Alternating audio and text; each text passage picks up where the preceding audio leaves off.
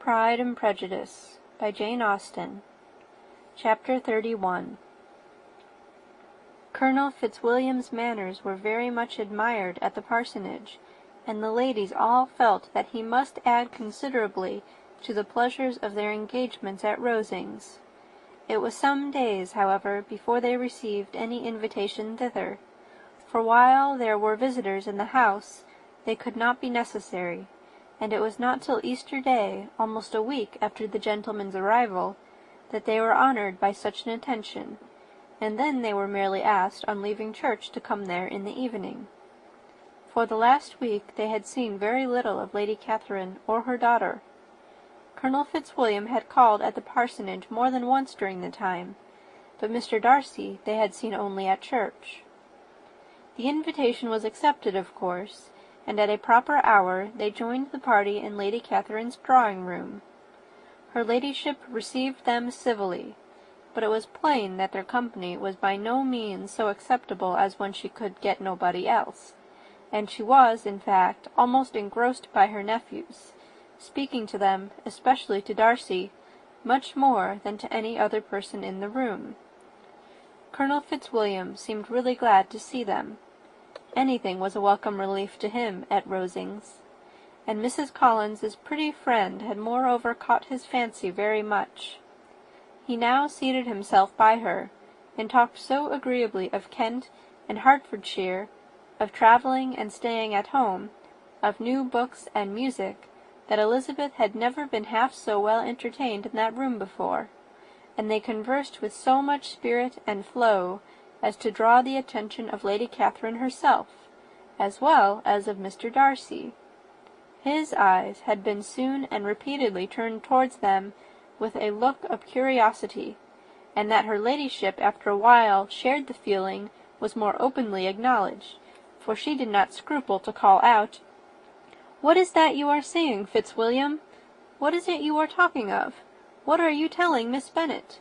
Let me hear what it is." "We are speaking of music, madam," said he, when no longer able to avoid a reply. "Of music? Then pray speak aloud. It is of all subjects my delight. I must have my share in the conversation if you are speaking of music. There are few people in England, I suppose, who have more true enjoyment of music than myself, or a better natural taste. If I had ever learnt, I should have been a great proficient, and so would Anne, if her health had allowed her to apply. I am confident that she would have performed delightfully. How does Georgiana get on, Darcy?" Mr. Darcy spoke with affectionate praise of his sister's proficiency. "I am very glad to hear such a good account of her," said Lady Catherine, "and pray tell her from me that she cannot expect to excel if she does not practice a good deal." "I assure you, madam," he replied, "that she does not need such advice. She practices very constantly." "So much the better. It cannot be done too much, and when I next write to her, I shall charge her not to neglect it on any account. I often tell young ladies that no excellence in music is to be acquired without constant practice. I have told Miss Bennet several times that she will never play really well unless she practices more, and though Mrs. Collins has no instrument, she is very welcome, as I have often told her, to come to Rosings every day and play on the pianoforte in Mrs. Jenkinson's room. She would be in nobody's way, you know, in that part of the house." Mr. Darcy looked a little ashamed of his aunt's ill-breeding, and made no answer. When coffee was over, Colonel Fitzwilliam reminded Elizabeth of having promised to play to him, and she sat down directly to the instrument. He drew a chair near her. Lady Catherine listened to half a song, and then talked, as before, to her other nephew, till the latter walked away from her, and making with his usual deliberation towards the pianoforte, stationed himself so as to command a full view of the fair performer's countenance. Elizabeth saw what he was doing, and at the first convenient pause, turned to him with an arch smile, and said, "You mean to frighten me, Mr. Darcy, by coming in all this state to hear me. I will not be alarmed, though your sister does play so well. There is a stubbornness about me that never can bear to be frightened at the will of others. My courage always rises at every attempt to intimidate me." "I shall not say you are mistaken," he replied, "because you could not really believe me to entertain any design of alarming you, and I have had the pleasure of your acquaintance long enough to know that you find great enjoyment in occasionally professing opinions which in fact are not your own." Elizabeth laughed heartily at this picture of herself, and said to Colonel Fitzwilliam, "Your cousin will give you a very pretty notion of me, and teach you not to believe a word I say. I am particularly unlucky in meeting with a person so able to expose my real character, in a part of the world where I had hoped to pass myself off with some degree of credit.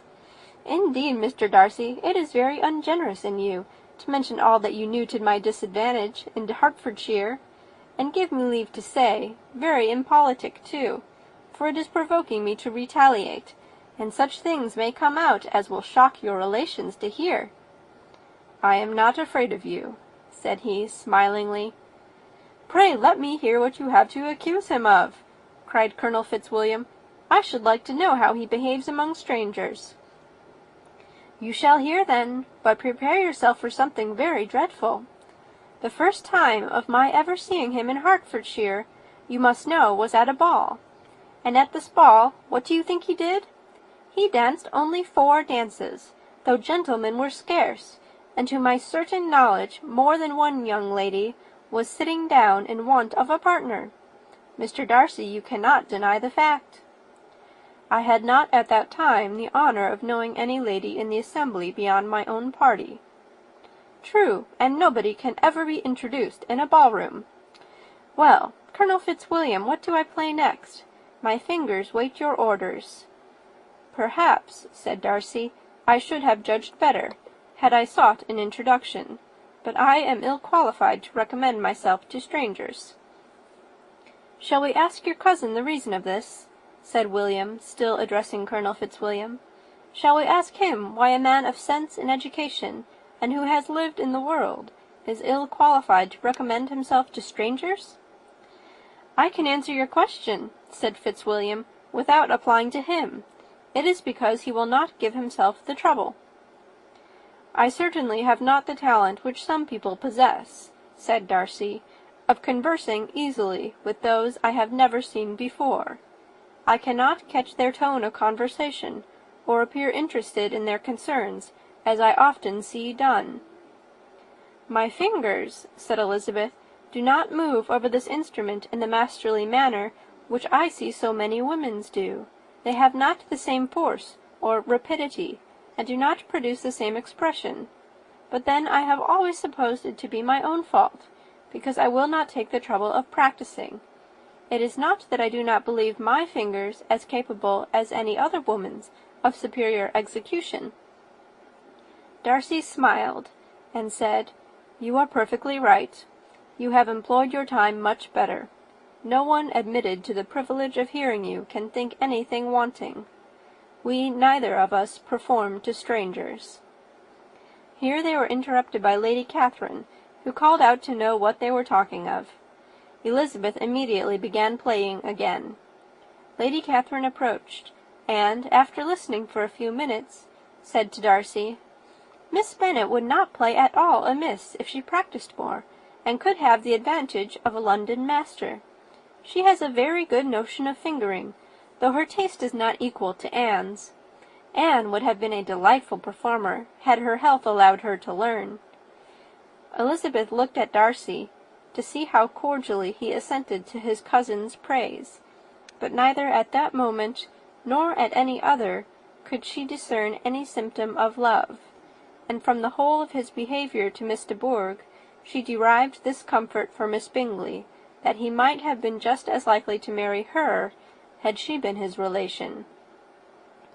Lady Catherine continued her remarks on Elizabeth's performance, mixing them with many instructions on execution and taste.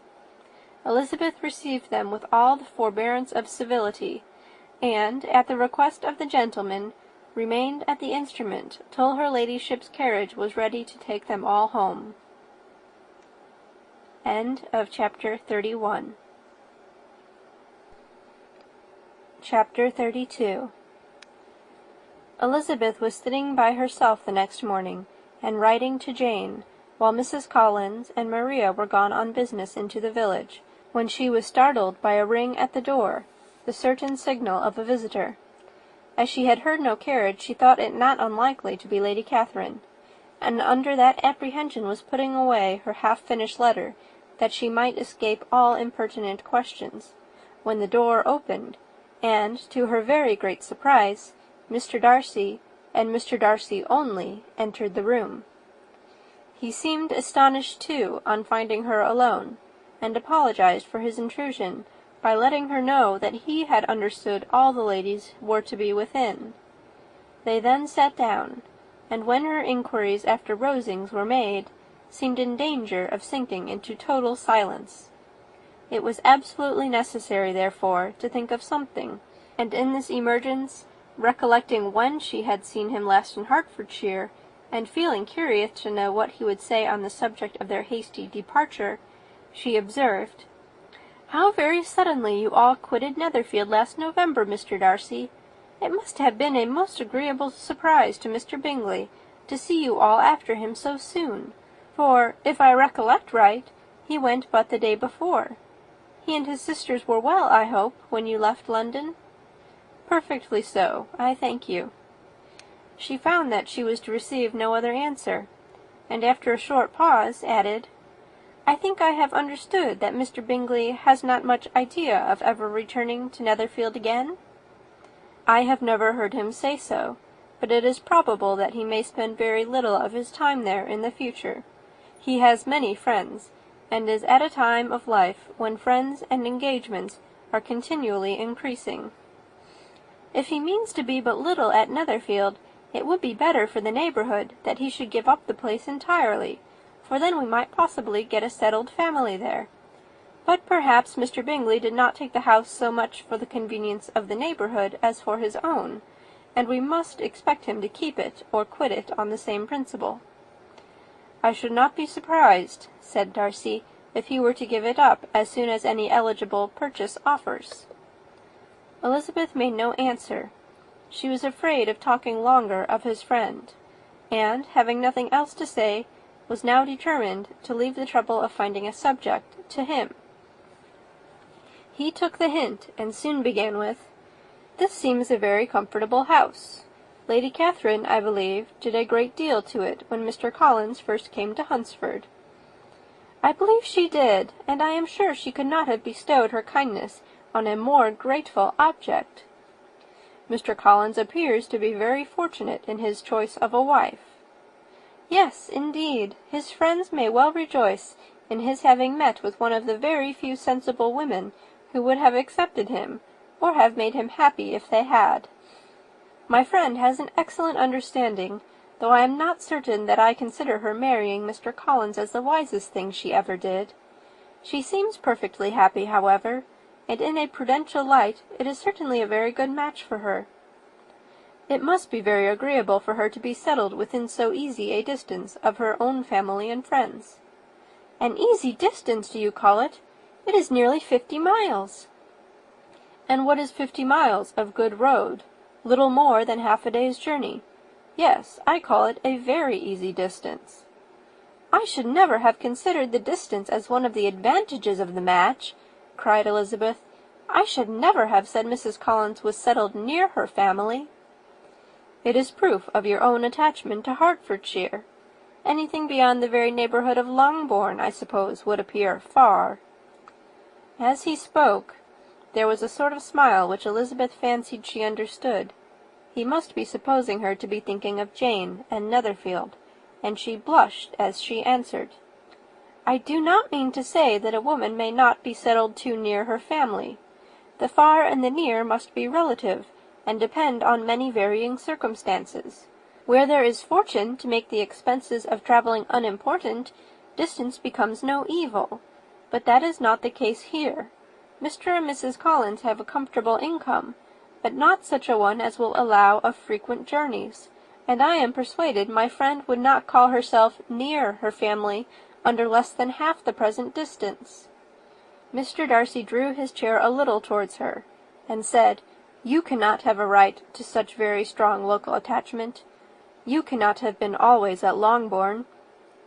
Elizabeth looked surprised. The gentleman experienced some change of feeling. He drew back his chair, took a newspaper from the table, and glancing over it, said, in a colder voice, "Are you pleased with Kent?" A short dialogue on the subject of the country ensued, on either side calm and concise, and soon put an end to by the entrance of Charlotte and her sister, just returned from her walk.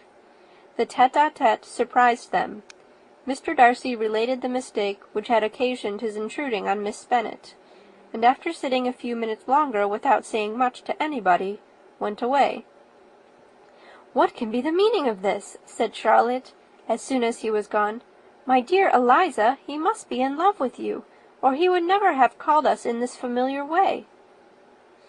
But when Elizabeth told of his silence, it did not seem very likely, even to Charlotte's wishes, to be the case, and after various conjectures, they could at last only suppose his visit to proceed from the difficulty of finding anything to do, which was the more probable from the time of year.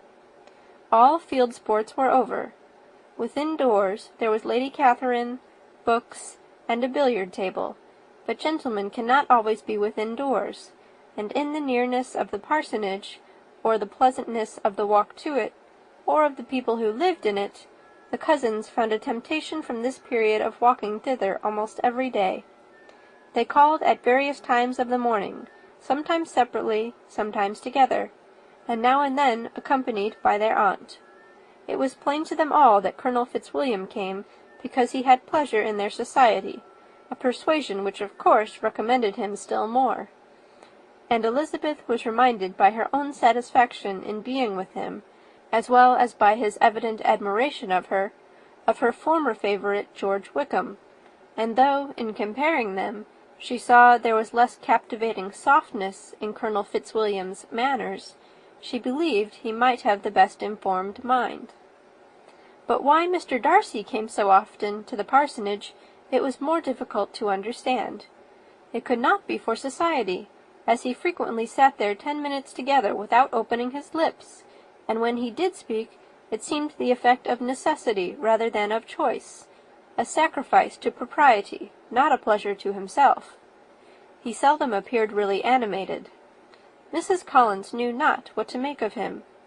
Colonel Fitzwilliam's occasionally laughing at his stupidity proved that he was generally different, which her own knowledge of him could not have told her, and as she would like to have believed this change the effect of love, and the object of that love her friend Eliza, she set herself seriously to work to find it out.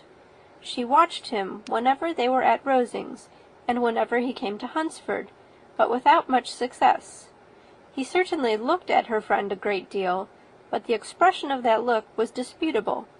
It was an earnest, steadfast gaze, but she often doubted whether there were much admiration in it, and sometimes it seemed nothing but absence of mind. She had once or twice suggested to Elizabeth the possibility of his being partial to her, but Elizabeth always laughed at the idea, and Mrs. Collins did not think it right to press the subject, from the danger of raising expectations which might only end in disappointment, for in her opinion it admitted not of a doubt that all her friend's dislike would vanish, if she could suppose him to be in her power. In her kind schemes for Elizabeth, she sometimes planned her marrying Colonel Fitzwilliam. He was beyond comparison the most pleasant man. He certainly admired him, and his situation in life was most eligible. But, to counterbalance these advantages, Mr. Darcy had considerable patronage in the church, and his cousin could have none at all. End of Chapter 32. Pride and Prejudice, by Jane Austen. Chapter 33. More than once did Elizabeth in her ramble within the park unexpectedly meet Mr. Darcy. She felt all the perverseness of the mischance that should bring him where no one else was brought, and, to prevent its ever happening again, took care to inform him at first that it was a favourite haunt of hers. How it could occur a second time, therefore, was very odd. Yet it did, and even a third. It seemed like wilful ill nature, or a voluntary penance, for on these occasions it was not merely a few formal inquiries and an awkward pause, and then away, but he actually thought it necessary to turn back and walk with her. He never said a great deal, nor did she give herself the trouble of talking or listening much, but it struck her in the course of their third rencontre that he was asking some odd, unconnected questions about her pleasure in being at Hunsford, her love of solitary walks, and her opinion of Mr. and Mrs. Collins's happiness, and that, in speaking of Rosings, and her not perfectly understanding the house, he seemed to expect that whenever she came into Kent again, she would be staying there too. His words seemed to imply it. Could he have Colonel Fitzwilliam in his thoughts? She supposed, if he meant anything, he must mean an allusion to what might arise in that quarter. It distressed her a little, and she was quite glad to find herself at the gate in the Pales opposite the parsonage. She was engaged one day as she walked in perusing Jane's last letter, and dwelling on some passages which proved that Jane had not written in spirits, when, instead of being again surprised by Mr. Darcy, she saw on looking up that Colonel Fitzwilliam was meeting her. Putting away the letter immediately, and forcing a smile, she said, "I did not know before that you ever walked this way." "I have been making the tour of the park," he replied, "as I generally do every year, and intend to close it with a call at the parsonage. Are you going much farther?" "No, I should have turned in a moment." And accordingly she did turn, and they walked towards the parsonage together. "Do you certainly leave Kent on Saturday?" said she. "Yes, if Darcy does not put it off again. But I am at his disposal. He arranges the business just as he pleases. And if not able to please himself in the arrangement, he has at least pleasure in the great power of choice. I do not know anybody who seems more to enjoy the power of doing what he likes than Mr. Darcy." "He seems to have his own way very well," replied Colonel Fitzwilliam, "but so we all do. It is only that he has better means of having it than many others, because he is rich, and many others are poor. I speak feelingly. A younger son, you know, must be inured to self-denial and independence." "In my opinion, the younger son of an earl can know very little of either. Now, seriously, what have you ever known of self-denial and dependence? When have you been prevented by want of money from going wherever you choose, or procuring anything you had a fancy for? These are home questions, and perhaps I cannot say I have experienced many hardships of that nature. But in matters of greater weight I may suffer from want of money. Younger sons cannot marry where they like, unless where they like women of fortune, which I think they very often do. Our habits of expense make us too dependent, and there are not many in my rank of life who can afford to marry without some attention to money." "Is this," thought Elizabeth, "meant for me?" And she coloured at the idea, but, recovering herself, said in a lively tone, "And pray, what is the usual price of an earl's younger son? Unless the elder brother is very sickly, I suppose you would not ask above 50,000 pounds. He interrupted her in the same style, and the subject dropped. To interrupt a silence which might make him fancy her affected with what had passed, she soon afterwards said, "I imagine your cousin brought you down with him chiefly for the sake of having someone at his disposal. I wonder he does not marry, to secure a lasting convenience of that kind. But perhaps his sister does as well for the present, and, as she is under his sole care, he may do what he likes with her." "No," said Colonel Fitzwilliam, "that is an advantage which he must divide with me. I am joined with him in the guardianship of Miss Darcy." "Are you indeed? And pray, what sort of guardians do you make? Does your charge give you much trouble? Young ladies of her age are sometimes a little difficult to manage, and if she has the true Darcy spirit, she may like to have her own way." As she spoke, she observed him looking at her earnestly, and the manner in which he immediately asked her why she supposed Miss Darcy likely to give them any uneasiness convinced her that she had somehow or other got pretty near the truth. She directly replied, "You need not be frightened. I never heard any harm of her, and I dare say she is one of the most tractable creatures in the world. She is a very great favourite with some ladies of my acquaintance, Mrs. Hurst and Miss Bingley. I think I have heard you say that you know them." "I know them a little. Their brother is a pleasant, gentlemanlike man. He is a great friend of Darcy's." "Oh, yes," said Elizabeth dryly. "Mr. Darcy is uncommonly kind to Mr. Bingley, and takes a prodigious deal of care of him." "Care of him!" "Yes, I really believe Darcy does take care of him in those points where he most wants care. From something that he told me in our journey hither, I have reason to think Bingley very much indebted to him. But I ought to beg his pardon, for I have no right to suppose that Bingley was the person meant. It was all conjecture." "What is it you mean?" "It is a circumstance which Darcy could not wish to be generally known, because if it were to get round to the lady's family, it would be an unpleasant thing." "You may depend on my not mentioning it." "And remember that I have not much reason for supposing it to be Bingley. What he told me was merely this, that he congratulated himself on having lately saved a friend from the inconveniences of a most imprudent marriage, but without mentioning names or any other particulars, and I only suspected it to be Bingley from believing him the kind of young man to get into a scrape of that sort, and from knowing them to have been together the whole of last summer." "Did Mr. Darcy give you reasons for this interference?" "I understood that there were some very strong objections against the lady." "And what arts did he use to separate them?" "He did not talk to me of his own arts," said Fitzwilliam, smiling. "He only told me what I have now told you." Elizabeth made no answer, and walked on, her heart swelling with indignation. After watching her a little, Fitzwilliam asked her why she was so thoughtful. "I'm thinking of what you have been telling me," said she. "Your cousin's conduct does not suit my feelings. Why was he to be the judge?" "You are rather disposed to call his interference officious?"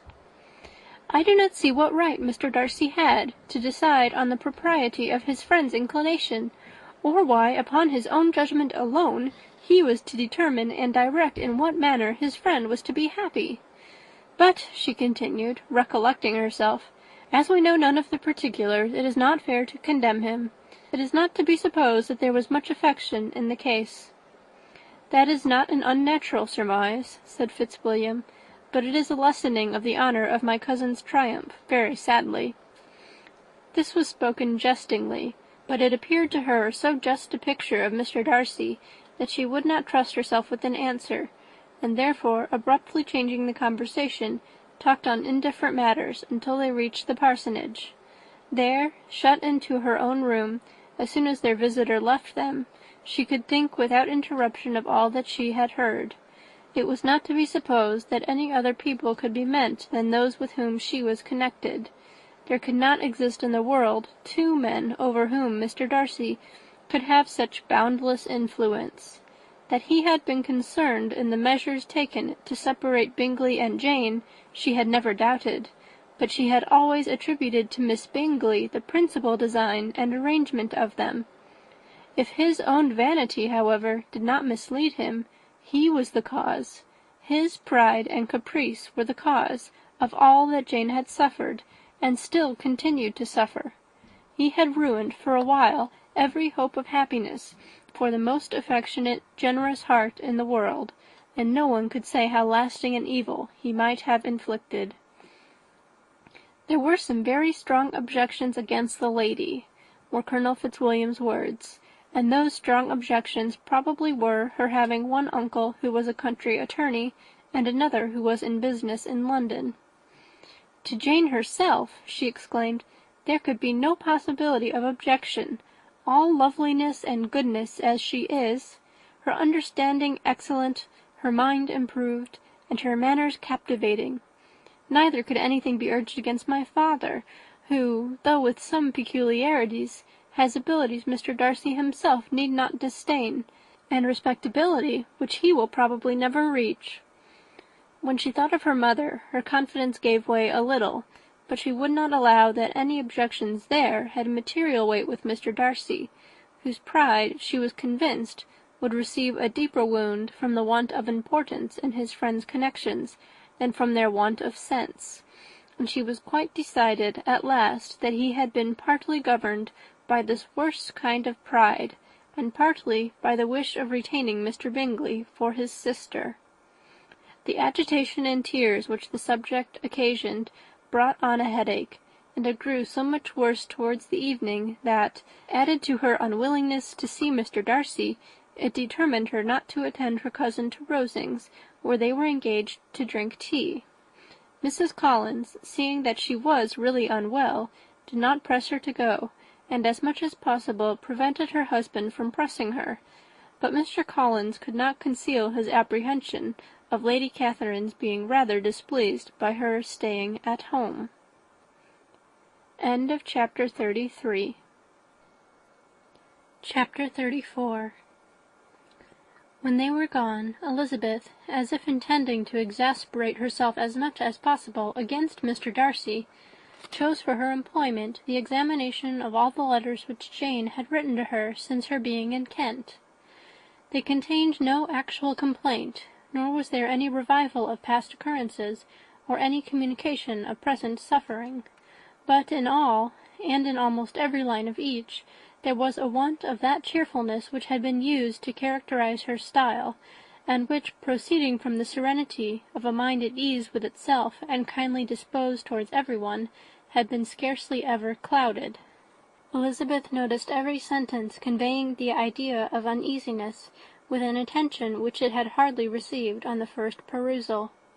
Mr. Darcy's shameful boast of what misery he had been able to inflict gave her a keener sense of her sister's sufferings.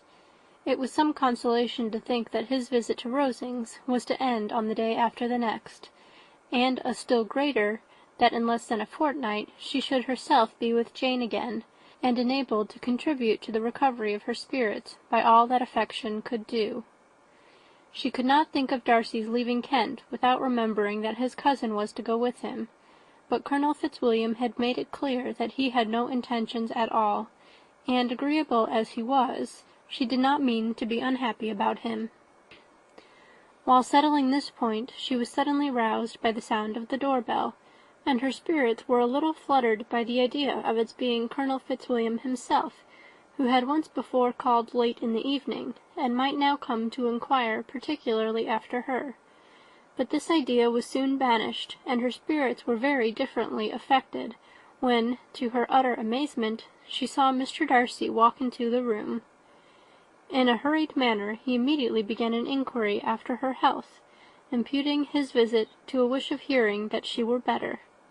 She answered him with cold civility.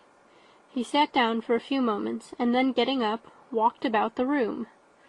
Elizabeth was surprised, but said not a word.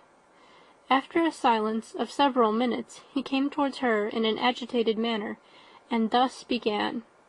"In vain I have struggled. It will not do. My feelings will not be repressed. You must allow me to tell you how ardently I admire and love you." Elizabeth's astonishment was beyond expression. She stared, coloured, doubted, and was silent. This he considered sufficient encouragement, and the avowal of all that he felt and had long felt for her immediately followed. He spoke well, but there were feelings besides those of the heart to be detailed, and he was not more eloquent on the subject of tenderness than of pride. His sense of her inferiority, of its being a degradation, of the family obstacles which had always imposed to inclination, were dwelt on with a warmth which seemed due to the consequence he was wounding, but was very unlikely to recommend his suit. In spite of her deeply rooted dislike, she could not be insensible to the compliment of such a man's affection, and though her intentions did not vary for an instant, she was at first sorry for the pain he was to receive, till, roused to resentment by his subsequent language, she lost all compassion in anger. She tried, however, to compose herself to answer him with patience when he should have done. He concluded with representing to her the strength of that attachment which, in spite of all his endeavours, he had found impossible to conquer, and with expressing his hope that it would now be rewarded by her acceptance of his hand. As he said this, she could easily see that he had no doubt of a favourable answer. He spoke of apprehension and anxiety, but his countenance expressed real security. Such a circumstance could only exasperate farther, and, when he ceased, the colour rose into her cheeks, and she said, "In such cases as this, it is, I believe, the established mode to express a sense of obligation for the sentiments avowed, however unequally they may be returned. It is natural that obligation should be felt, and if I could feel gratitude, I would now thank you. But I cannot. I have never desired your good opinion, and you have certainly bestowed it most unwillingly. I am sorry to have occasioned pain to any one. It has been most unconsciously done, however, and I hope will be of short duration. The feelings which you tell me have long prevented the acknowledgment of your regard can have little difficulty in overcoming it after this explanation." Mr. Darcy, who was leaning against the mantelpiece with his eyes fixed on her face, seemed to catch her words with no less resentment than surprise. His complexion became pale with anger, and the disturbance of his mind was visible in every feature. He was struggling for the appearance of composure, and would not open his lips till he believed himself to have attained it. The pause was, to Elizabeth's feelings, dreadful. At length, with a voice of forced calmness, he said, "And this is all the reply which I am to have the honour of expecting. I might perhaps wish to be informed why, with so little endeavour at civility, I am thus rejected, but it is of small importance." "I might as well inquire," replied she, "why, with so evident a desire of offending and insulting me, you chose to tell me that you liked me against your will, against your reason, and even against your character. Was not this some excuse for incivility, if I was uncivil? But I have other provocations, you know I have. Had not my feelings decided against you, had they been indifferent, or had they even been favourable, do you think that any consideration would tempt me to accept the man who has been the means of ruining, perhaps for ever, the happiness of a most beloved sister?" As she pronounced these words, Mr. Darcy changed colour, but the emotion was short, and he listened without attempting to interrupt her, while she continued, "I have every reason in the world to think ill of you. No motive can excuse the unjust and ungenerous part you acted there. You dare not, you cannot deny that you have been the principal, if not the only means of dividing them from each other, of exposing one to the censure of the world for caprice and instability, and the other to its derision for disappointed hopes, and involving them both in misery of the acutest kind." She paused, and saw, with no slight indignation, that he was listening with an air which proved him wholly unmoved by any feeling of remorse. He even looked at her with a smile of affected incredulity. "Can you deny that you have done it?" she repeated. With assumed tranquillity he then replied, "I have no wish of denying that I did everything in my power to separate my friend from your sister, or that I rejoice in my success. Towards him I have been kinder than towards myself." Elizabeth disdained the appearance of noticing this civil reflection, but its meaning did not escape, nor was it likely to conciliate her. "But it is not merely this affair," she continued, "on which my dislike is founded. Long before it had taken place, my opinion of you was decided. Your character was unfolded in the recital which I received many months ago from Mr. Wickham. On this subject, what can you have to say? In what imaginary act of friendship can you here defend yourself, or under what misrepresentation can you here impose upon others?" "You take an eager interest in that gentleman's concerns," said Darcy, in a less tranquil tone, and with a heightened colour. "Who that knows what his misfortunes have been can help feeling an interest in him?" "His misfortunes!" repeated Darcy contemptuously. "Yes, his misfortunes have been great indeed." "And of your infliction," cried Elizabeth, with energy. "You have reduced him to his present state of poverty, comparative poverty. You have withheld the advantages which you must know to have been designed for him. You have deprived the best years of his life of that independence which was no less his due than his desert. You have done all this, and yet you can treat the mention of his misfortune with contempt and ridicule." "And this," cried Darcy, as he walked with quick steps across the room, "is your opinion of me! This is the estimation in which you hold me! I thank you for explaining it so fully. My faults, according to this calculation, are heavy indeed. But perhaps," added he, stopping in his walk, and turning towards her, "these offences might have been overlooked, had not your pride been hurt by my honest confession of the scruples that had long prevented my forming any serious design. These bitter accusations might have been suppressed, had I, with greater policy, concealed my struggles, and flattered you into the belief of my being impelled by unqualified, unalloyed inclination, by reason, by reflection, by everything. But disguise of every sort is my abhorrence. Nor am I ashamed of the feelings I related. They were natural and just. Could you expect me to rejoice in the inferiority of your connections, to congratulate myself on the hope of relations whose condition in life is so decidedly beneath my own?"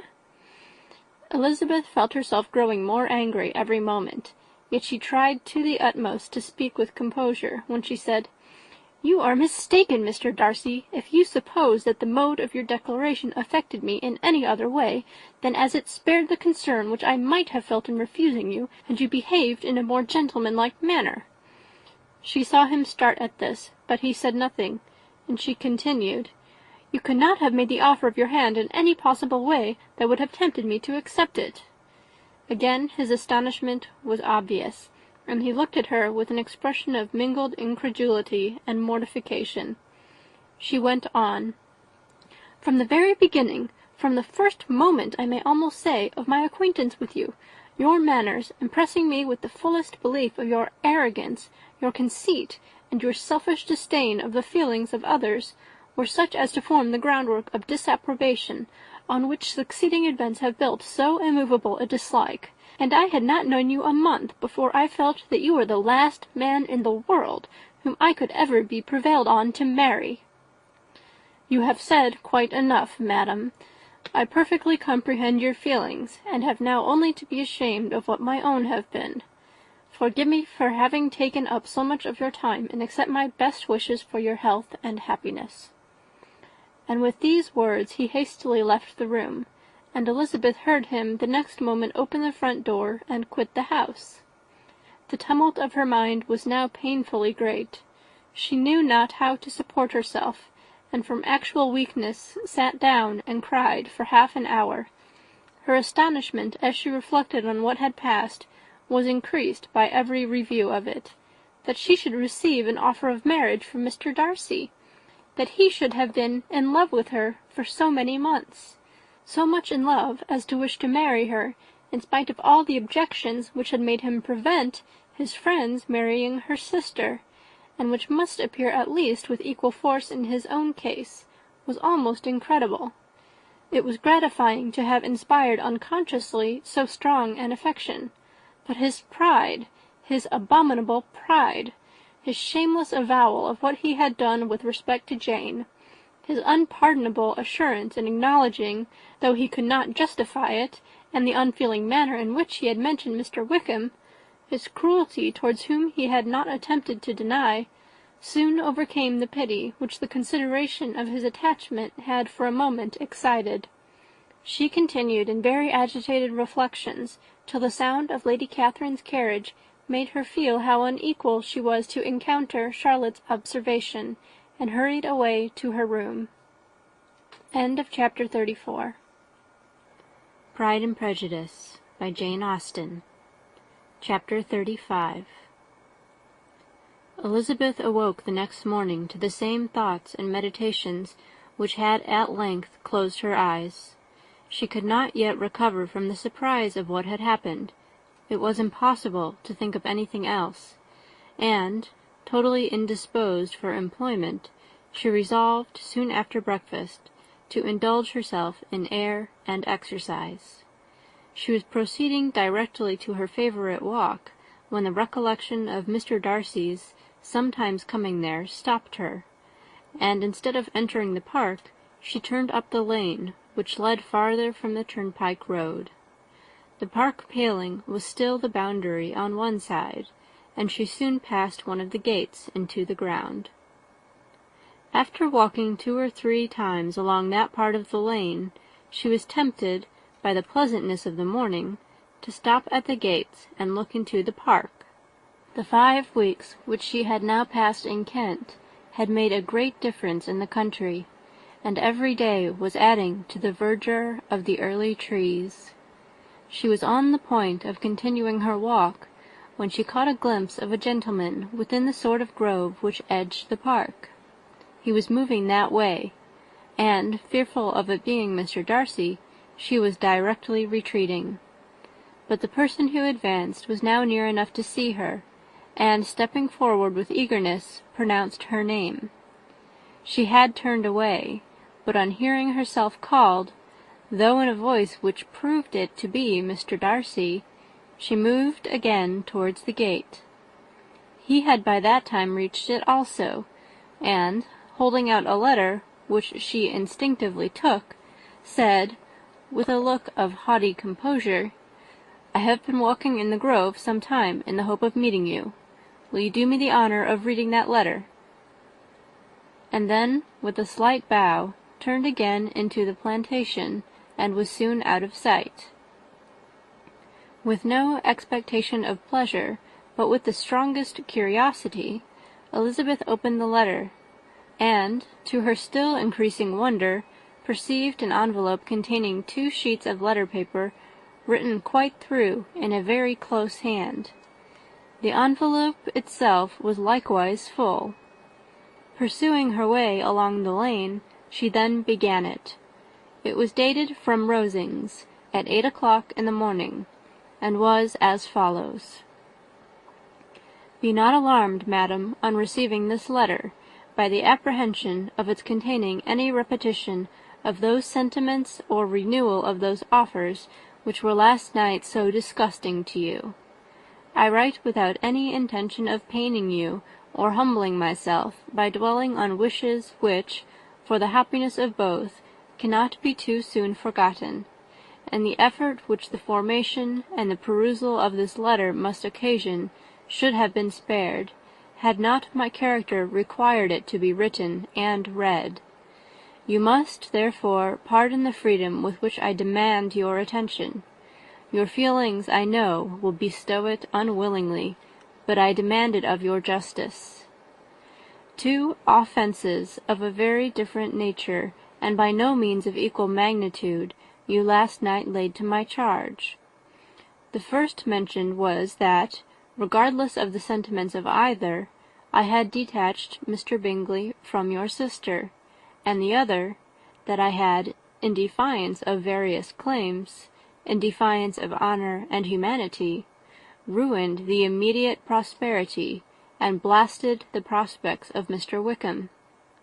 Wilfully and wantonly to have thrown off the companion of my youth, the acknowledged favourite of my father, a young man who had scarcely any other dependence than on our patronage, and who had been brought up to expect its exertion, would be a depravity to which the separation of 2 young persons, whose affection could be the growth of only a few weeks, could bear no comparison.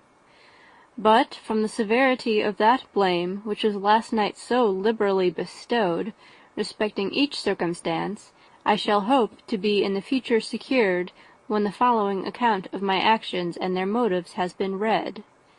If, in the explanation of them, which is due to myself, I am under the necessity of relating feelings which may be offensive to you, I can only say that I am sorry.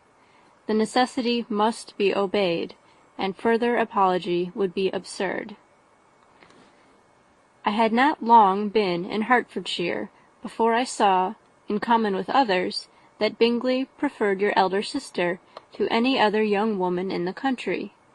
But it was not till the evening of the dance at Netherfield that I had any apprehension of his feeling a serious attachment. I had often seen him in love before. At that ball, while I had the honour of dancing with you, I was first made acquainted, by Sir William Lucas's accidental information, that Bingley's attentions to your sister had given rise to a general expectation of their marriage. He spoke of it as a certain event, of which the time alone could be undecided. From that moment I observed my friend's behaviour attentively, and I could then perceive that his partiality for Miss Bennet was beyond what I had ever witnessed in him. Your sister I also watched. Her look and manners were open, cheerful, and engaging as ever, but without any symptom of peculiar regard, and I remained convinced, from the evening's scrutiny, that, though she received his attentions with pleasure, she did not invite them by any participation of sentiment. If you have not been mistaken here, I must have been in error. If it be so, if I have been misled by such error to inflict pain on her, your resentment has not been unreasonable. But I shall not scruple to assert that the serenity of your sister's countenance and air was such as might have given the most acute observer a conviction that, however amiable her temper, her heart was not likely to be easily touched. That I was desirous of believing her indifferent is certain, but I will venture to say that my investigation and decisions are not usually influenced by my hopes or fears. I did not believe her to be indifferent because I wished it. I believed it on impartial conviction, as truly as I wished it in reason. My objections to the marriage were not merely those which I last night acknowledged to have the utmost force of passion to put aside, in my own case. The want of connection could not be so great an evil to my friend as to me. But there were other causes of repugnance, causes which, though still existing, and existing to an equal degree in both instances, I had myself endeavoured to forget, because they were not immediately before me. These causes must be stated, though briefly.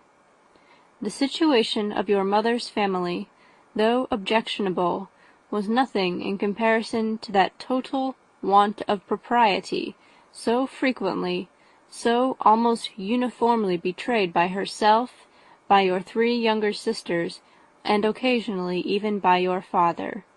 Pardon me. It pains me to offend you. But amidst your concern for the defects of your nearest relations, and your displeasure at this representation of them, let it give you consolation to consider that, to have conducted yourself so as to avoid any share of the like censure, is praise no less generally bestowed on you and your elder sister, than it is honourable to the sense and disposition of both. I will only say farther, that from what passed that evening, my opinion of all parties was confirmed, and every inducement heightened which could have led me before to preserve my friend from what I esteemed a most unhappy connection. He left Netherfield for London on the day following, as you, I am certain, remember, with the design of soon returning. The part which I acted is now to be explained. His sister's uneasiness had been equally excited with my own. Our coincidence of feeling was soon discovered, and, alike sensible that no time was to be lost in detaching their brother, we shortly resolved on joining him directly in London. We accordingly went, and there I readily engaged in the office of pointing out to my friend the certain evils of such a choice. I described and enforced them earnestly. But, however this remonstrance might have staggered or delayed his determination, I do not suppose that it would ultimately have prevented the marriage, had it not been seconded by the assurance that I hesitated not in giving of your sister's indifference. He had before believed her to return his affection with sincere, if not with equal regard. But Bingley has great natural modesty, with a stronger dependence on my judgment than on his own. To convince him, therefore, that he had deceived himself was no very difficult point. To persuade him against returning into Hertfordshire, when that conviction had been given, was scarcely the work of a moment. I cannot blame myself for having done thus much. There is but one part of my conduct in the whole affair on which I do not reflect with satisfaction. It is that I condescended to adopt the measures of art so far as to conceal from him your sister's being in town. I knew it myself, as it was known to Miss Bingley, but her brother is even yet ignorant of it. That they might have met without ill consequence is perhaps probable, but his regard did not appear to me enough extinguished for him to see her without some danger. Perhaps this concealment, this disguise, was beneath me. It is done, however, and it was done for the best. On this subject I have nothing more to say, no other apology to offer. If I have wounded your sister's feelings, it was unknowingly done, and though the motives which governed me may to you very naturally appear insufficient, I have not yet learnt to condemn them. With respect to that other, more weighty accusation of having injured Mr. Wickham, I can only refute it by laying before you the whole of his connection with my family. Of what he has particularly accused me I am ignorant, but of the truth of what I shall relate I can summon more than one witness of undoubted veracity.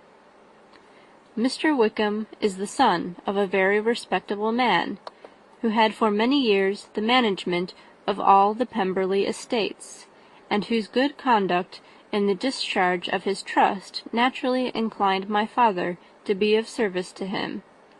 And on George Wickham, who was his godson, his kindness was therefore liberally bestowed. My father supported him at school, and afterwards at Cambridge, most important assistance, as his own father, always poor from the extravagance of his wife, would have been unable to give him a gentleman's education. My father was not only fond of this young man's society, whose manners were always engaging, he had also the highest opinion of him, and, hoping the church would be his profession, intended to provide for him in it. As for myself, it is many, many years since I first began to think of him in a very different manner. The vicious propensities, the want of principle which he was careful to guard from the knowledge of his best friend, could not escape the observation of a young man of nearly the same age with himself, and who had opportunities of seeing him in unguarded moments, which Mr. Darcy could not have. Here again shall give you pain, to what degree you only can tell. But whatever may be the sentiments which Mr. Wickham has created, a suspicion of their nature shall not prevent me from unfolding his real character. It adds even another motive. My excellent father died about 5 years ago, and his attachment to Mr. Wickham was to the last so steady that in his will he particularly recommended it to me to promote his advancement in the best manner that his profession might allow, and, if he took orders, desired that a valuable family living might be his as soon as it became vacant. There was also a legacy of £1,000. His own father did not long survive mine, and within half a year from these events Mr. Wickham wrote to inform me that, having finally resolved against taking orders, he hoped I should not think it unreasonable for him to expect some more immediate pecuniary advantage, in lieu of the preferment, by which he could not be benefited. He had some intention, he added, of studying law, and I must be aware that the interest of £1,000 would be a very insufficient support therein.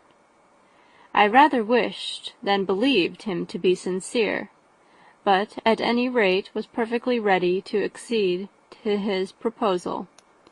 I knew that Mr. Wickham ought not to be a clergyman. The business was therefore soon settled.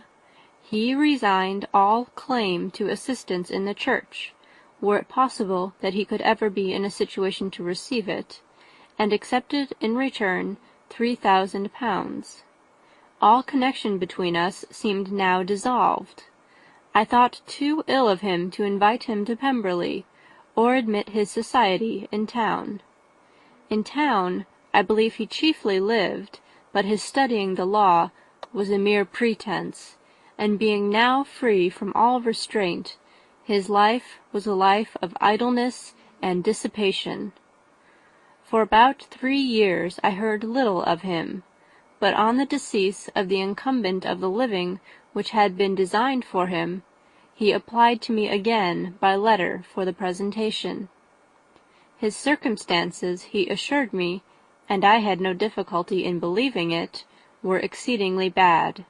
He had found the law a most unprofitable study, and was now absolutely resolved on being ordained, if I would present him to the living in question, of which he trusted there could be little doubt, as he was well assured that I had no other person to provide for, and I could not have forgotten my revered father's intentions. You will hardly blame me for refusing to comply with this entreaty, or for resisting every repetition to it. His resentment was in proportion to the distress of his circumstances, and he was doubtless as violent in his abuse of me to others as in his reproaches to myself. After this period, every appearance of acquaintance was dropped. How he lived, I know not, but last summer he was again most painfully obtruded on my notice. I must now mention a circumstance which I would wish to forget myself, and which no obligation less than the present should induce me to unfold to any human being. Having said thus much, I feel no doubt of your secrecy. My sister, who is more than 10 years my junior, was left to the guardianship of my mother's nephew, Colonel Fitzwilliam, and myself. About a year ago she was taken from school, and an establishment formed for her in London, and last summer she went with the lady who presided over it to Ramsgate, and thither also went Mr. Wickham, undoubtedly by design, for there proved to have been a prior acquaintance between him and Mrs. Young, in whose character we were most unhappily deceived, and, by her connivance and aid, he so far recommended himself to Georgiana, whose affectionate heart retained a strong impression of his kindness to her as a child, that she was persuaded to believe herself in love, and to consent to an elopement. She was then but 15, which must be her excuse, and after stating her imprudence, I am happy to add that I owed the knowledge of it to herself. I joined them unexpectedly a day or two before the intended elopement, and then Georgiana, unable to support the idea of grieving and offending a brother whom she almost looked up to as a father, acknowledged the whole to me. You may imagine what I felt, and how I acted. Regard for my sister's credit and feelings prevented any public exposure, but I wrote to Mr. Wickham, who left the place immediately, and Mrs. Young was of course removed from her charge. Mr. Wickham's chief object was unquestionably my sister's fortune, which is £30,000, but I cannot help supposing that the hope of revenging himself on me was a strong inducement. His revenge would have been complete indeed. This, madam, is a faithful narrative of every event in which we have been concerned together, and if you do not absolutely reject it as false, you will, I hope, acquit me henceforth of cruelty towards Mr. Wickham. I know not in what manner, under what form of falsehood he had imposed on you, but his success is not perhaps to be wondered at. Ignorant as you previously were of everything concerning either, detection could not be in your power, and suspicion certainly not in your inclination. You may possibly wonder why all this was not told you last night. but I was not then master enough of myself to know what could or ought to be revealed. For the truth of everything here related, I can appeal more particularly to the testimony of Colonel Fitzwilliam, who, from our near relationship and constant intimacy, and still more as one of the executors of my father's will, has been unavoidably acquainted with every particular of these transactions. If your abhorrence of me should make my assertions valueless, you cannot be prevented by the same cause from confiding in my cousin, and that there may be the possibility of consulting him, I shall endeavour to find some opportunity of putting this letter in your hands in the course of the morning. I will only add, God bless you. Fitzwilliam Darcy. End of chapter 35. Pride and Prejudice by Jane Austen. Chapter 36. If Elizabeth, when Mr. Darcy gave her the letter, did not expect it to contain a renewal of his offers, she had formed no expectation at all of its contents. But such as they were, it may well be supposed how eagerly she went through them, and what a contrariety of emotion they excited. Her feelings as she read were scarcely to be defined. With amazement did she first understand that he believed any apology to be in his power, and steadfastly was she persuaded that he could have no explanation to give which a just sense of shame would not conceal. With a strong prejudice against everything he might say, she began his account of what had happened at Netherfield. She read with an eagerness which hardly left her power of comprehension, and from impatience of knowing what the next sentence might bring, was incapable of attending to the sense of the one before her eyes. His belief of her sister's insensibility she instantly resolved to be false, and his account of the real, the worse objections to the match, made her too angry to have any wish of doing him justice. He expressed no regret for what he had done, which satisfied her. His style was not penitent, but haughty. It was all pride and insolence.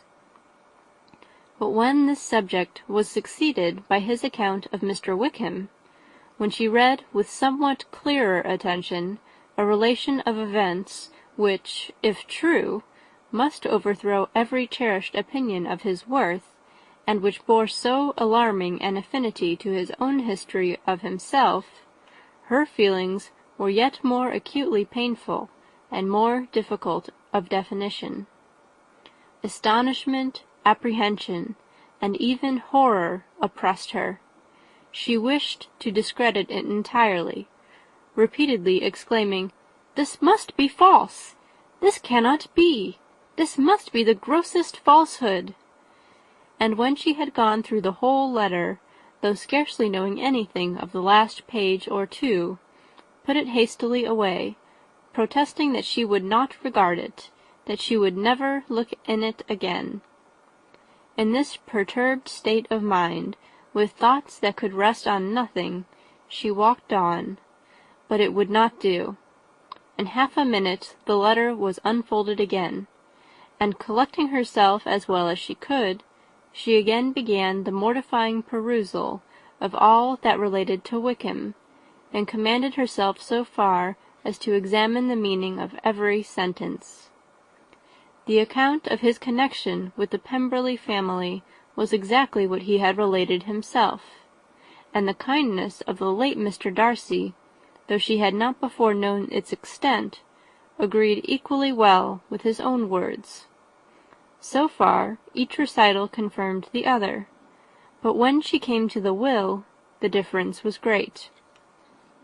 What Wickham had said of the living was fresh in her memory, and as she recalled his very words, it was impossible not to feel that there was gross duplicity on one side or the other, and for a few moments she flattered herself that her wishes did not err.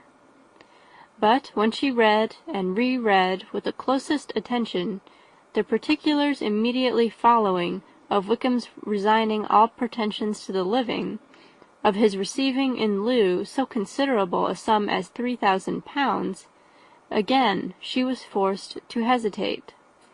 She put down the letter, weighed every circumstance with what she meant to be impartiality, deliberated on the probability of each statement, but with little success.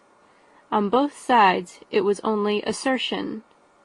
Again she read on, but every line proved more clearly that the affair, which she had believed it impossible that any contrivance could so represent as to render Mr. Darcy's conduct in it less than infamous, was capable of a turn which must make him entirely blameless throughout the whole.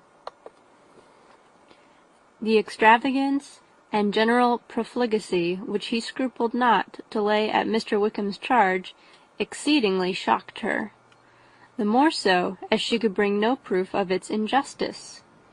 She had never heard of him before his entrance into the shire militia, on which he had engaged at the persuasion of the young man who, on meeting him accidentally in town, had there renewed a slight acquaintance. Of his former way of life nothing had been known in Hertfordshire but what he told himself. As to his real character, had information been in her power, she had never felt a wish of inquiring. His countenance, voice, and manner had established him at once in the possession of every virtue.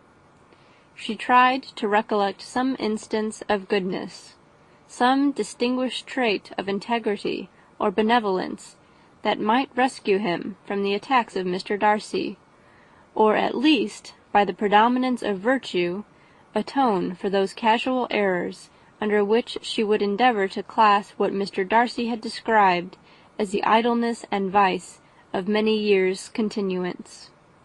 But no such recollection befriended her. She could see him instantly before her, in every charm of air and address, but she could remember no more substantial good than the general approbation of the neighbourhood, and the regard which his social powers had gained him in the mess. After pausing on this point a considerable while, she once more continued to read. But, alas!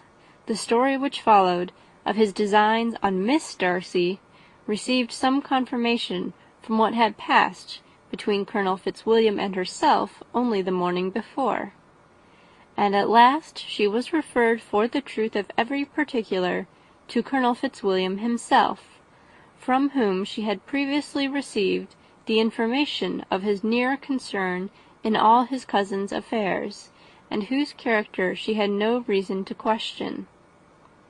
At one time she had almost resolved on applying to him, but the idea was checked by the awkwardness of the application, and at length wholly banished by the conviction that Mr. Darcy would never have hazarded such a proposal if he had not been well assured of his cousin's corroboration. She perfectly remembered everything that had passed in conversation between Wickham and herself in their first evening at Mr. Phillips's. Many of his expressions were still fresh in her memory. She was now struck with the impropriety of such communications to a stranger, and wondered it had escaped her before. She saw the indelicacy of putting himself forward as he had done, and the inconsistency of his professions with his conduct. She remembered that he had boasted of having no fear of seeing Mr. Darcy, that Mr. Darcy might leave the country, but that he should stand his ground. Yet he had avoided the Netherfield ball the very next week. She remembered also that, till the Netherfield family had quitted the country, he had told his story to no one but herself, but that after their removal it had been everywhere discussed, that he had then no reserves, no scruples in sinking Mr. Darcy's character, though he had assured her that respect for the father would always prevent his exposing the son. How differently did everything now appear in which he was concerned! His attentions to Miss King were now the consequence of views solely and hatefully mercenary, and the mediocrity of her fortune proved no longer the moderation of his wishes, but his eagerness to grasp at anything. His behaviour to herself could now have had no tolerable motive. He had either been deceived with regard to her fortune, or had been gratifying his vanity by encouraging the preference which she believed she had most incautiously shown. Every lingering struggle in his favour grew fainter and fainter, and in farther justification of Mr. Darcy, she could not but allow Mr. Bingley, when questioned by Jane, had long ago asserted his blamelessness in the affair. That proud and repulsive as were his manners, she had never, in the whole course of their acquaintance, an acquaintance which had latterly brought them much together, and given her a sort of intimacy with his ways, seen anything that betrayed him to be unprincipled or unjust, anything that spoke him of irreligious or immoral habits, that among his own connections he was esteemed and valued, that even Wickham had allowed him merit as a brother, and that she had often heard him speak so affectionately of his sister as to prove him capable of some amiable feeling, that, had his actions been what Mr. Wickham represented them, so gross a violation of everything right could hardly have been concealed from the world, and that friendship between a person capable of it and such an amiable man as Mr. Bingley was incomprehensible. She grew absolutely ashamed of herself. Of neither Darcy nor Wickham could she think without feeling she had been blind, partial, prejudiced, absurd. "How despicably I have acted!" she cried. "I, who have prided myself on my discernment! I, who have valued myself on my abilities! Who had often disdained the generous candour of my sister, and gratified my vanity in useless or blamable mistrust! How humiliating is this discovery! Yet how just a humiliation! Had I been in love, I could not have been more wretchedly blind. But vanity, not love, has been my folly. Pleased with the preference of one, and offended by the neglect of the other on the very beginning of our acquaintance, I have courted prepossession and ignorance, and driven away where either were concerned. Till this moment I never knew myself." From herself to Jane, from Jane to Bingley, her thoughts were in a line which soon brought her to her recollection that Mr. Darcy's explanation there had appeared very insufficient, and she read it again. Widely different was the effect of a second perusal. How could she deny that credit to his assertions in one instance which she had been obliged to give in the other? He declared himself to be totally unsuspicious of her sister's attachment, and she could not help remembering what Charlotte's opinion had always been. Neither could she deny the justice of his description of Jane. She felt that Jane's feelings, though fervent, were little displayed, and that there was a constant complacency in her air and manner not often united with great sensibility. When she came to that part of the letter in which her family were mentioned in terms of such mortifying, yet merited, reproach, her sense of shame was severe. The justice of the charge struck her too forcibly for denial, and the circumstances to which he particularly alluded as having passed at the Netherfield ball, and as confirming all his first disapprobation, could not have made a stronger impression on his mind than on hers. The compliment to herself and her sister was not unfelt. It soothed, but it could not console her for the contempt which had thus been self-attracted by the rest of her family, and as she considered that Jane's disappointment had in fact been the work of her nearest relations, and reflected how materially the credit of both must be hurt by such impropriety of conduct, She felt depressed beyond anything she had ever known before. After wandering along the lane for 2 hours, giving way to every variety of thought, reconsidering events, determining probabilities, and reconciling herself, as well as she could, to a change so sudden and so important, fatigue and a recollection of her long absence made her at length return home, and she entered the house with the wish of appearing cheerful as usual, and the resolution of repressing such reflections as must make her unfit to conversation. She was immediately told that the 2 gentlemen from Rosings had each called during her absence, Mr. Darcy only for a few minutes to take leave, but that Colonel Fitzwilliam had been sitting with them at least an hour, hoping for her return, and almost resolving to walk after her till she could be found. Elizabeth could but just affect concern in missing him. She really rejoiced at it. Colonel Fitzwilliam was no longer an object. She could think only of her letter. End of chapter 36. Chapter 37. The 2 gentlemen left Rosings the next morning, and Mr. Collins, having been in waiting near the lodges to make them his parting obeisance, was able to bring home the pleasing intelligence of their appearing in very good health, and in as tolerable spirits as could be expected, after the melancholy scene so lately gone through at Rosings. To Rosings he then hastened to console Lady Catherine and her daughter, and on his return brought back, with great satisfaction, a message from her ladyship, importing that she felt herself so dull as to make her very desirous of having them all to dine with her. Elizabeth could not see Lady Catherine without recollecting that, had she chosen it, she might by this time have been presented to her as her future niece, nor could she think, without a smile, of what her ladyship's indignation would have been. What would she have said? How would she have behaved? Were questions with which she amused herself. Their first subject was the diminution of the Rosings party. "I assure you I feel it exceedingly," said Lady Catherine. "I believe no one feels the loss of friends so much as I do.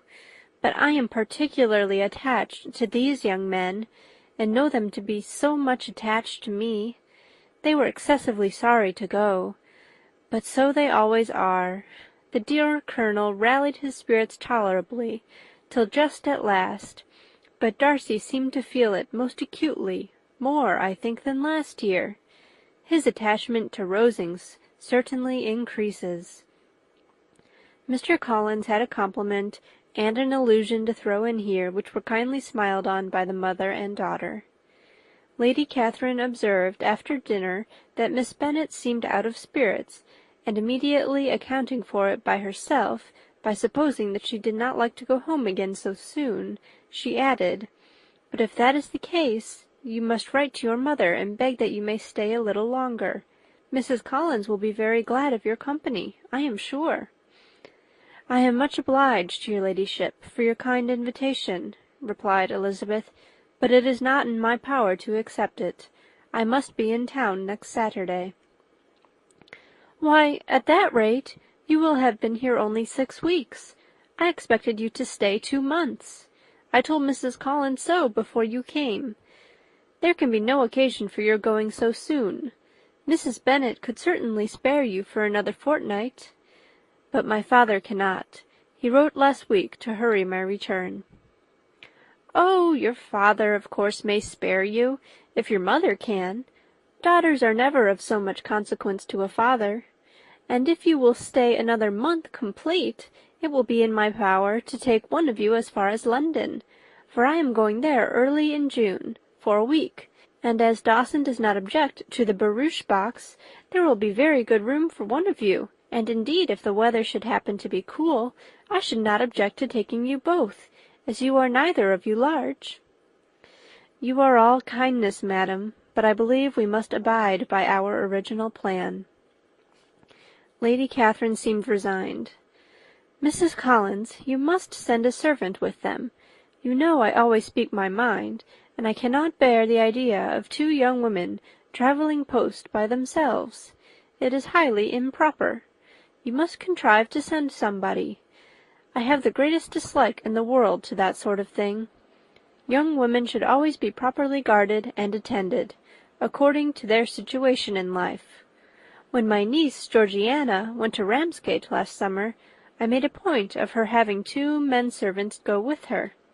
Miss Darcy, the daughter of Mr. Darcy of Pemberley, and Lady Anne, could not have appeared with propriety in a different manner. I am excessively attentive to all those things. You must send John with the young ladies, Mrs. Collins. I am glad it occurred to me to mention it, for it would really be discreditable to you to let them go alone. My uncle is to send a servant for us." "Oh, your uncle! He keeps a manservant, does he? I am very glad you have somebody who thinks of these things.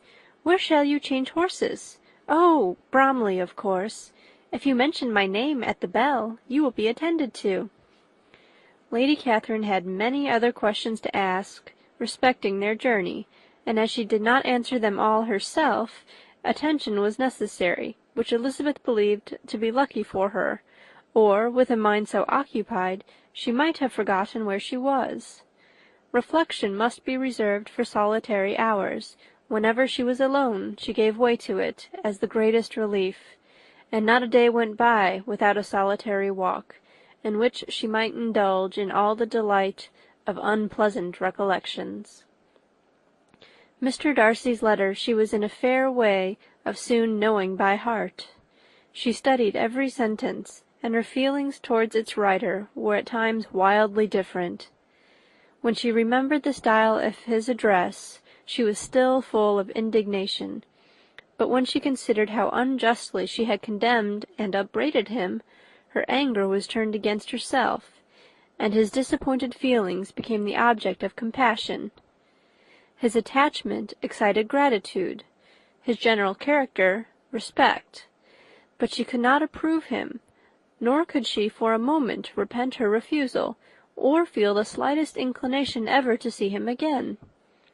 In her own past behaviour there is a constant source of vexation and regret, and in the unhappy defects of her family a subject of yet heavier chagrin. They were hopeless of remedy. Her father, contented with laughing at them, would never exert himself to restrain the wild giddiness of his youngest daughters, and her mother, with manners so far from right herself, was entirely insensible of the evil. Elizabeth had frequently united with Jane in an endeavour to check the imprudence of Catherine and Lydia, but while they were supported by their mother's indulgence, what chance could there be of improvement? Catherine, weak-spirited, irritable, and completely under Lydia's guidance, had been always affronted by their advice, and Lydia, self-willed and careless, would scarcely give them a hearing. They were ignorant, idle, and vain. While there was an officer in Meryton, they would flirt with him, and while Meryton was within a walk of Longbourn, they would be going there forever. Anxiety on Jane's behalf was another prevailing concern, and Mr. Darcy's explanation, by restoring Bingley to all her former good opinion, heightened the sense of what Jane had lost. His affection was proved to have been sincere, and his conduct cleared of all blame, unless any could attach to the implicitness of his confidence in his friend. How grievous then was the thought, that, of a situation so desirable in every respect, so replete with advantage, so promising for happiness, Jane had been deprived, by the folly and indecorum of her own family.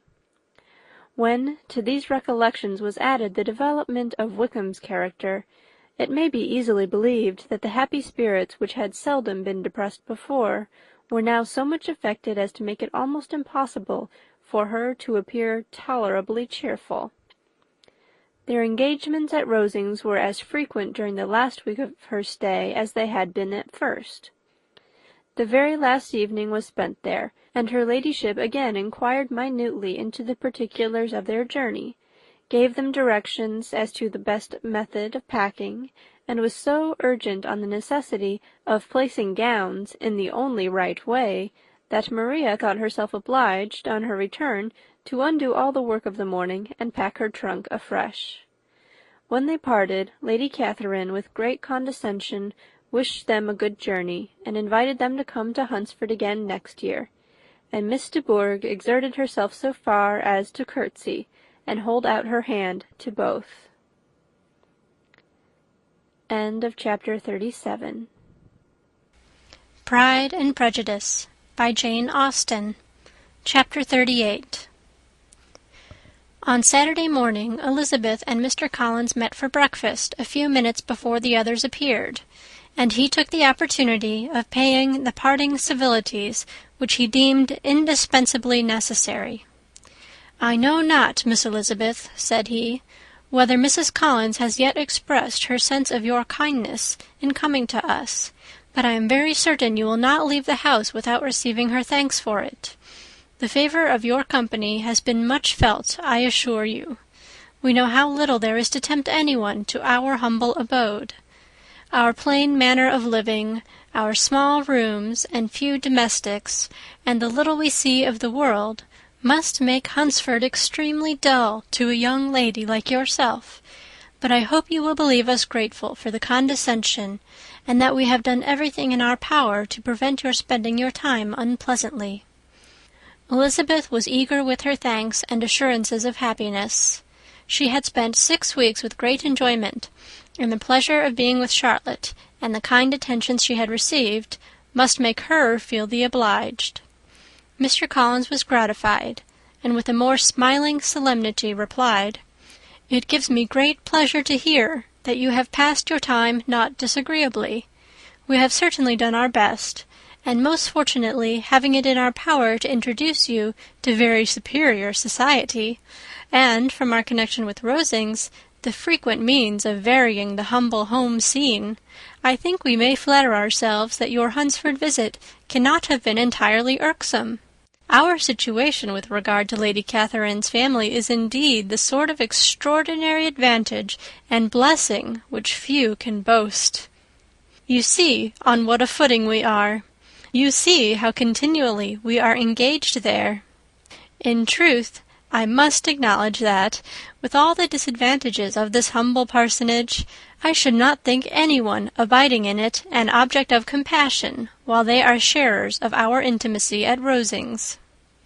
Words were insufficient for the elevation of his feelings, and he was obliged to walk about the room, while Elizabeth tried to unite civility and truth in a few short sentences.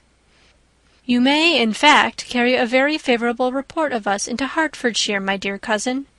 I flatter myself at least that you will be able to do so. Lady Catherine's great attentions to Mrs. Collins you have been a daily witness of, and altogether I trust it does not appear that your friend has drawn an unfortunate... but on this point it will be as well to be silent. Only let me assure you, my dear Elizabeth, that I can from my heart most cordially wish you equal felicity in marriage. My dear Charlotte and I have but one mind, and one way of thinking. There is in everything a most remarkable resemblance of character and ideas between us. We seem to have been designed for each other." Elizabeth could safely say that it was a great happiness where that was the case, and with equal sincerity could add that she firmly believed and rejoiced in his domestic comforts. She was not sorry, however, to have the recital of them interrupted by the lady from whom they sprang. Poor Charlotte! It was melancholy to leave her to such society, but she had chosen it with her eyes open, and, though evidently regretting that her visitors were to go, she did not seem to ask for compassion. Her home and her housekeeping, her parish and her poultry, and all their dependent concerns had not yet lost their charms. At length the chaise arrived, the trunks were fastened on, the parcels placed within, and it was pronounced to be ready. After an affectionate parting between the friends, Elizabeth was attended to the carriage by Mr. Collins, and as they walked down the garden, he was commissioning her with his best respects to all her family, not forgetting his thanks for the kindness he had received at Longbourn in the winter, and his compliments to Mr. and Mrs. Gardiner, though unknown. He then handed her in. Maria followed, and the door was on the point of being closed, when he suddenly reminded them, with some consternation, that they had hitherto forgotten to leave any message for the ladies at Rosings. "But," he added, "you will of course wish to have your humble respects delivered to them, with your grateful thanks for their kindness to you while you have been here." Elizabeth made no objection. The door was then allowed to be shut, and the carriage drove off. "Good gracious!" cried Maria, after a few minutes' silence. "It seems but a day or two since we first came, and yet how many things have happened!" "A great many indeed," said her companion with a sigh. "We have dined 9 times at Rosings, besides drinking tea there twice. How much I shall have to tell!" Elizabeth added privately, "and how much I shall have to conceal." Their journey was performed without much conversation or any alarm, and within 4 hours of their leaving Hunsford, they reached Mr. Gardiner's house, where they were to remain a few days. Jane looked well, and Elizabeth had little opportunity of studying her spirits amidst the various engagements which the kindness of her aunt had reserved for them. But Jane was to go home with her, and at Longbourn there would be leisure enough for observation. It was not without an effort, meanwhile, that she could wait even for Longbourn before she told her sister of Mr. Darcy's proposals.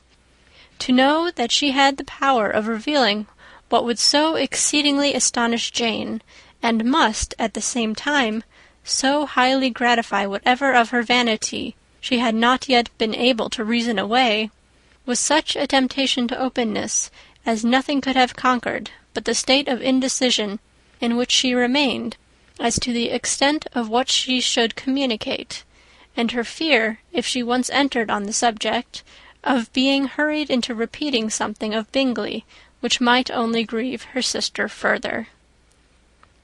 End of chapter 38. Chapter 39. It was the 2nd week in May in which the 3 young ladies set out together from Gracechurch Street for the town of in Hertfordshire, and as they drew near the appointed inn where Mr. Bennet's carriage was to meet them, they quickly perceived, in token of the coachman's punctuality, both Kitty and Lydia looking out of a dining-room upstairs. These 2 girls had been above an hour in the place, happily employed in visiting an opposite milliner, watching the sentinel on guard, and dressing a salad and cucumber. After welcoming their sisters, they triumphantly displayed a table set out with such cold meat as an inn larder usually affords, exclaiming, "Is not this nice? Is not this an agreeable surprise?" "And we meant to treat you all," added Lydia, "but you must lend us the money, for we have spent hours at the shop out there." Then, showing her purchases, "Look here, I have bought this bonnet. I do not think it is very pretty, but I thought I might as well buy it as not. I shall put it to pieces as soon as I get home, and see if I can make it up any better." And when her sisters abused it as ugly, she added, with perfect unconcern, "Oh, but there were 2 or 3 much uglier in the shop, and when I have bought some prettier coloured satin to trim it with fresh, I think it will be very tolerable. Besides, it will not much signify what one wears this summer, after the shire have left Meryton, and they are going in a fortnight." "Are they indeed?" cried Elizabeth with the greatest satisfaction. "They are going to be encamped near Brighton, and I do so want papa to take us all there for the summer. It would be such a delicious scheme, and I dare say would hardly cost anything at all. Mamma would like to go too, of all things. Only think what a miserable summer else we shall have." "Yes," thought Elizabeth, "that would be a delightful scheme indeed, and completely do for us at once. Good heaven! Brighton, and a whole campful of soldiers to us, who have been overset already by one poor regiment of militia and the monthly balls of Meryton." "Now I have got some news for you," said Lydia as they sat down at table. "What do you think? It is excellent news, capital news, and about a certain person we all like." Jane and Elizabeth looked at each other, and the waiter was told he need not stay. Lydia laughed and said, "Aye, that is just like your formality and discretion. You thought the waiter must not hear, as if he cared. I dare say he often hears worse things said than I am going to say. But he is an ugly fellow. I am glad he is gone. I never saw such a long chin in my life. Well, but now for my news. It is about dear Wickham. Too good for the waiter, is it not? There is no danger of Wickham's marrying Mary King. There's for you. She is gone down to her uncle at Liverpool, gone to stay. Wickham is safe. And Mary King is safe, added Elizabeth, safe from a connection imprudent as to fortune. She is a great fool for going away, if she liked him. But I hope there is no strong attachment on either side, said Jane. I am sure there's not on his. I will answer for it. He never cared 3 straws about her. Who could about such a nasty little freckled thing? Elizabeth was shocked to think that, however incapable of such coarseness of expression herself, the coarseness of the sentiment was little other than her own breast had harboured and fancied liberal. As soon as all had ate and the elder ones paid, the carriage was ordered, and after some contrivance the whole party, with all their boxes, work-bags, and parcels, and the unwelcome addition of Kitty's and Lydia's purchases, were seated in it. "How nicely we are all crammed in!" cried Lydia. "I am glad I bought my bonnet, if it is only for the fun of having another hand-box. Well, now, let us be quite comfortable and snug, and talk and laugh all the way home. And in the first place, let us hear what has happened to you all since you went away. Have you seen any pleasant men? Have you had any flirting? I was in great hopes that one of you would have got a husband before you came back. Jane will be quite an old maid soon, I declare. She is almost 23. Lord, how ashamed I should be of not being married before 23. My Aunt Phillips wants you so to get husbands, you can't think. She says Lizzie had better have taken Mr. Collins, but I do not think there would have been any fun in it. Lord, how I should like to be married before any of you, and then I would chaperone you about to all the balls. Dear me, we had such a good piece of fun the other day at Colonel Forster's. Kitty and me were to spend the day there, and Mrs. Forster promised to have a little dance in the evening. By the by, Mrs. Forster and me are such friends. And so she asked the 2 Harringtons to come, but Harriet was ill, and so Pen was forced to come by herself, and then, what do you think we did? We dressed up Chamberlain in woman's clothes on purpose to pass for a lady. Only think what fun! Not a soul knew of it, but Colonel and Mrs. Forster, and Kitty and me, except my aunt, for we were forced to borrow one of her gowns, and you cannot imagine how well he looked. When Denny and Wickham and Pratt and 2 or 3 more of the men came in, they did not know him in the least. Lord, how I laughed! And so did Mrs. Forster. I thought I should have died. And that made the men suspect something, and then they found out what was the matter.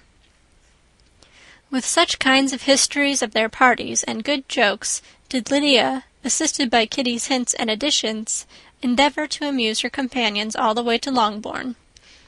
Elizabeth listened as little as she could, but there was no escaping the frequent mention of Wickham's name.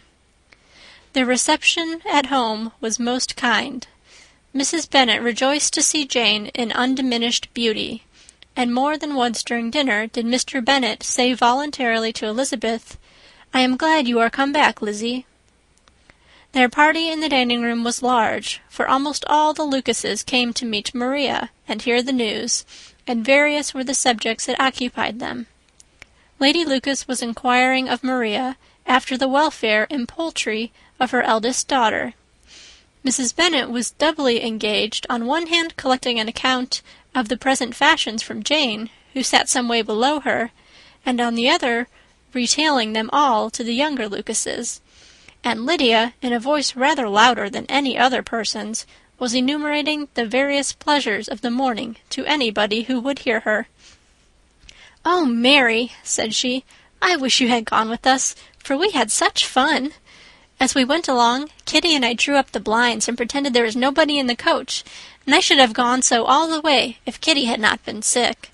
And when we got to the George, I do think we behaved very handsomely, for we treated the other three with the nicest cold luncheon in the world. And if you would have gone, we would have treated you too. And then when we came away, it was such fun. I thought we never should have gotten to the coach. I was ready to die of laughter. And then we were so merry all the way home, we talked and laughed so loud that anybody might have heard us 10 miles off." To this Mary gravely replied, "Far be it from me, my dear sister, to depreciate such pleasures.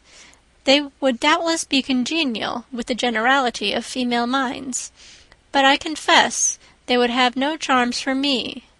I should infinitely prefer a book." But of this answer Lydia heard not a word. She seldom listened to anybody for more than half a minute, and never attended to Mary at all.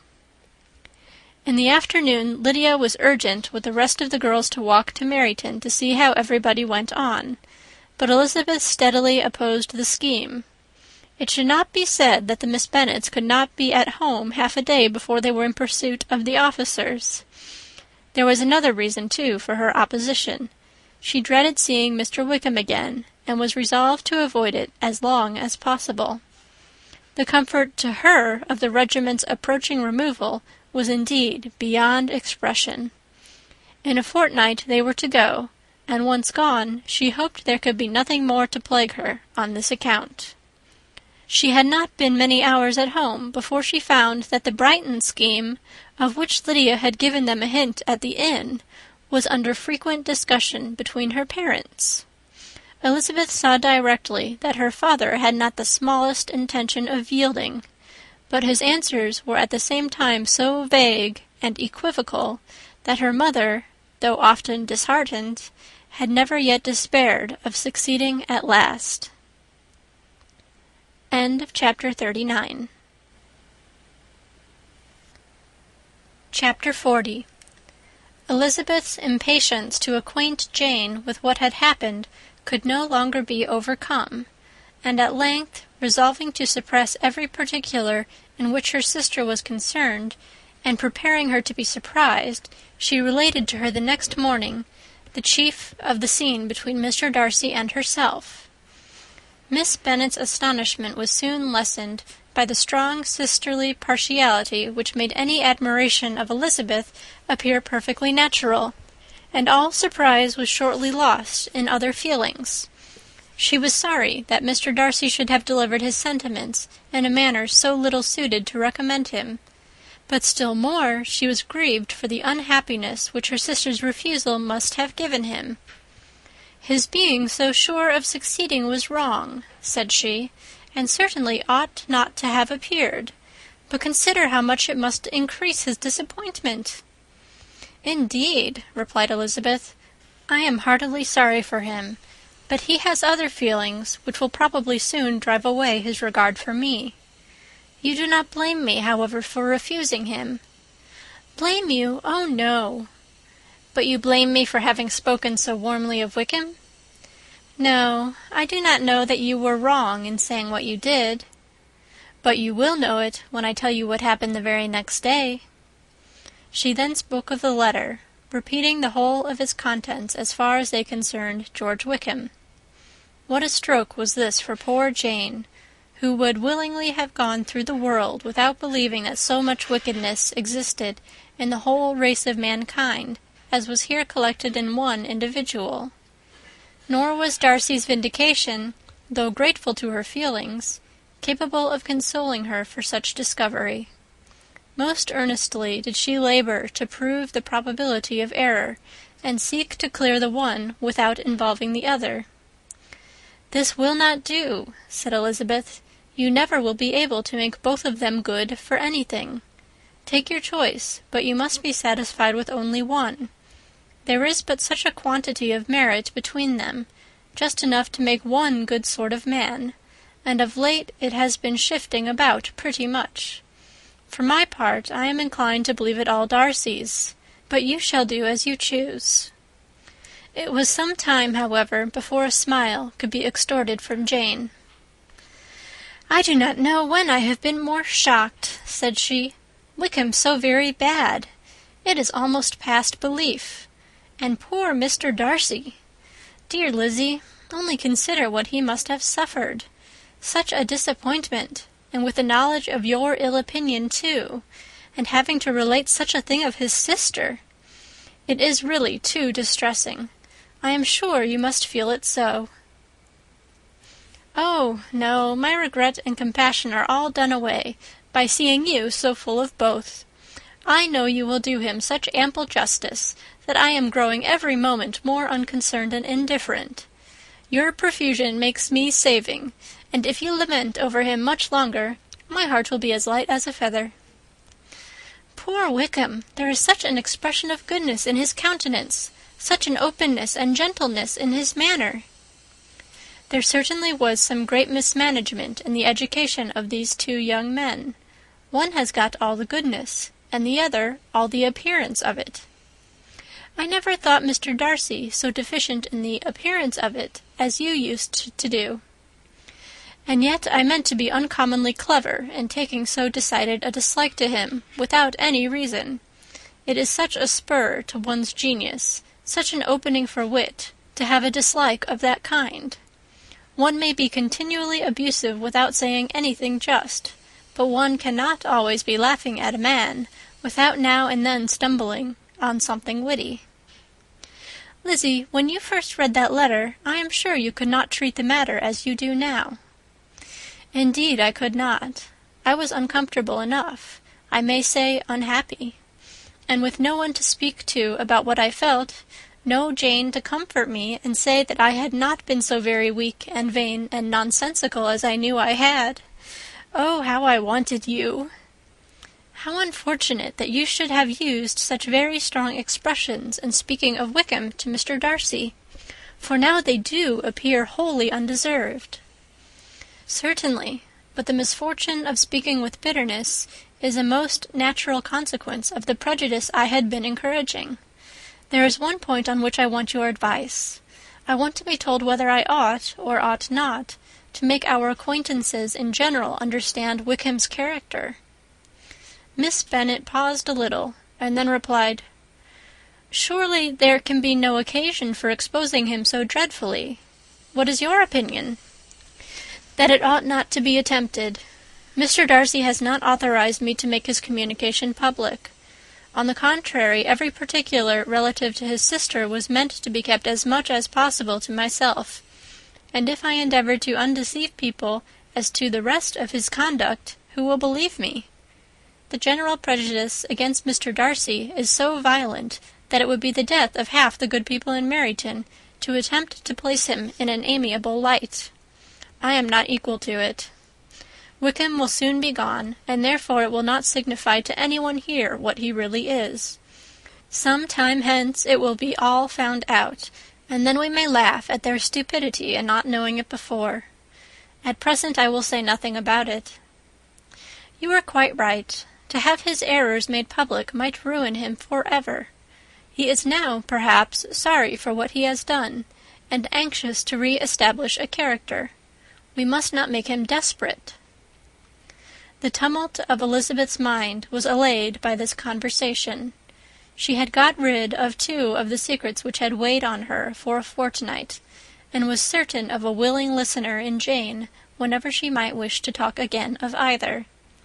But there was still something lurking behind, of which prudence forbade the disclosure. She dared not relate the other half of Mr. Darcy's letter, nor explain to her sister how sincerely she had been valued by her friend.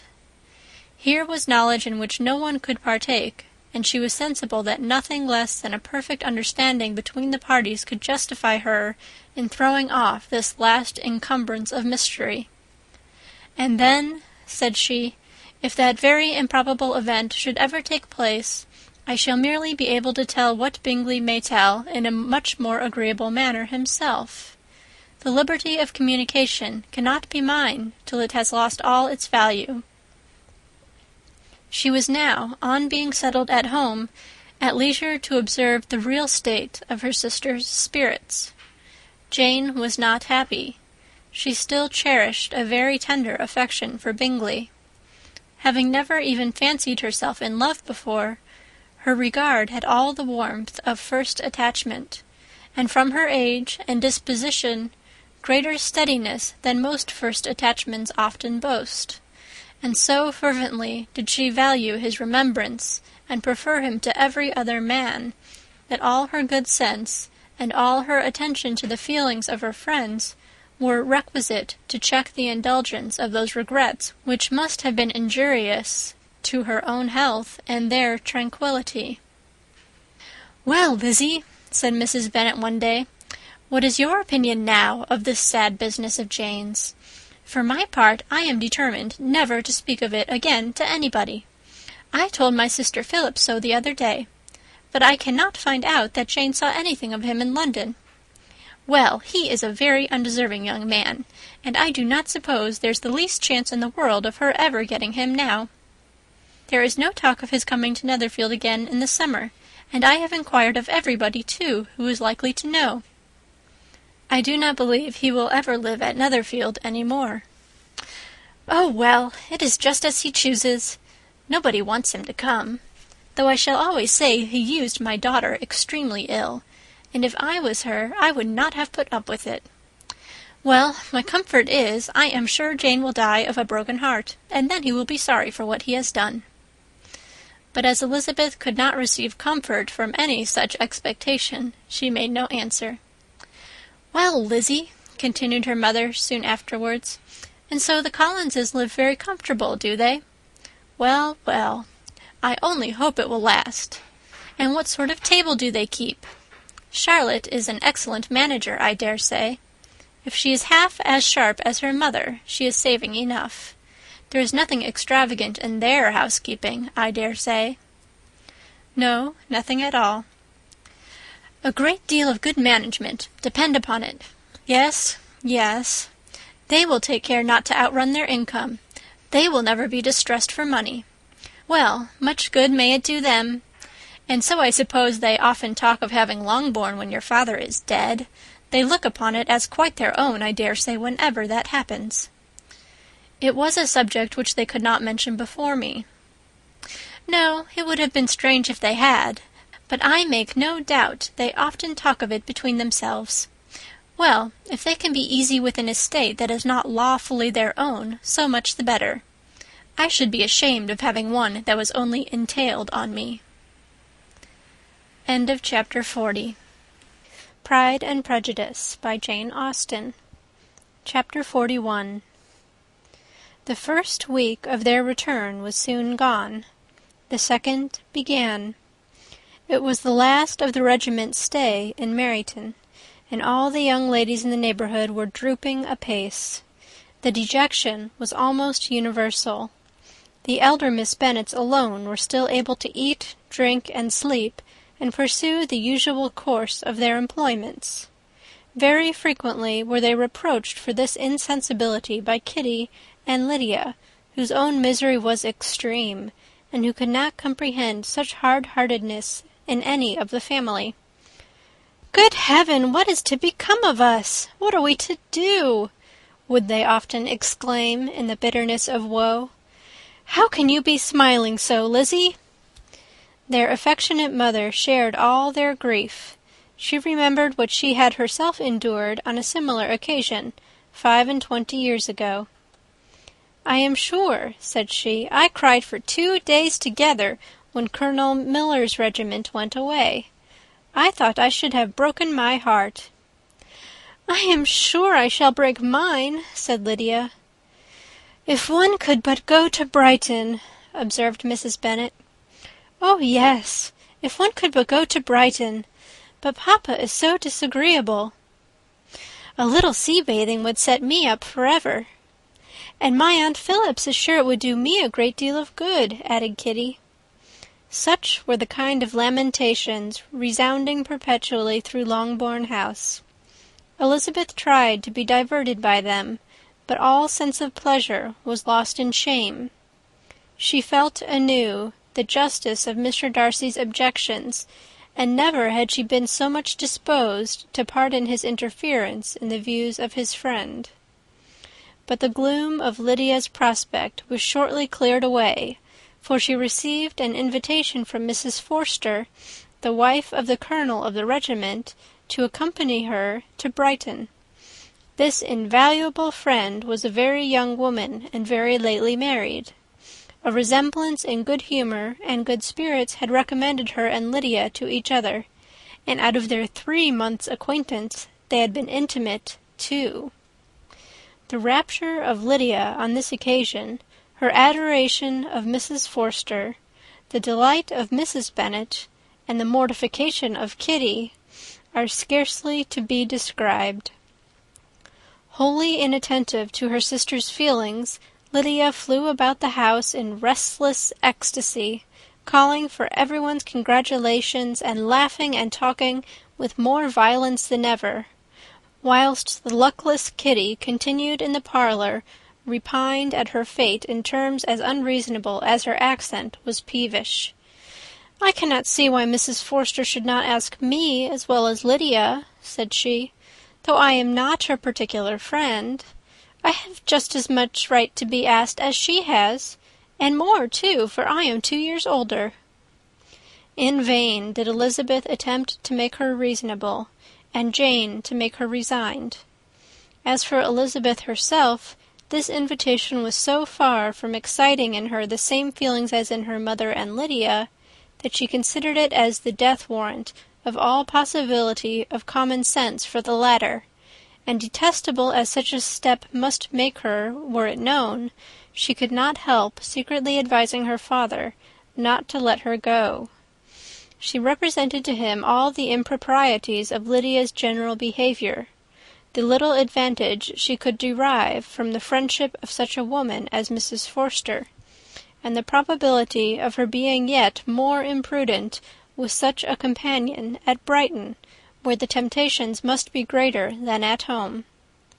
He heard her attentively, and then said, "Lydia will never be easy until she has exposed herself in some public place or other, and we can never expect her to do it with so little expense or inconvenience to her family as under the present circumstances." "If you were aware," said Elizabeth, "of the very great disadvantage to us all which must arise from the public notice of Lydia's unguarded and imprudent manner, nay, which has already arisen from it, I am sure you would judge differently in the affair." "Already arisen?" repeated Mr. Bennet.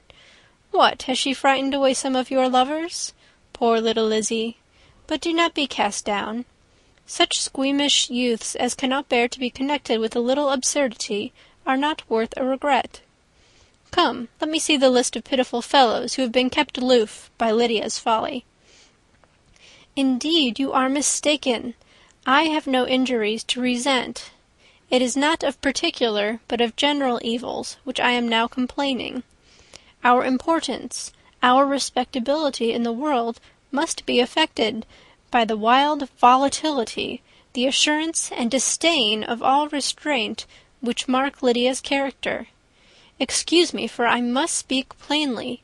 If you, my dear father, will not take the trouble of checking her exuberant spirits, and of teaching her that her present pursuits are not to be the business of her life, she will soon be beyond the reach of amendment. Her character will be fixed, and she will, at 16, be the most determined flirt that ever made herself or her family ridiculous. A flirt, too, in the worst and meanest degree of flirtation, without any attraction beyond youth and a tolerable person, and, from the ignorance and emptiness of her mind, wholly unable to ward off any portion of that universal contempt which her rage for admiration will excite. In this danger Kitty also is comprehended. She will follow wherever Lydia leads. Vain, ignorant, idle, and absolutely uncontrolled. Oh, my dear father, can you suppose it possible that they will not be censured and despised wherever they are known, and that their sisters will not be often involved in the disgrace?"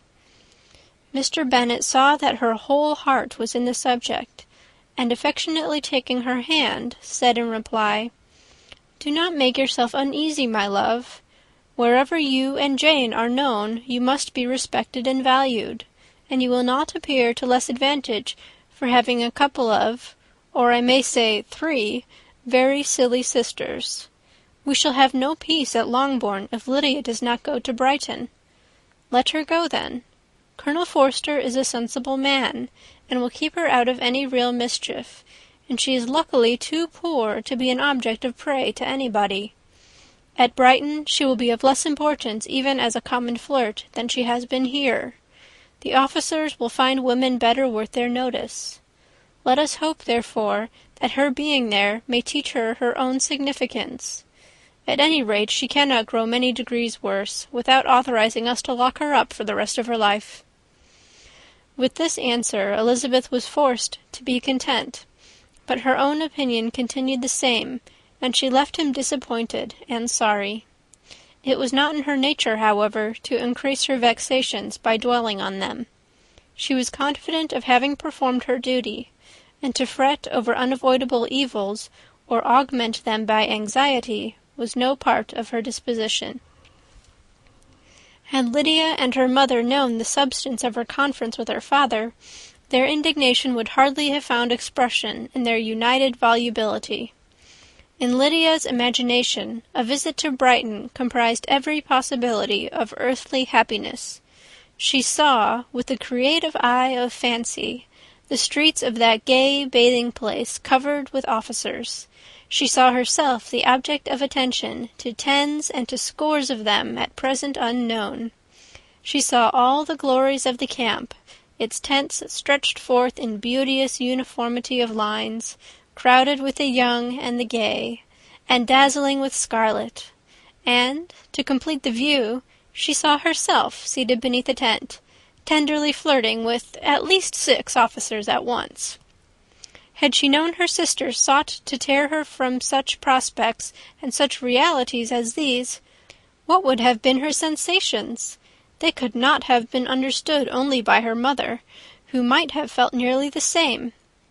Lydia's going to Brighton was all that consoled her for her melancholy conviction of her husband's never intending to go there himself. But they were entirely ignorant of what had passed, and their raptures continued with little intermission to the very day of Lydia's leaving home. Elizabeth was now to see Mr. Wickham for the last time. Having been frequently in company with him since her return, agitation was pretty well over. The agitations of formal partiality entirely so. She had even learnt to detect, in the very gentleness which had first delighted her, an affectation and a sameness to disgust and weary. In his present behaviour to herself, moreover, she had a fresh source of displeasure, for the inclination he soon testified of renewing those intentions which had marked the early part of their acquaintance could only serve, after what had since passed, to provoke her. She lost all concern for him in finding herself thus selected as the object of such idle and frivolous gallantry, and while she steadily repressed it, could not but feel the reproof contained in his believing that however long, and for whatever cause, his attentions had been withdrawn, her vanity would be gratified, and her preference secured at any time by their renewal. On the very last day of the regiment's remaining at Meryton, he dined, with other of the officers, at Longbourn, and so little was Elizabeth disposed to part from him in good manner, that on his making some inquiry as to the manner in which her time had passed at Hunsford, she mentioned Colonel Fitzwilliam's and Mr. Darcy's having both spent 3 weeks at Rosings, and asked him if he was acquainted with the former. He looked surprised, displeased, alarmed, but with a moment's recollection and a returning smile, replied that he had formerly seen him often, and after observing that he was a very gentlemanlike man, asked her how she had liked him. Her answer was warmly in his favour. With an air of indifference, he soon afterwards added, "How long did you say he was at Rosings?" "Nearly 3 weeks." "And you saw him frequently?" "Yes, almost every day." "His manners are very different from his cousin's." "Yes, very different. But I think Mr. Darcy improves upon acquaintance." "Indeed!" cried Mr. Wickham, with a look which did not escape her. "And pray, may I ask," but checking himself, he added in a gayer tone, "is it in address that he improves? Has he deigned to add aught of civility to his ordinary style? For I dare not hope," he continued in a lower and more serious tone, "that he is improved in essentials." "Oh, no," said Elizabeth. "In essentials I believe he is very much what he ever was." While she spoke, Wickham looked as if scarcely knowing whether to rejoice over her words or to distrust their meaning.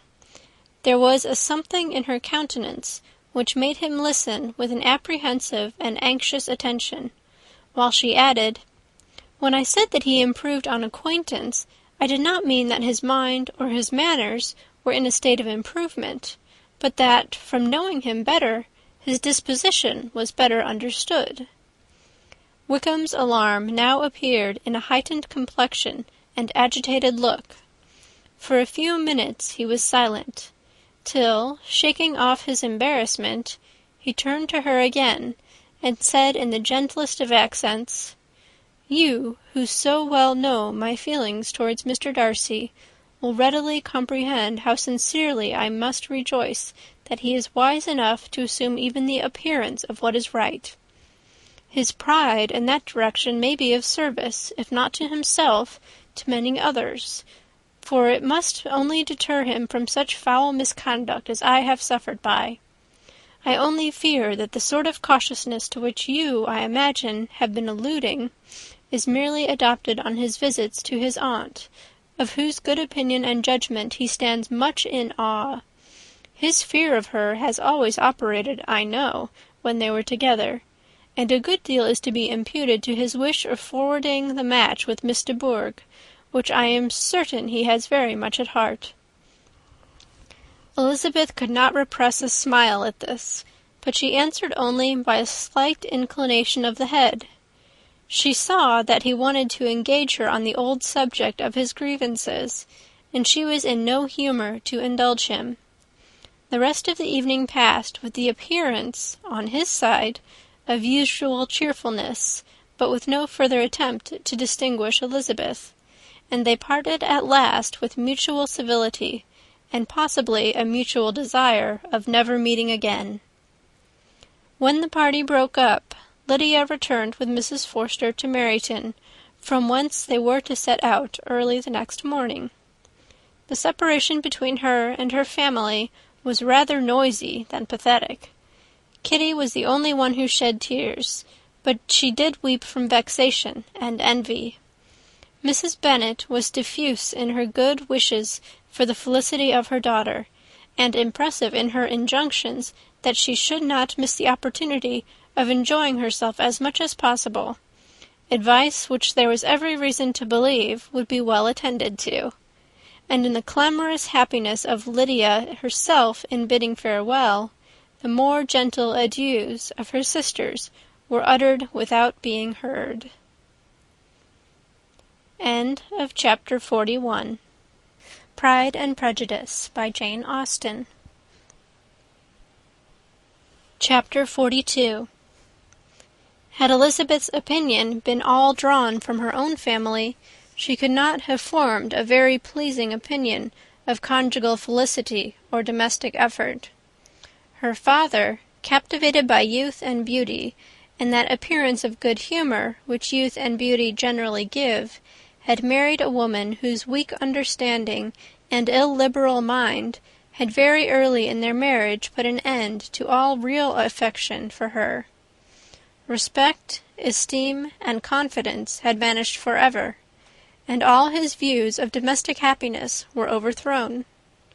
But Mr. Bennet was not of a disposition to seek comfort for the disappointment which his own imprudence had brought on, in any of those pleasures which too often console the unfortunate for their folly of their vice.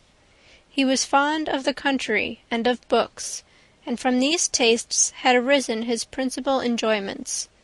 To his wife he was very little otherwise indebted than as her ignorance and folly had contributed to his amusement. This is not the sort of happiness which a man would in general wish to owe to his wife, but where other powers of entertainment are wanting, the true philosopher will derive benefit from such as are given. Elizabeth, however, had never been blind to the impropriety of her father's behaviour as a husband. She had always seen it with pain, but respecting his abilities, and grateful for his affectionate treatment of herself, she endeavoured to forget what she could not overlook, and to banish from her thoughts that continual breach of conjugal obligation and decorum which, in exposing his wife to the contempt of her own children, was so highly reprehensible.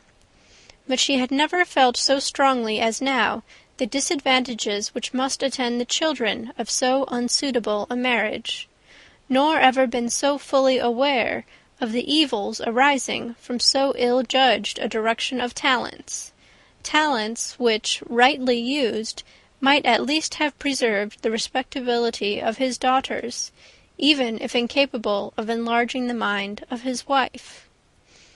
When Elizabeth had rejoiced over Wickham's departure, she found little other cause for satisfaction in the loss of the regiment. Their parties abroad were less varied than before, and at home she had a mother and sister whose constant repinings at the dullness of everything around them threw a real gloom over their domestic circle. And though Kitty might in time regain her natural degree of sense, since the disturbers of her brain were removed, her other sister, from whose disposition greater evil might be apprehended, was likely to be hardened in all her folly and assurance by a situation of such double danger as a watering-place and a camp. Upon the whole, therefore, she found, what has sometimes been found before, that an event to which she had been looking with impatient desire did not, in taking place, bring all the satisfaction she had promised herself. It was consequently necessary to name some other period for the commencement of actual felicity, to have some other point on which her wishes and hopes might be fixed, and by again enjoying the pleasure of anticipation, console herself for the present, and prepare for another disappointment. Her tour to the lakes was now the object of her happiest thoughts. It was her best consolation for all the uncomfortable hours which the discontentedness of her mother and Kitty made inevitable, and could she have included Jane in the scheme, every part of it would have been perfect. But it is fortunate, thought she, that I have something to wish for. Were the whole arrangement complete, my disappointment would be certain. But here, by carrying with me one ceaseless source of regret in my sister's absence, I may reasonably hope to have all my expectations of pleasure realized. A scheme of which every part promises delight can never be successful, and general disappointment is only warded off by the defence of some little peculiar vexation. When Lydia went away, she promised to write very often and very minutely to her mother and Kitty, but her letters were always long expected, and always very short. Those to her mother contained little else than that they were just returned from the library, where such and such officers had attended them, and where she had seen such beautiful ornaments as made her quite wild, that she had a new gown, or a new parasol, which she would have described more fully, but was obliged to leave off in a violent hurry, as Mrs. Forster called her, and they were going off to the camp, and from her correspondence with her sister there was still less to be learnt, for her letters to Kitty, though rather longer, were much too full of lines under the words to be made public. After the first fortnight or 3 weeks of her absence, health, good humour, and cheerfulness began to reappear at Longbourn. Everything wore a happier aspect. The families who had been in town for the winter came back again, and summer finery and summer engagements arose. Mrs. Bennet was restored to her usual querulous serenity, and, by the middle of June, Kitty was so much recovered as to be able to enter Meryton without tears, an event of such happy promise as to make Elizabeth hope that by the following Christmas she might be so tolerably reasonable as not to mention an officer above once a day, unless by some cruel and malicious arrangement at the War Office another regiment should be quartered in Meryton. The time fixed for the beginning of their northern tour was now fast approaching, and a fortnight only was wanting of it, when a letter arrived from Mrs. Gardiner, which at once delayed its commencement and curtailed its extent. Mr. Gardiner would be prevented by business from setting out till a fortnight later in July, and must be in London again within a month, and as that left too short a period for them to go so far and see so much as they had proposed, or at least to see it with the leisure and comfort they had built on, they were obliged to give up the Lakes, and substitute a more contracted tour, and, according to the present plan, were to go no farther northwards than Derbyshire. In that country there was enough to be seen to occupy the chief of their 3 weeks, and to Mrs. Gardiner it had a peculiarly strong attraction. The town where she had formerly passed some years of her life, and where they were now to spend a few days, was probably as great an object of her curiosity as all the celebrated beauties of Matlock, Chatsworth, Dovedale, or the Peak. Elizabeth was excessively disappointed. She had set her heart on seeing the Lakes, and still thought there might have been time enough, but it was her business to be satisfied, and certainly her temper to be happy, and all was soon right again. With the mention of Derbyshire, there were many ideas connected. It was impossible for her to see the word without thinking of Pemberley and its owner. "But surely," said she, "I may enter his county without impunity, and rob it of a few petrified spars without his perceiving me." The period of expectation was now doubled. 4 weeks were to pass away before her uncle and aunt's arrival. But they did pass away, and Mr. and Mrs. Gardiner, with their 4 children, did at length appear at Longbourn. The children, 2 girls of 6 and 8 years old, and 2 younger boys, were to be left under the particular care of their cousin Jane, who was the general favourite, and whose steady sense and sweetness of temper exactly adapted her for attending to them in every way, teaching them, playing with them, and loving them. The Gardiners stayed only one night at Longbourn, and set off the next morning with Elizabeth in pursuit of novelty and amusement.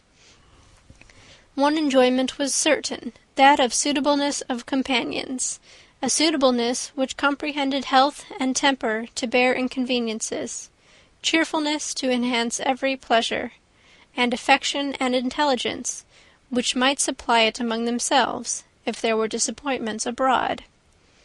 It is not the object of this work to give a description of Derbyshire, nor of any of the remarkable places through which their route thither lay.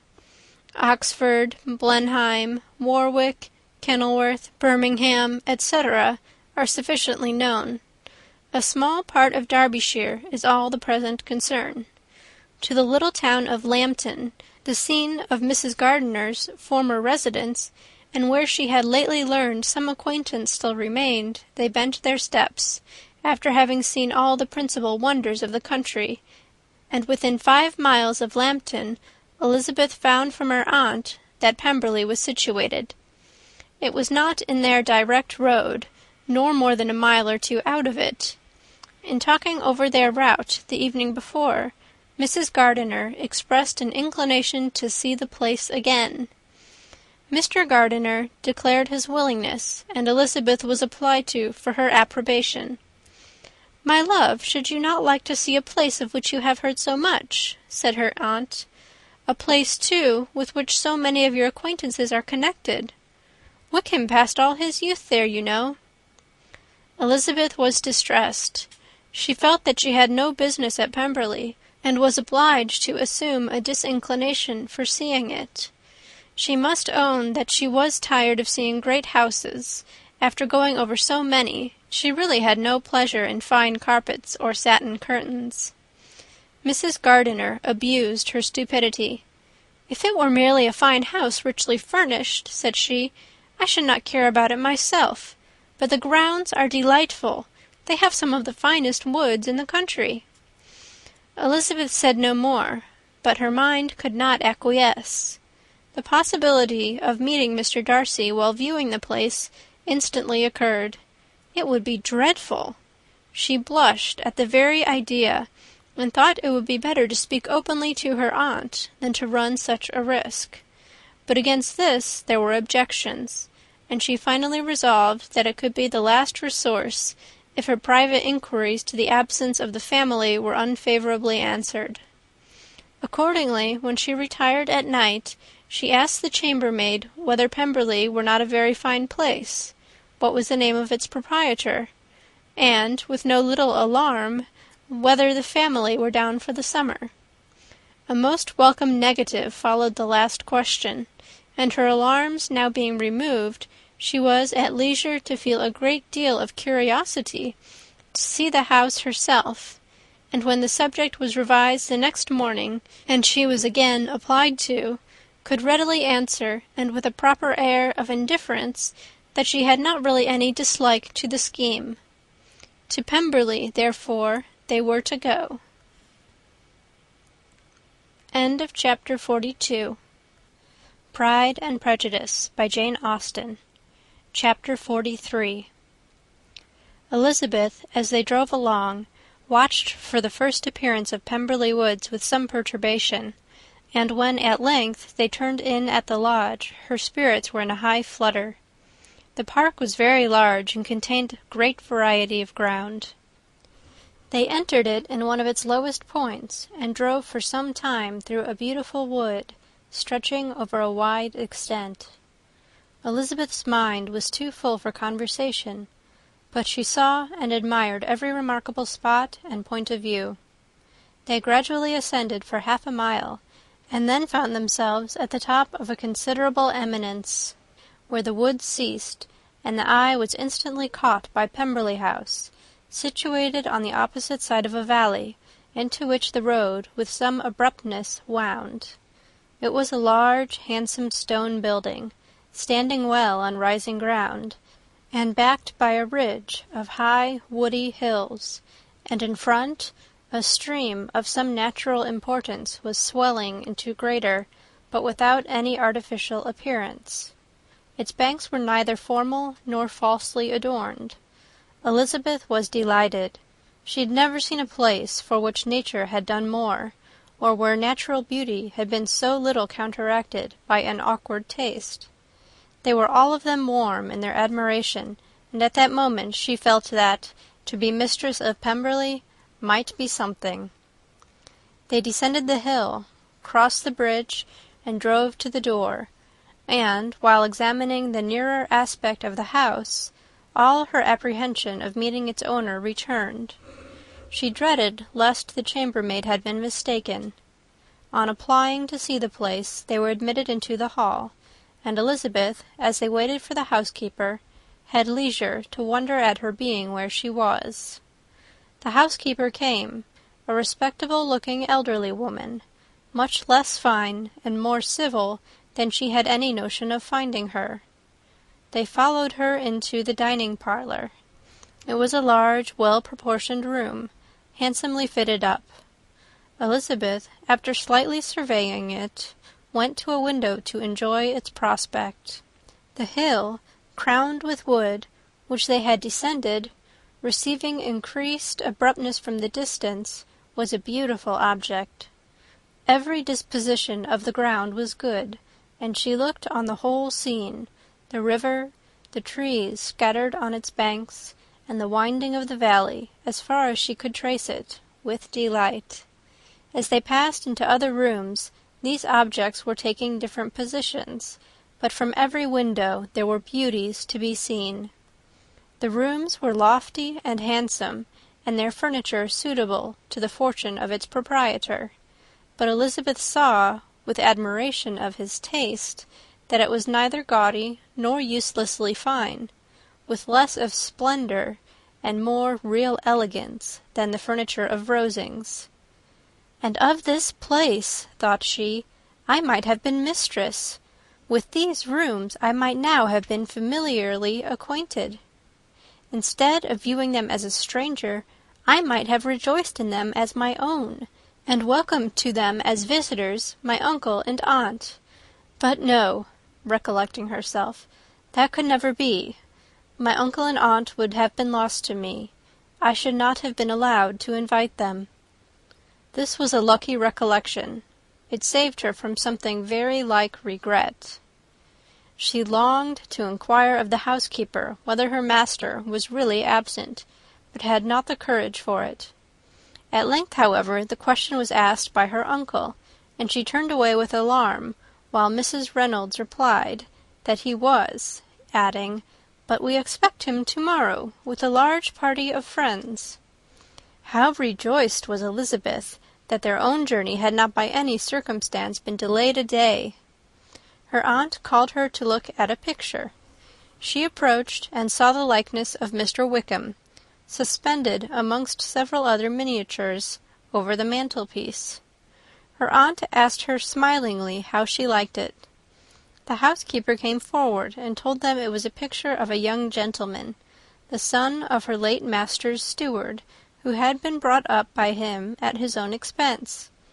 He is now gone into the army, she added, but I am afraid he has turned out very wild.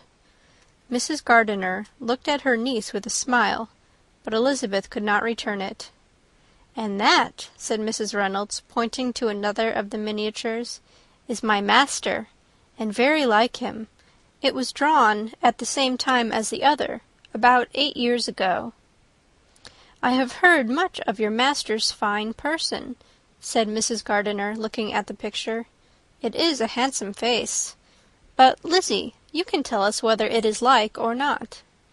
Mrs. Reynolds' respect for Elizabeth seemed to increase on this intimation of her knowing her master. "Does that young lady know Mr. Darcy?" Elizabeth coloured, and said, "A little." "And do not you think him a very handsome gentleman, ma'am?"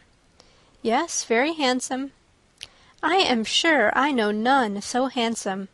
But in the gallery upstairs you will see a finer, larger picture of him than this. This room was my late master's favourite room, and these miniatures are just as they used to be then. He was very fond of them." This accounted to Elizabeth for Mr. Wickham's being among them. Mrs. Reynolds then directed their attention to one of Miss Darcy, drawn when she was only 8 years old. "And is Miss Darcy as handsome as her brother?" said Mrs. Gardiner. "Oh, yes, the handsomest young lady that ever was seen, and so accomplished.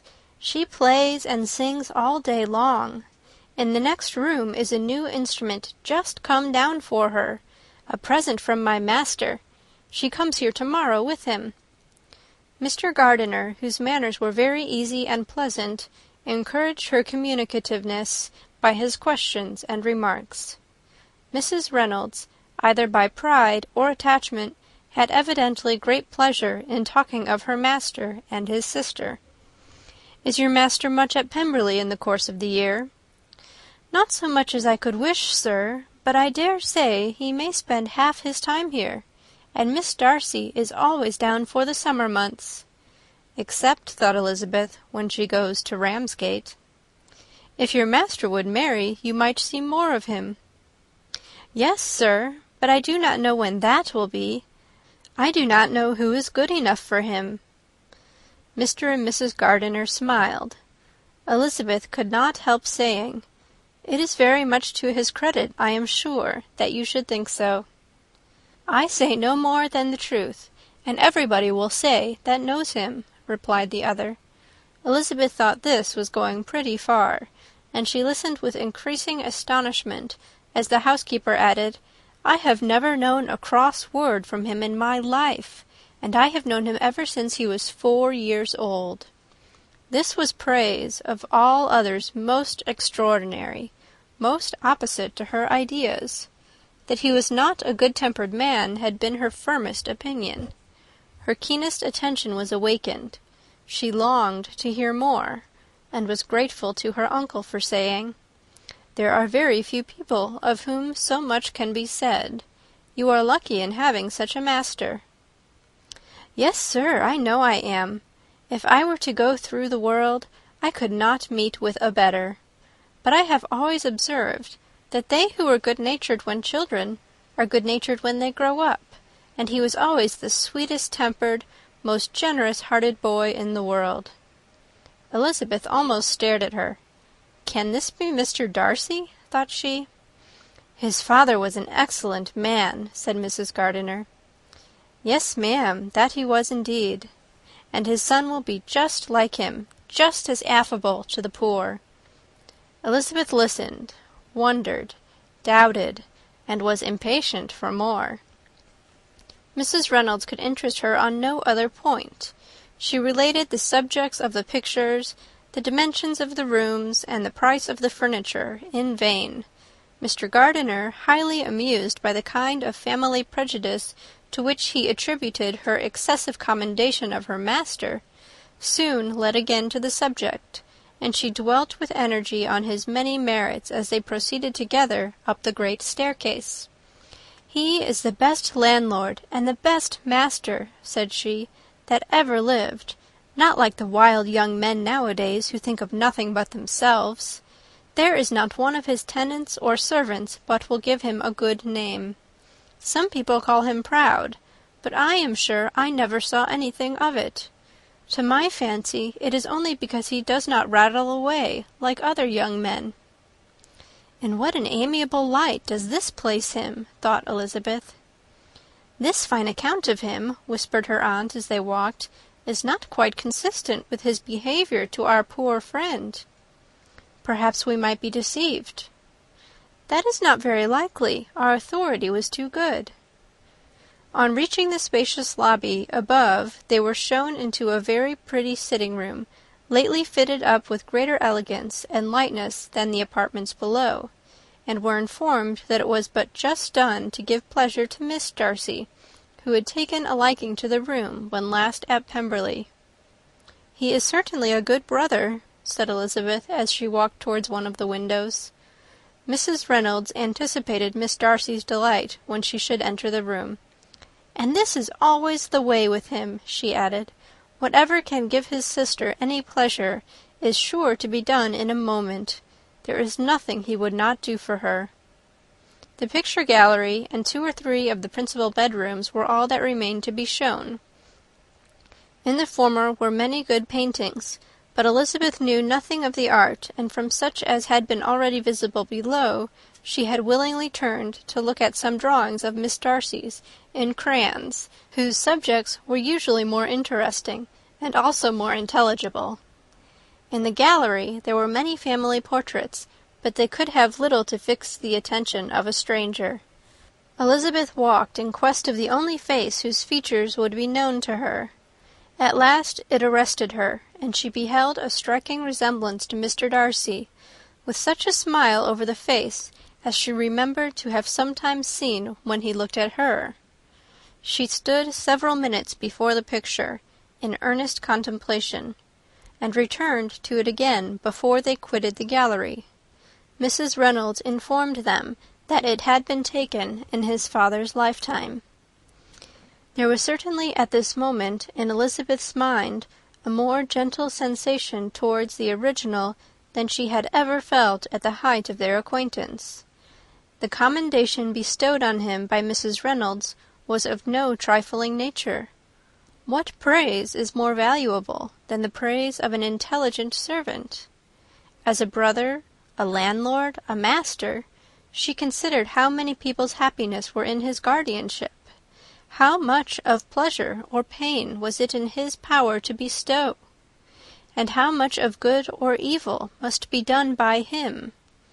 Every idea that had been brought forward by the housekeeper was favourable to his character, and as she stood before the canvas on which he was represented, and fixed his eyes upon herself, she thought of his regard with a deeper sentiment of gratitude than it had ever raised before. She remembered its warmth, and softened its impropriety of expression. When all of the house that was open to general inspection had been seen, they returned downstairs, and, taking leave of the housekeeper, were consigned over to the gardener, who met them at the hall door. As they walked across the hall towards the river, Elizabeth turned back to look again. Her uncle and aunt stopped also, and while the former was conjecturing as to the date of the building, the owner of it himself suddenly came forward from the road, which led behind it to the stables.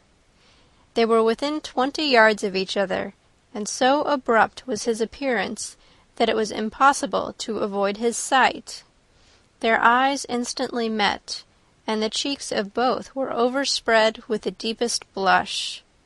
He absolutely started, and for a moment seemed immovable from surprise, but shortly recovering himself, advanced towards the party, and spoke to Elizabeth, if not in terms of perfect composure, at least of perfect civility. She had instinctively turned away, but, stopping on his approach, received his compliments with an embarrassment impossible to be overcome.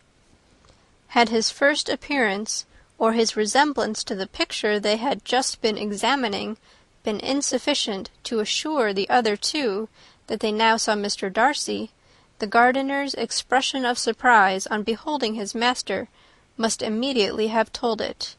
They stood a little aloof while he was talking to their niece, who, astonished and confused, scarcely dared lift her eyes to his face, and knew not what answer she returned to his civil inquiries after her family. Amazed at the alteration of his manner since they last parted, every sentence that he uttered was increasing her embarrassment, and every idea of the impropriety of her being found there recurring to her mind. The few minutes in which they continued were some of the most uncomfortable in her life, nor did he seem much more at ease. When he spoke, his accent had none of its usual sedateness, and he repeated his inquiries as to the time of her having left Longbourn, and of her having stayed in Derbyshire, so often and in so hurried a way as plainly spoke the distraction of his thoughts. At length every idea seemed to fail him, and after standing a few moments without saying a word, he suddenly recollected himself and took leave. The others then joined her, and expressed admiration of his figure, but Elizabeth heard not a word, and, wholly engrossed by her feelings, followed them in silence. She was overpowered by shame and vexation. Her coming there was the most uncomfortable, the most ill-judged thing in the world. How strange it must appear to him! In what a disgraceful light might it not strike so vain a man! It might seem as if she had purposely thrown herself in his way again. Oh, why did she come? Or why did he thus come a day before he was expected? Had they been only 10 minutes sooner, they should have been beyond the reach of his discrimination, for it was plain that he was that moment arrived, that moment alighted from his horse or his carriage. She blushed again and again over the perverseness of the meeting. And his behaviour, so strikingly altered, what could it mean? That he should even speak to her was amazing, but to speak with such civility, to inquire after her family! Never in her life had she seen his manners so little dignified. Never had he spoken with such gentleness as on this unexpected meeting. What a contrast did it offer to his last address in Rosings Park, when he put his letter into her hand! She knew not what to think, or how to account for it.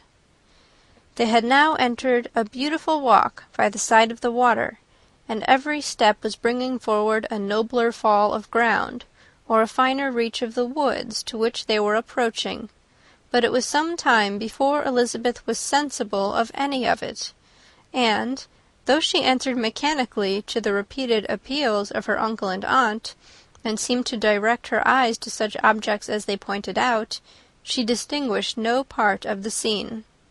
Her thoughts were all fixed on that one spot of Pemberley House, whichever it may be, where Mr. Darcy then was. She longed to know what at the moment was passing in his mind, in what manner he thought of her, and whether, in defiance of everything, she was still dear to him. Perhaps he had been civil only because he felt himself at ease, yet there had been that in his voice which was not like ease. Whether he had felt more of pain or of pleasure in seeing her, she could not tell, but he certainly had not seen her with composure. At length, however, the remarks of her companions on her absence of mind aroused her, and she felt the necessity of appearing more like herself. They entered the woods, and, bidding adieu to the river for a while, ascended some of the higher grounds, when, in spots where the opening of the trees gave the eye power to wander, were many charming views of the valley, the opposite hills, with the long range of woods, overspreading many, and occasionally part of the stream.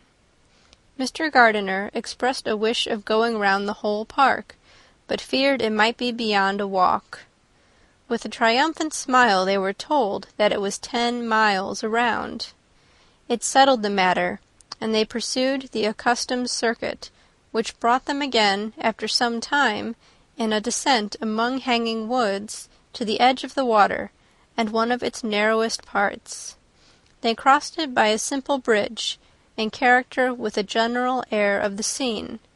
It was a spot less adorned than any they had yet visited, and the valley, here contracted into a glen, allowed room only for the stream, and a narrow walk amidst the rough coppice-wood which bordered it. Elizabeth longed to explore its windings, but when they had crossed the bridge and perceived their distance from the house, Mrs. Gardiner, who was not a great walker, could go no farther, and thought only of returning to the carriage as quickly as possible. Her niece was therefore obliged to submit, and they took their way towards the house on the opposite side of the river in the nearest direction. But their progress was slow, for Mr. Gardiner, though seldom able to indulge the taste, was very fond of fishing, and was so much engaged in watching the occasional appearance of some trout in the water, and talking to the man about them, that he advanced but little. Whilst wandering on in this slow manner, they were again surprised, and Elizabeth's astonishment was quite equal to what it had been at first, by the sight of Mr. Darcy approaching them, and at no great distance. The walk here, being less sheltered than on the other side, allowed them to see him before they met. Elizabeth, however astonished, was at least more prepared for an interview than before, and resolved to appear and to speak with calmness, if he really intended to meet them. For a few moments, indeed, she felt that he would probably strike into some other path. The idea lasted while a turning in the walk concealed him from their view. The turning past, he was immediately before them. With a glance she saw that he had lost none of his recent civility, and, to imitate his politeness, she began, as they met, to admire the beauty of the place, but she had not got beyond the words delightful and charming, when some unlucky recollections obtruded, and she fancied that praise of Pemberley from her might be mischievously construed. Her colour changed, and she said no more. Mrs. Gardiner was standing a little behind, and on her pausing, he asked her if she would do him the honour of introducing him to her friends. This was a stroke of civility for which she was quite unprepared, and she could hardly suppress a smile at his being now seeking the acquaintance of some of those very people against whom his pride had revolted in his offer to herself. What will be his surprise, thought she, when he knows who they are? He takes them now for people of fashion. The introduction, however, was immediately made, and as she named their relationship to herself, she stole a sly look at him, to see how he bore it, and was not without the expectation of his decamping as fast as he could from such disgraceful companions. That he was surprised by the connection was evident. He sustained it, however, with fortitude, and so far from going away, turned his back with them and entered into conversation with Mr. Gardiner. Elizabeth could not but be pleased, could not but triumph. It was consoling that he should know she had some relations for whom there was no need to blush. She listened most attentively to all that passed between them, and gloried in every expression, every sentence of her uncle which marked his intelligence, his taste, or his good manners. The conversation soon turned upon fishing, and she heard Mr. Darcy invite him, with the greatest civility, to fish there as often as he chose while he continued in the neighbourhood, offering at the same time to supply him with fishing tackle, and pointing out those parts of the stream where there was usually more sport. Mrs. Gardiner, who was walking arm in arm with Elizabeth, gave her a look expressive of wonder. Elizabeth said nothing, but it gratified her exceedingly. The compliment must be all for herself. Her astonishment, however, was extreme, and continually was she repeating, "Why is he so altered? From what can it proceed? It cannot be for me. It cannot be for my sake that his manners are thus softened. My reproofs at Hunsford could not work such a change as this. It is impossible that he should still love me." After walking some time in this way, the two ladies in front, the two gentlemen behind, on resuming their places, after descending to the brink of the river for the better inspection of some curious water plant, there chanced to be a little alteration. It originated in Mrs. Gardiner, who, fatigued by the exercise of the morning, found Elizabeth's arm inadequate to her support, and consequently preferred her husband's. Mr. Darcy took her place by her niece, and they walked on together. After a short silence, the lady first spoke. She wished him to know that she had been assured of his absence before she came to the place, and accordingly began by observing that his arrival had been very unexpected. "For your housekeeper," she added, "informed us that you would certainly not be here till tomorrow, and indeed, before we left Bakewell, we understood that you were not immediately expected in the country." He acknowledged the truth of it all, and said that business with his steward had occasioned his coming forward a few hours before the rest of the party with whom he had been travelling. "They will join me early tomorrow," he continued, "and among them are some who will claim an acquaintance with you, Mr. Bingley and his sisters." Elizabeth answered only by a slight bow. Her thoughts were instantly driven back to the time when Mr. Bingley's name had been the last mentioned between them, and, if she might judge by his complexion, his mind was not very differently engaged. "There is also one other person in the party," he continued after a pause, "who more particularly wishes to be known to you. Will you allow me, or do I ask too much, to introduce my sister to your acquaintance during your stay at Lambton?" The surprise of such an application was great indeed. It was too great for her to know in what manner she acceded to it. She immediately felt that whatever desire Miss Darcy might have of being acquainted with her must be the work of her brother, and without looking farther, it was satisfactory. It was gratifying to know that his resentment had not made him think really ill of her. They now walked on in silence, each of them deep in thought. Elizabeth was not comfortable. That was impossible. But she was flattered and pleased. His wish of introducing his sister to her was a compliment of the highest kind. They soon outstripped the others, and when they had reached the carriage, Mr. and Mrs. Gardiner were half a quarter of a mile behind. He then asked her to walk into the house, but she declared herself not tired, and they stood together on the lawn. At such a time much might have been said, and silence was very awkward. She wanted to talk, but there seemed to be an embargo on every subject. At last she recollected that she had been travelling, and they talked of Matlock and Dovedale with great perseverance. Yet time and her aunt moved slowly, and her patience and her ideas were nearly worn out before the tete-a-tete was over. On Mr. and Mrs. Gardiner's coming up, they were all pressed to go into the house and take some refreshment, but this was declined, and they parted on each side with utmost politeness. Mr. Darcy handed the ladies into the carriage, and when it drove off, Elizabeth saw him walking slowly towards the house. The observations of her uncle and aunt now began, and each of them pronounced him to be infinitely superior to anything they had expected. "He is perfectly well behaved, polite, and unassuming," said her uncle. "There is something a little stately in him, to be sure," replied her aunt, "but it is confined to his air, and is not unbecoming. I can now say with the housekeeper, that though some people may call him proud, I have seen nothing of it." "I was never more surprised than by his behaviour to us. It was more than civil. It was really attentive, and there was no necessity for such attention. His acquaintance with Elizabeth was very trifling." "To be sure, Lizzie," said her aunt, "he is not so handsome as Wickham, or rather he has not Wickham's countenance, for his features are perfectly good. But how came you to tell me that he was so disagreeable?"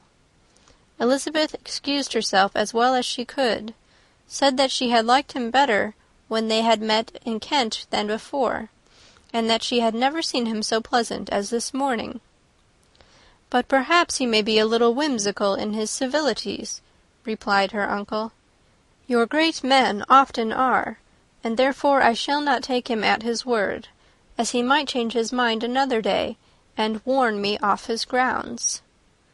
Elizabeth felt that they had entirely misunderstood his character, but said nothing. "From what we have seen of him," continued Mrs. Gardiner, "I really should not have thought that he could have behaved in so cruel a way by anybody as he has done by poor Wickham. He has not an ill-natured look. On the contrary, there is something pleasing about his mouth when he speaks, and there is something of dignity in his countenance that would not give one an unfavourable idea of his heart. But to be sure, the good lady who showed us his house did give him a most flaming character. I could hardly help laughing aloud sometimes. But he is a liberal master, I suppose, and that, in the eye of a servant, comprehends every virtue." Elizabeth here felt herself called on to say something in vindication of his behaviour to Wickham, and therefore gave them to understand, in as guarded a manner as she could, that by what she had heard from his relations in Kent, his actions were capable of a very different construction, and that his character was by no means so faulty, nor Wickham so amiable, as they had been considered in Hertfordshire. In confirmation of this, she related the particulars of all the pecuniary transactions in which they had been connected, without actually naming her authority, but stating it to be such as might be relied on. Mrs. Gardiner was surprised and concerned, but as they were now approaching the scene of her former pleasures, every idea gave way to the charm of recollection, and she was too much engaged in pointing out to her husband all the interesting spots in its environs to think of anything else. Fatigued as she had been by the morning's walk, they had no sooner dined than she set off again in quest of her former acquaintance, and the evening was spent in the satisfactions of an intercourse renewed after many years' discontinuance. The occurrences of the day were too full of interest to leave Elizabeth much attention for any of these new friends, and she could do nothing but think, and think with wonder, of Mr. Darcy's civility, and above all, of his wishing her to be acquainted with his sister. End of chapter 43. Pride and Prejudice, by Jane Austen. Chapter 44. Elizabeth had settled it that Mr. Darcy would bring his sister to visit her the very day after her reaching Pemberley, and was consequently resolved not to be out of sight of the inn the whole of that morning. But her conclusion was false, for on the very morning after their arrival at Lambton, these visitors came. They had been walking about the place with some of their new friends, and were just returning to the inn to dress themselves for dining with the same family, when the sound of a carriage drew them to a window, and they saw a gentleman and a lady in a curricle driving up the street. Elizabeth, immediately recognizing the livery, guessed what it meant, and imparted no small degree of her surprise to her relations by acquainting them with the honour which she expected. Her uncle and aunt were all amazement, and the embarrassment of her manner as she spoke, joined to the circumstance itself, and many of the circumstances of the preceding day, opened to them a new idea on the business. Nothing had ever suggested it before, but they felt that there was no other way of accounting for such attentions from such a quarter than by supposing a partiality for their niece. While these newly born notions were passing in their heads, the perturbation of Elizabeth's feelings was at every moment increasing.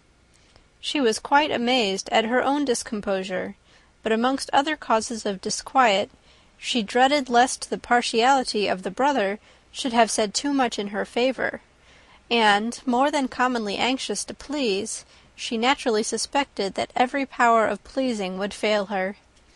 She retreated from the window, fearful of being seen, and as she walked up and down the room, endeavouring to compose herself, saw such looks of inquiring surprise in her uncle and aunt as made everything worse. Miss Darcy and her brother appeared, and this formidable introduction took place. With astonishment did Elizabeth see that her new acquaintance was at least as much embarrassed as herself. Since her being at Lambton, she had heard that Miss Darcy was exceedingly proud, but the observation of a very few minutes convinced her that she was only exceedingly shy. She found it difficult to obtain even a word from her beyond a monosyllable.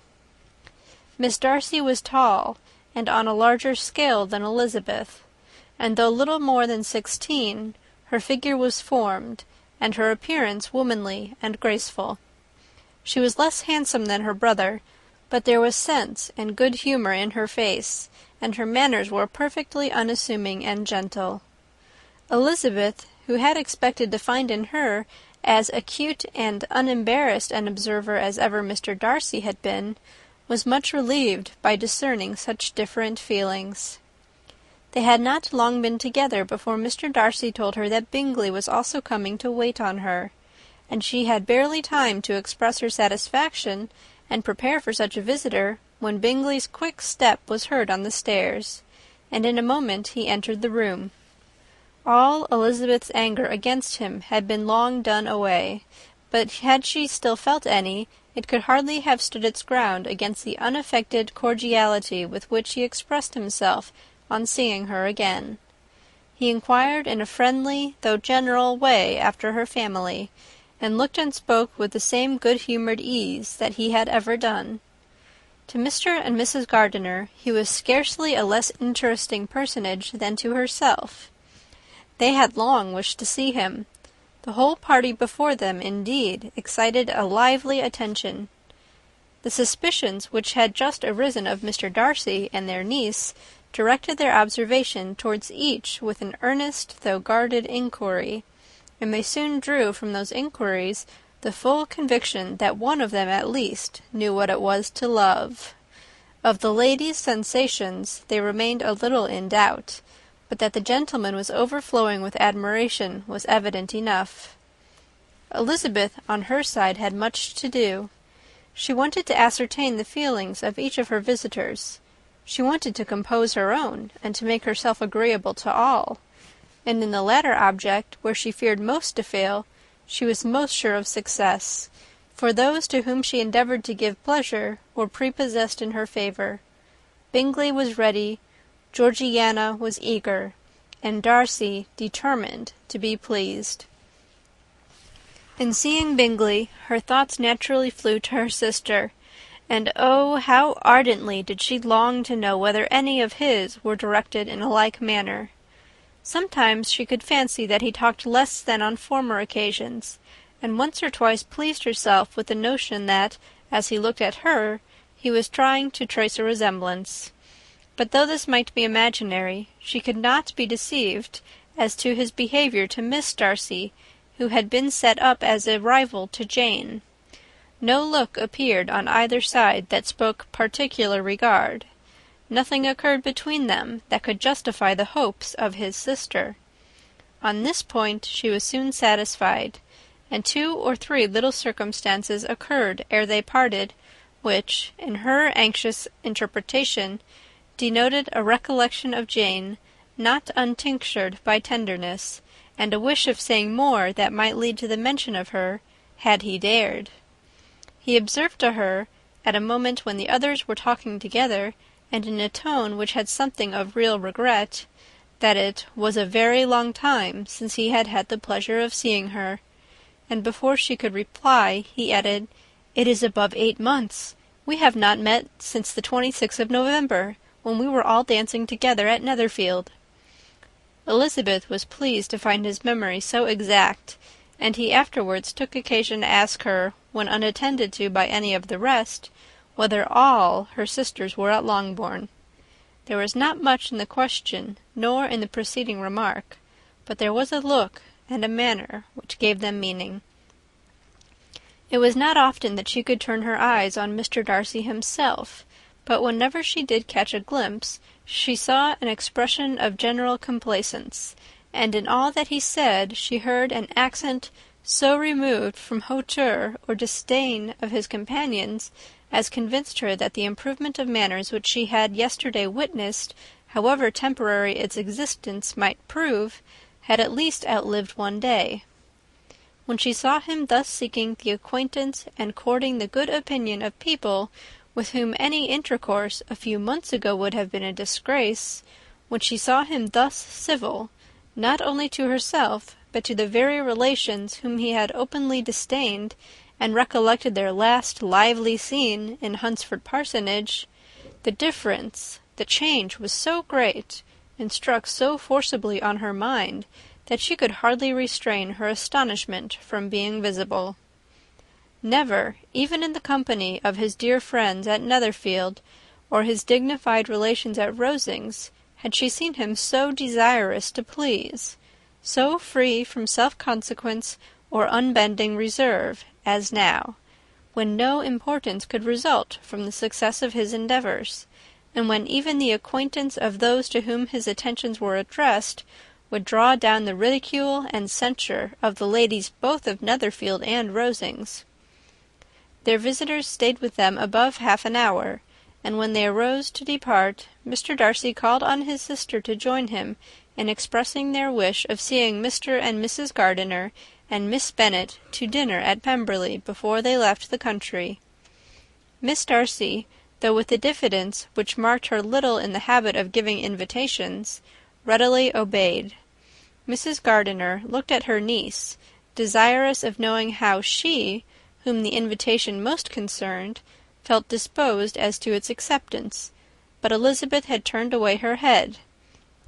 Presuming, however, that this studied avoidance spoke rather a momentary embarrassment than any dislike of the proposal, and seeing in her husband, who was fond of society, a perfect willingness to accept it, she ventured to engage for her attendance, and the day after the next was fixed on. Bingley expressed great pleasure in the certainty of seeing Elizabeth again, having still a great deal to say to her, and many inquiries to make after all their Hertfordshire friends. Elizabeth, construing all this into a wish of hearing her speak of her sister, was pleased, and on this account, as well as some others, found herself, when their visitors left them, capable of considering the last half-hour with some satisfaction, though while it was passing, the enjoyment of it had been little. Eager to be alone, and fearful of inquiries or hints from her uncle and aunt, she stayed with them only long enough to hear their favourable opinion of Bingley, and then hurried away to dress. But she had no reason to fear Mr. and Mrs. Gardiner's curiosity. It was not their wish to force her communication. It was evident that she was much better acquainted with Mr. Darcy than they had before any idea of. It was evident that he was very much in love with her. They saw much to interest, but nothing to justify inquiry. Of Mr. Darcy it was now a matter of anxiety to think well, and as far as their acquaintance reached, there was no fault to find.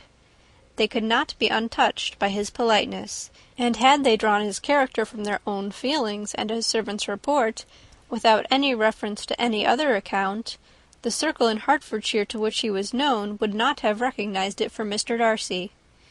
There was now an interest, however, in believing the housekeeper, and they soon became sensible that the authority of a servant who had known him since he was 4 years old, and whose own manners indicated respectability, was not to be hastily rejected. Neither had anything occurred in the intelligence of their Lambton friends that could materially lessen its weight. They had nothing to accuse him of but pride. Pride he probably had, and if not, it would certainly be imputed by the inhabitants of a small market town where the family did not visit. It was acknowledged, however, that he was a liberal man, and did much good among the poor. With respect to Wickham, the travellers soon found that he was not held there in much estimation, for, though the chief of his concerns with the son of his patron were imperfectly understood, it was yet a well-known fact that, on his quitting Derbyshire, he had left many debts behind him, which Mr. Darcy afterwards discharged. As for Elizabeth, her thoughts were at Pemberley this evening more than the last, and the evening, though as it passed seemed long, was not long enough to determine her feelings towards one in that mansion, and she lay awake 2 whole hours endeavouring to make them out. She certainly did not hate him. No, hatred had vanished long ago, and she had almost as long been ashamed of ever feeling a dislike against him that could be so called. The respect created by the conviction of his valuable qualities, though at first unwillingly admitted, had for some time ceased to be repugnant to her feeling, and it was now heightened into somewhat of a friendlier nature by the testimony so highly in his favour, and bringing forward his disposition in so amiable a light, which yesterday had produced. But above all, above respect and esteem, there was a motive within her of goodwill which could not be overlooked. It was gratitude. Gratitude, not merely for having once loved her, but for loving her still well enough to forgive all the petulance and acrimony of her manner in rejecting him, and all the unjust accusations accompanying her rejection. He who, she had been persuaded, would avoid her as his greatest enemy, seemed, on the accidental meeting, most eager to preserve the acquaintance, and without any indelicate display of regard, or any peculiarity of manner, where their 2 selves only were concerned, was soliciting the good opinion of her friends, and bent on making her known to his sister. Such a change in a man of so much pride, exciting not only astonishment but gratitude, for to love, ardent love, it must be attributed, and as such its impression on her was of a sort to be encouraged, as by no means unpleasing, though it could not be exactly defined. She respected, she esteemed, she was grateful to him. She felt a real interest in his welfare, and she only wanted to know how far she wished that welfare to depend upon herself, and how far it would be for the happiness of both that she should employ the power, which her fancy told her she still possessed, of bringing on her the renewal of his addresses. It had been settled in the evening between the aunt and the niece that such a striking civility as Miss Darcy's in coming to see them on the very day of her arrival at Pemberley, for she had reached it only to a late breakfast, ought to be imitated, though it could not be equalled, by some exertion of politeness on their side, and consequently that it would be highly expedient to wait on her at Pemberley the following morning. They were, therefore, to go. Elizabeth was pleased, though when she asked herself the reason, she had very little to say in reply. Mr. Gardiner left them soon after breakfast. The fishing scheme had been renewed the day before, and a positive engagement made of his meeting some of the gentlemen at Pemberley before noon. End of chapter 44. Chapter 45. Convinced as Elizabeth now was that Miss Bingley's dislike of her had originated in jealousy, she could not help feeling how unwelcome her appearance at Pemberley must be to her, and was curious to know with how much civility on that lady's side the acquaintance would now be renewed. On reaching the house, they were shown through the hall into the saloon, whose northern aspect rendered it delightful for summer. Its windows opening to the ground admitted a most refreshing view of the high woody hills behind the house, and of the beautiful oaks and Spanish chestnuts which were scattered over the intermediate lawn. In this house they were received by Miss Darcy, who was sitting there with Mrs. Hurst and Miss Bingley, and the lady with whom she lived in London. Georgiana's reception of them was very civil, but attended with all the embarrassment which, though proceeding from shyness and the fear of doing wrong, would easily give to those who felt themselves inferior the belief of her being proud and reserved.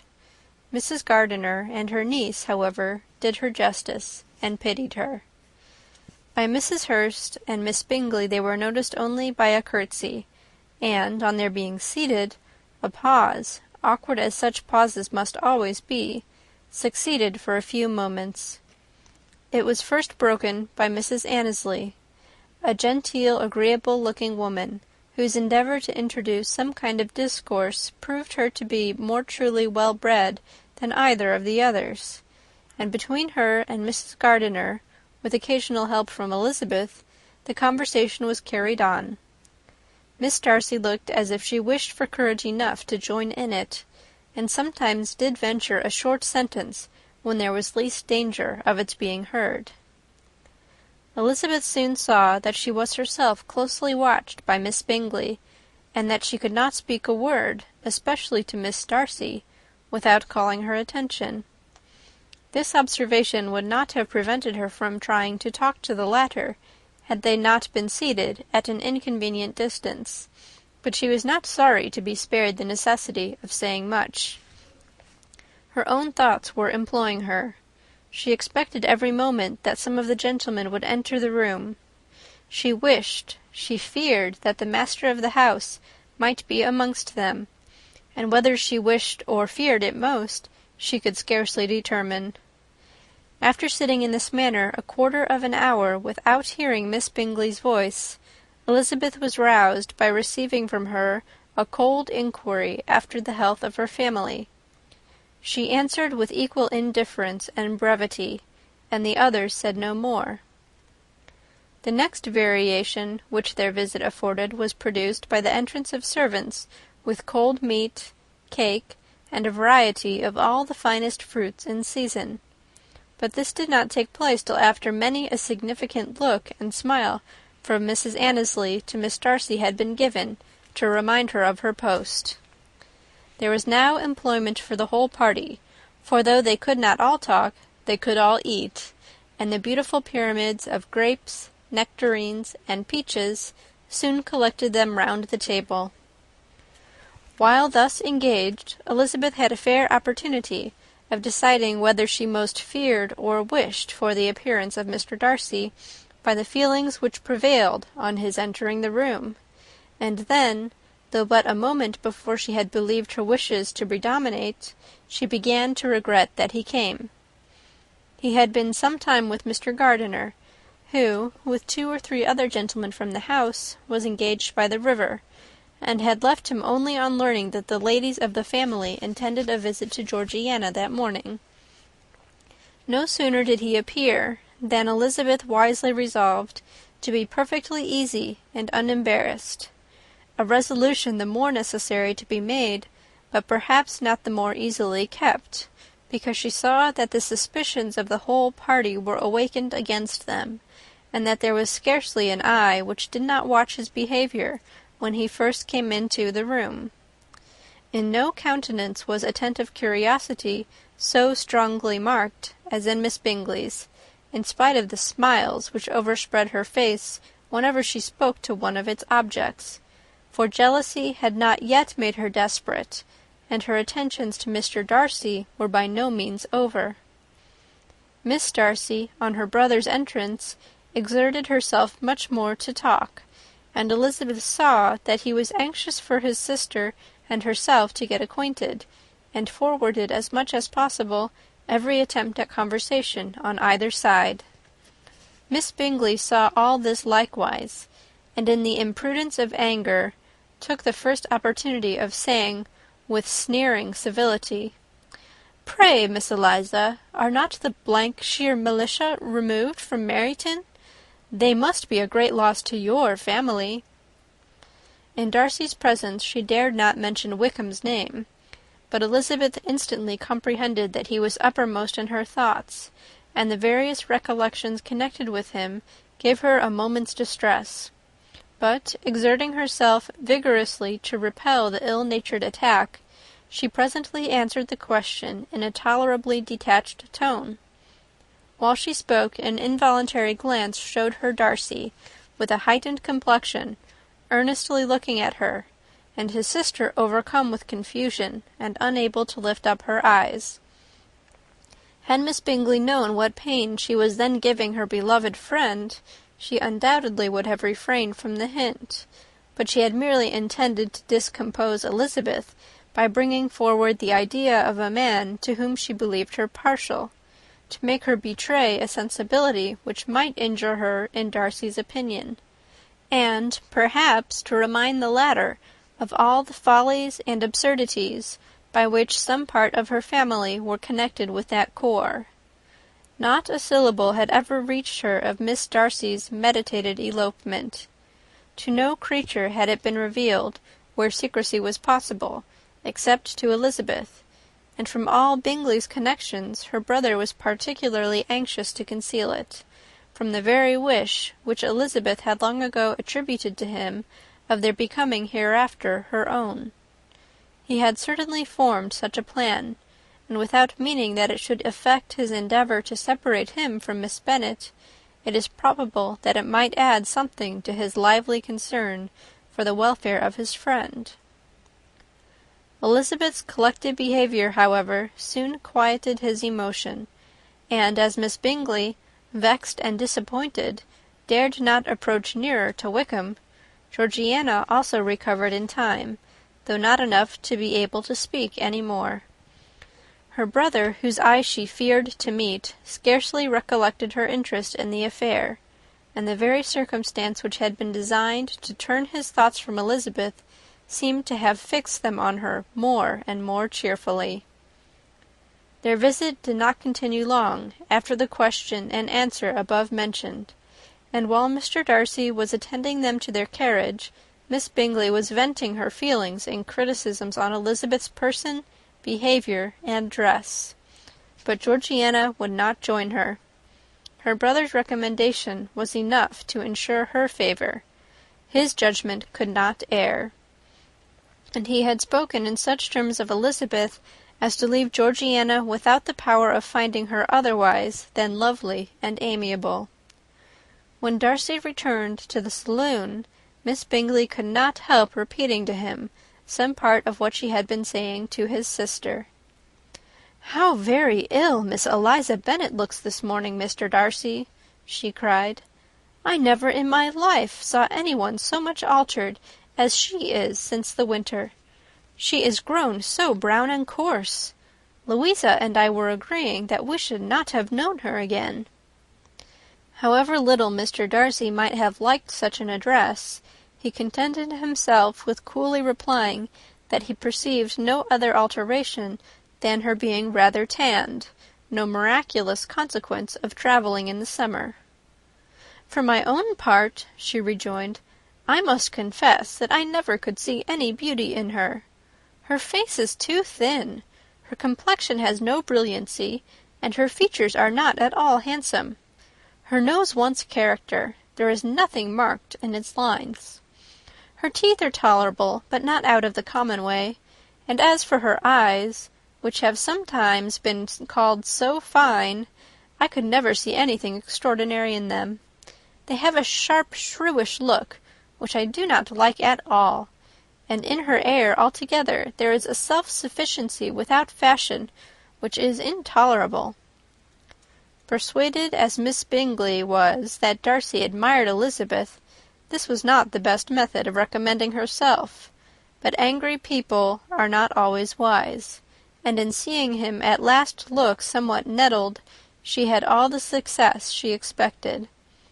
He was resolutely silent, however, and, from a determination of making him speak, she continued, "I remember when we first knew her in Hertfordshire, how amazed we all were to find that she was a reputed beauty, and I particularly recollect your saying one night, after they had been dining at Netherfield, 'She a beauty! I should as soon call her mother a wit.'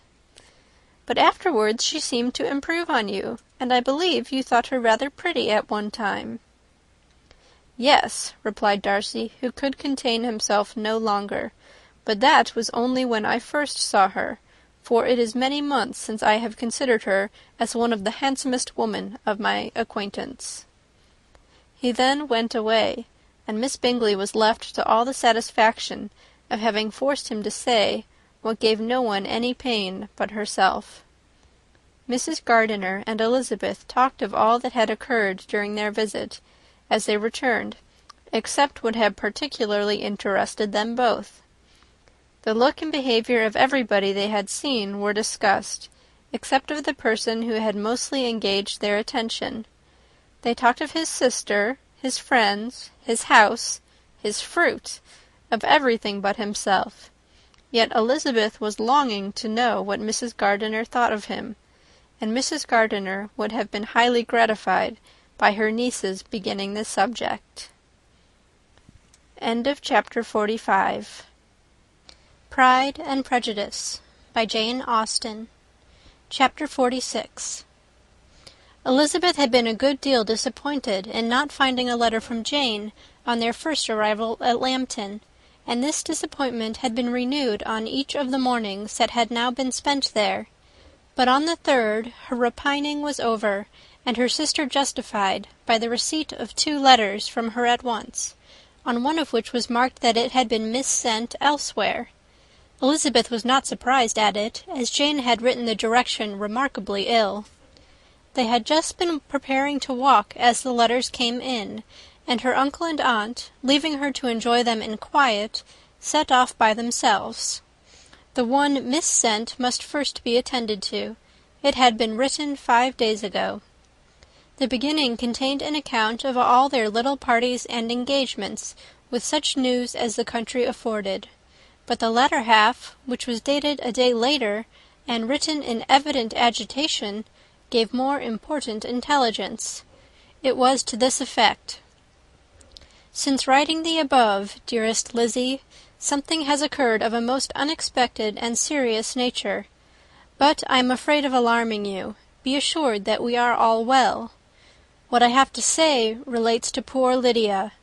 An express came at 12 last night, just as we were all gone to bed, from Colonel Forster, to inform us that she was gone off to Scotland with one of his officers, to own the truth, with Wickham. Imagine our surprise. To Kitty, however, it does not seem so wholly unexpected. I am very, very sorry. So imprudent a match on both sides. But I am willing to hope the best, and that his character has been misunderstood. Thoughtless and indiscreet I can easily believe him, but this step, and let us rejoice over it, marks nothing bad at heart. His choice is disinterested, at least, for he must know my father can give her nothing. Our poor mother is sadly grieved. My father bears it better. How thankful am I that we never let them know what has been said against him. We must forget it ourselves. They were off Saturday night about 12, as is conjectured, but were not missed till yesterday morning at 8. The express was sent off directly. My dear Lizzy, they must have passed within 10 miles of us. Colonel Forster gives us reason to expect him here soon. Lydia left a few lines for his wife, informing her of their intention. I must conclude, for I cannot be long from my poor mother. I am afraid you will not be able to make it out, but I hardly know what I have written." Without allowing herself time for consideration, and scarcely knowing what she felt, Elizabeth, on finishing this letter, instantly seized the other, and opening it with the utmost impatience, read as follows. It had been written a day later than the conclusion of the first. "By this time, my dearest sister, you have received my hurried letter. I wish this may be more intelligible, But though not confined for time, my head is so bewildered that I cannot answer for being coherent. Dearest Lizzie, I hardly know what I would write, but I have bad news for you, and it cannot be delayed. Imprudent as the marriage between Mr. Wickham and our poor Lydia would be, we are now anxious to be assured it has taken place, for there is but too much reason to fear they are not gone to Scotland. Colonel Forster came yesterday, having left Brighton the day before, not many hours after the express. Though Lydia's short letter to Mrs. F. gave them to understand that they were going to Gretna Green, something was dropped by Denny expressing his belief that W. never intended to go there, or to marry Lydia at all, which was repeated to Colonel F., who, instantly taking the alarm, set off from B., intending to trace their route. He did trace them easily to Clapham, but no further, for on entering that place they removed into a hackney coach, and dismissed the chaise that brought them from Epsom. All that is known after this is, that they were seen to continue the London road. I know not what to think. After making every possible inquiry on that side of London, Colonel F. came on into Hertfordshire, anxiously renewing them at all the turnpikes, and at the inns in Barnet and Hatfield, but without any success. No such people had been seen to pass through. With the kindest concern he came on to Longbourn, and broke his apprehensions to us in a manner most creditable to his heart. I am sincerely grieved for him and Mrs. F., but no one can throw any blame on them. Our distress, my dear Lizzie, is very great. My father and mother believe the worst, but I cannot think so ill of him. Many circumstances might make it more eligible for them to be married privately in town than to pursue their first plan, and even if he could form such a design against a young woman of Lydia's connections, which is not likely, can I suppose her so lost to everything? Impossible. I grieve to find, however, that Colonel F. is not disposed to depend upon their marriage.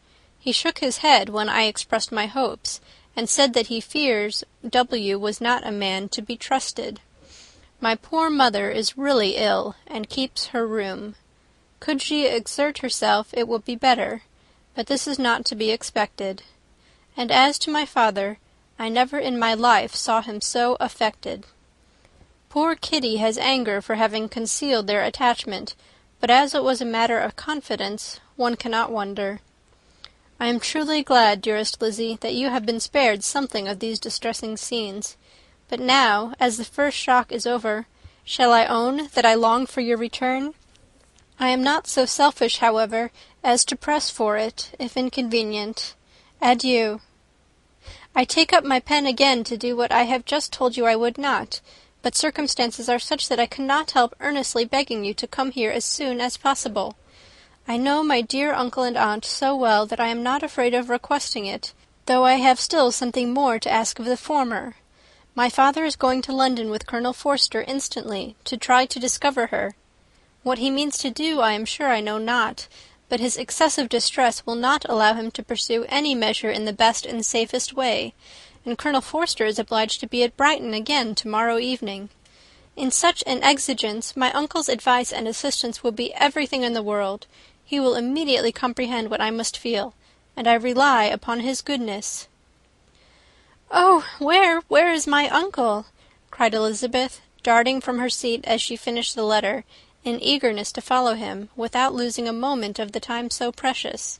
But as she reached the door, it was opened by a servant, and Mr. Darcy appeared. Her pale face and impetuous manner made him start, and before he could recover himself to speak, she, in whose mind every idea was superseded by Lydia's situation, hastily exclaimed, "I beg your pardon, but I must leave you. I must find Mr. Gardiner this moment, on business that cannot be delayed. I have not an instant to lose." "Good God, what is the matter?" cried he, with more feeling than politeness.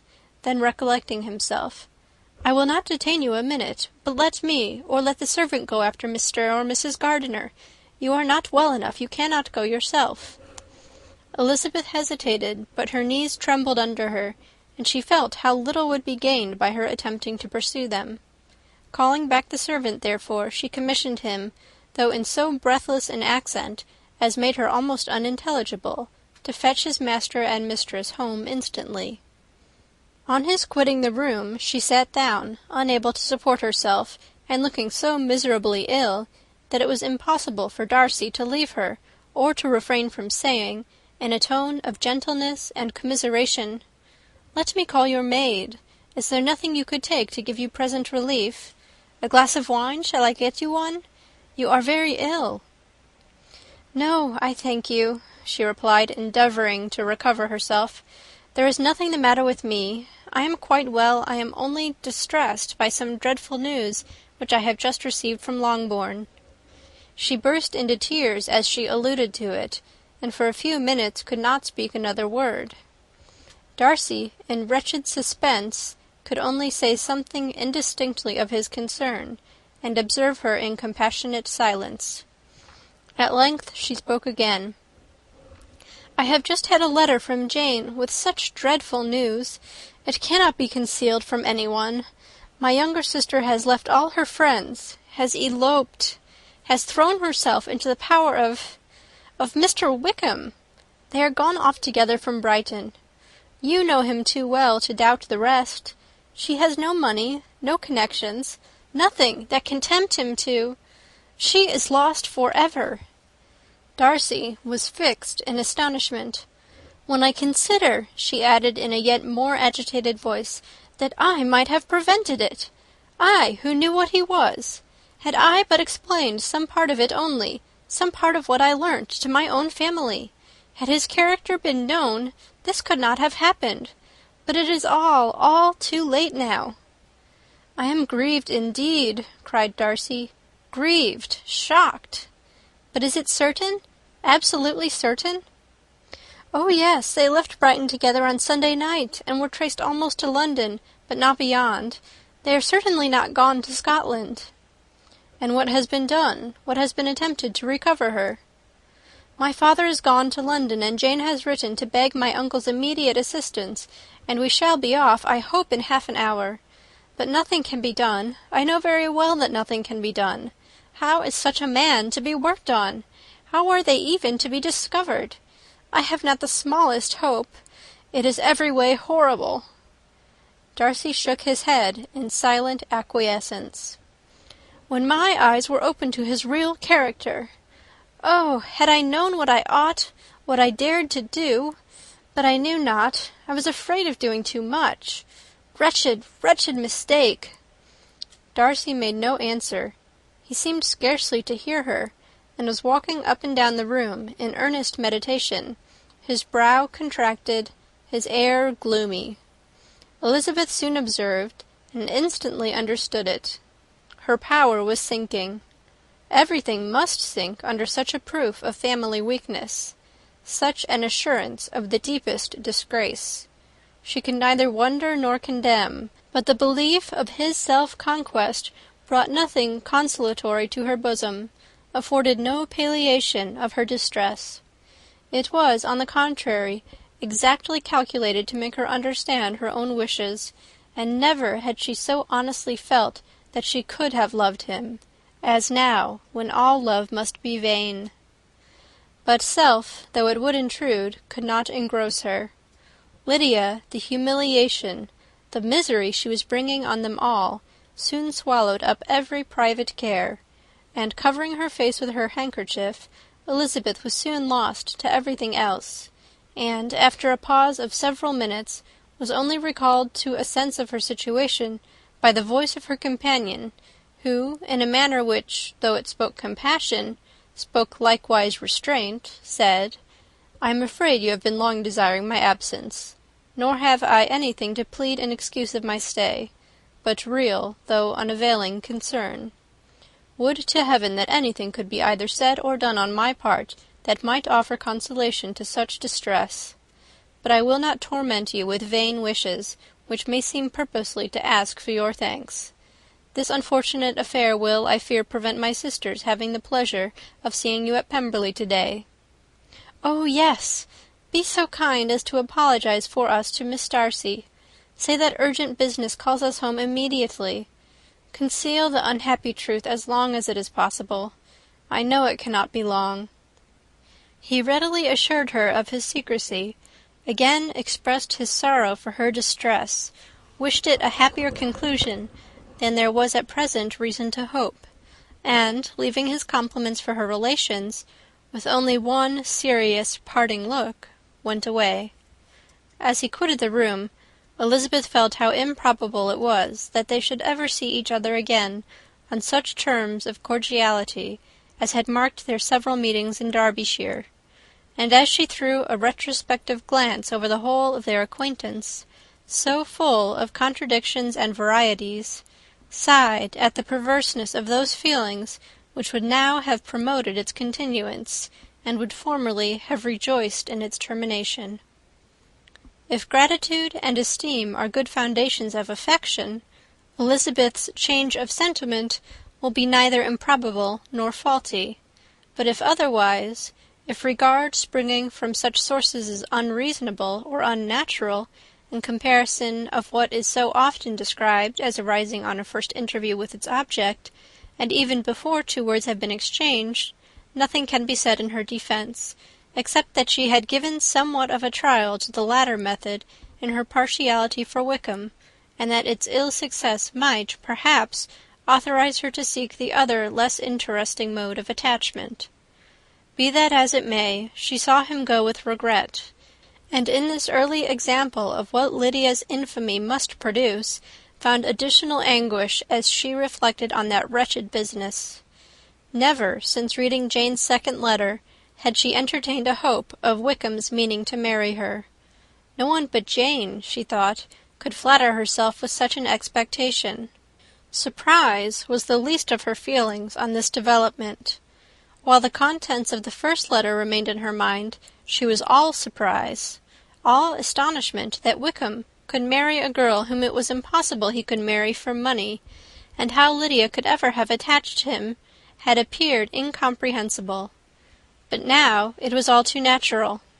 For such an attachment as this she might have sufficient charms, and though she did not suppose Lydia to be deliberately engaging in any elopement without the intention of marriage, she had no difficulty in believing that neither her virtue nor her understanding would preserve her from falling an easy prey. She had never perceived, while the regiment was in Hertfordshire, that Lydia had any partiality for him, but she was convinced that Lydia wanted only encouragement to attach herself to anybody. Sometimes one officer, sometimes another had been her favourite, as their attentions raised them in her opinion. Her affections had continually been fluctuating, but never without an object.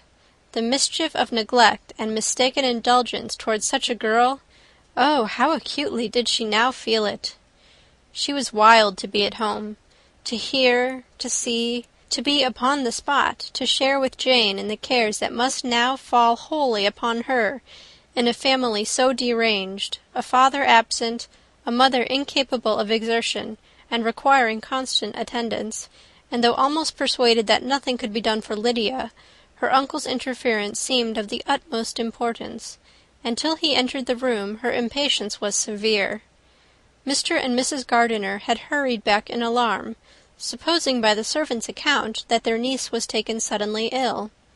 But satisfying them instantly on that head, she eagerly communicated the cause of their summons, reading the 2 letters aloud, and dwelling on the postscript of the last with trembling energy.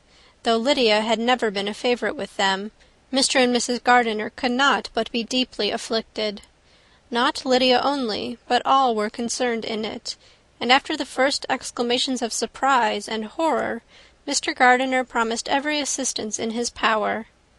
Elizabeth, though expecting no less, thanked him with tears of gratitude, and all 3 being actuated by one spirit, everything relating to their journey was speedily settled. They were to be off as soon as possible. "But what is to be done about Pemberley?" cried Mrs. Gardiner. "John told us Mr. Darcy was here when you sent for us. Was it so?" "Yes, and I told him we should not be able to keep our engagement. That is all settled." "What is all settled?" repeated the other as she ran into her room to prepare. And are they upon such terms as for her to disclose the real truth? Oh, that I knew how it was!" But wishes were vain, or at least could serve only to amuse her in the hurry and confusion of the following hour. Had Elizabeth been at leisure to be idle, she would have remained certain that all employment was impossible to one so wretched as herself; but she had her share of business as well as her aunt, and amongst the rest, there were notes to be written to all their friends at Lambton, with false excuses for their sudden departure. An hour, however, saw the whole completed, and Mr. Gardiner meanwhile having settled his account at the inn, nothing remained to be done but to go, and Elizabeth, after all the misery of the morning, found herself in a shorter space of time than she could have supposed, seated in the carriage, and on the road to Longbourn. End of Chapter 46. Pride and Prejudice, by Jane Austen. Chapter 47. "I have been thinking it over again, Elizabeth," said her uncle, as they drove from the town, "and really, upon serious consideration, I am much more inclined than I was to judge as your eldest sister does on the matter. It appears to me so very unlikely that any young man should form such a design against a girl who is by no means unprotected or friendless, and who is actually staying in his colonel's family, that I am strongly inclined to hope the best. Could he expect that her friends would not step forward? Could he expect to be noticed again by the regiment after such an affront to Colonel Forster? His temptation is not adequate to the risk." "Do you really think so?" cried Elizabeth, brightening up for a moment. "Upon my word," said Mrs. Gardiner, "I begin to be of your uncle's opinion. It is really too great a violation of decency, honour, and interest for him to be guilty of. I cannot think so very ill of Wickham. Can you yourself, Lizzie, so wholly give him up as to believe him capable of it?" "Not perhaps of neglecting his own interest, but of every other neglect I can believe him capable. If, indeed, it should be so, but I dare not hope it. Why should they not go on to Scotland, if that had been the case?" "In the first place," replied Mr. Gardiner, "there is no absolute proof that they are not gone to Scotland." "Oh, but their removing from the chaise into a hackney coach is such a presumption; and besides, no traces of them were to be found on the Barnet road." "Well then, supposing them to be in London, they may be there, though for the purpose of concealment, for no more exceptional purpose. It is not likely that money should be very abundant on either side, and it might strike them that they could be more economically, though less expeditiously, married in London than in Scotland." "But why all this secrecy? Why any fear of detection? Why must their marriage be private? Oh, no, no, this is not likely. His most particular friend, you see, by Jane's account, was persuaded of his never intending to marry her. Wickham will never marry a woman without some money. He cannot afford it. And what claims has Lydia? What attraction has she beyond youth, health, and good humour that could make him, for her sake, forego every chance of benefiting himself by marrying well? As to what restraint the apprehensions of disgrace in the corps might throw on a dishonourable elopement with her, I am not able to judge, for I know nothing of the effects that such a step might produce. But as to your other objection, I am afraid it will hardly hold good. Lydia has no brothers to step forward, and he might imagine, from my father's behaviour, from his indolence and the little attention he has ever seemed to give to what was going forward in his family, that he would do as little, and think as little about it, as any father could do in such a matter." "But can you think that Lydia is so lost to everything but love of him as to consent to live with him on any terms other than marriage?" "It does seem, and it is most shocking indeed," replied Elizabeth, with tears in her eyes, "that a sister's sense of decency and virtue in such a point should admit of doubt. But really I know not what to say. Perhaps I am not doing her justice, but she is very young. She has never been taught to think on serious subjects, and for the last half-year, nay, for a 12-month, she has been given up to nothing but amusement and vanity. She has been allowed to dispose of her time in the most idle and frivolous manner, and to adopt any opinions that came in her way. Since the Sheer were first quartered in Meryton, nothing but love, flirtation, and officers have been in her head. She has been doing everything in her power, by thinking and talking on the subject, to give greater, what shall I call it, susceptibility to her feelings, which are naturally lively enough. And we all know that Wickham has every charm of person and address that can captivate a woman. But you see that Jane, said her aunt, does not think so very ill of Wickham as to believe him capable of the attempt. Of whom does Jane ever think ill?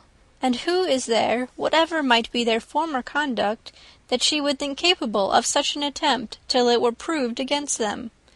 But Jane knows, as well as I do, what Wickham really is.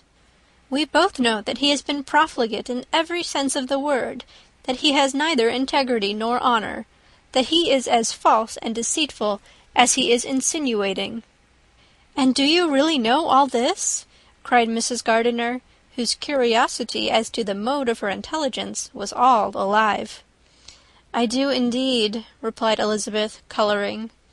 I told you the other day of his infamous behaviour to Mr. Darcy, and you yourself, when last at Longbourn, heard in what manner he spoke of the man who had behaved with such forbearance and liberality towards him. And there are other circumstances which I am not at liberty, which it is not worth while to relate. But his lies about the whole Pemberley family are endless. From what he said of Miss Darcy, I was thoroughly prepared to see a proud, reserved, disagreeable girl. Yet he knew to the contrary himself. He must know that she was as amiable and unpretending as we have found her. But does Lydia know nothing of this? Can she be ignorant of what you and Jane seem so well to understand? Oh, yes, that is the worst of all. Till I was in Kent, and saw so much both of Mr. Darcy and his relation Colonel Fitzwilliam, I was ignorant of the truth myself. And when I returned home, the Sheer was to leave Meryton in a week or fortnight time. As that was the case, neither Jane, to whom I related the whole, nor I thought it necessary to make our knowledge public. For of what use could it apparently be to anyone, that the good opinion which all the neighbourhood had of him should then be overthrown? And even when it was settled that Lydia should go with Mrs. Forster, the necessity of opening her eyes to his character never occurred to me. That she could be in any danger from the deception never entered my head. That such a consequence as this could ensue, you may easily believe, was far enough from my thoughts. When they are all removed to Brighton, therefore you had no reason, I suppose, to believe them fond of each other? Not the slightest. I can remember no symptom of affection on either side, and had anything of the kind been perceptible, you must be aware that ours is not a family on which it could be thrown away. When he first entered the corps, she was ready enough to admire him, but so we all were. Every girl in or near Meryton was out of her senses about him for the first 2 months, but he never distinguished her by any particular attention, and consequently, after a moderate period of extravagant and wild admiration, her fancy for him gave way, and others of the regiment, who treated her with more distinction, again became her favourites. It may be easily believed that however little of novelty could be added to their fears, hopes, and conjectures on this interesting subject by its repeated discussion, no other could detain them from it long during the whole of the journey. From Elizabeth's thoughts it was never absent, fixed there by the keenest of all anguish, self-reproach. She could find no interval of ease or forgetfulness. They travelled as expeditiously as possible, and sleeping one night on the road, reached Longbourn by dinner-time the next day. It was a comfort to Elizabeth to consider that Jane could not have been wearied by long expectations. The little Gardiners, attracted by the sight of a chaise, were standing on the steps of the house as they entered the paddock, and, when the carriage drove up to the door, the joyful surprise that lighted up their faces and displayed itself over their whole bodies in a variety of capers and frisks was the first pleasing earnest of their welcome. Elizabeth jumped out, and after giving each of them a hasty kiss, hurried into the vestibule, where Jane, who came running down from her mother's apartment, immediately met her. Elizabeth, as she affectionately embraced her, whilst tears filled the eyes of both, lost not a moment in asking whether anything had been heard of the fugitives. "Not yet," replied Jane, "but now that my dear uncle is come, I hope everything will be well." "Is my father in town?" "Yes, he went on Tuesday, as I wrote you word." "And have you heard from him often?" "We have heard only twice. He wrote me a few lines on Wednesday to say that he had arrived in safety, and to give me his directions, which I particularly begged him to do. He merely added that he should not write again till he had something of importance to mention." "And my mother, how is she? How are you all?" "My mother is tolerably well, I trust, though her spirits are greatly shaken. She is upstairs, and will have great satisfaction in seeing you all. She does not yet leave her dressing-room.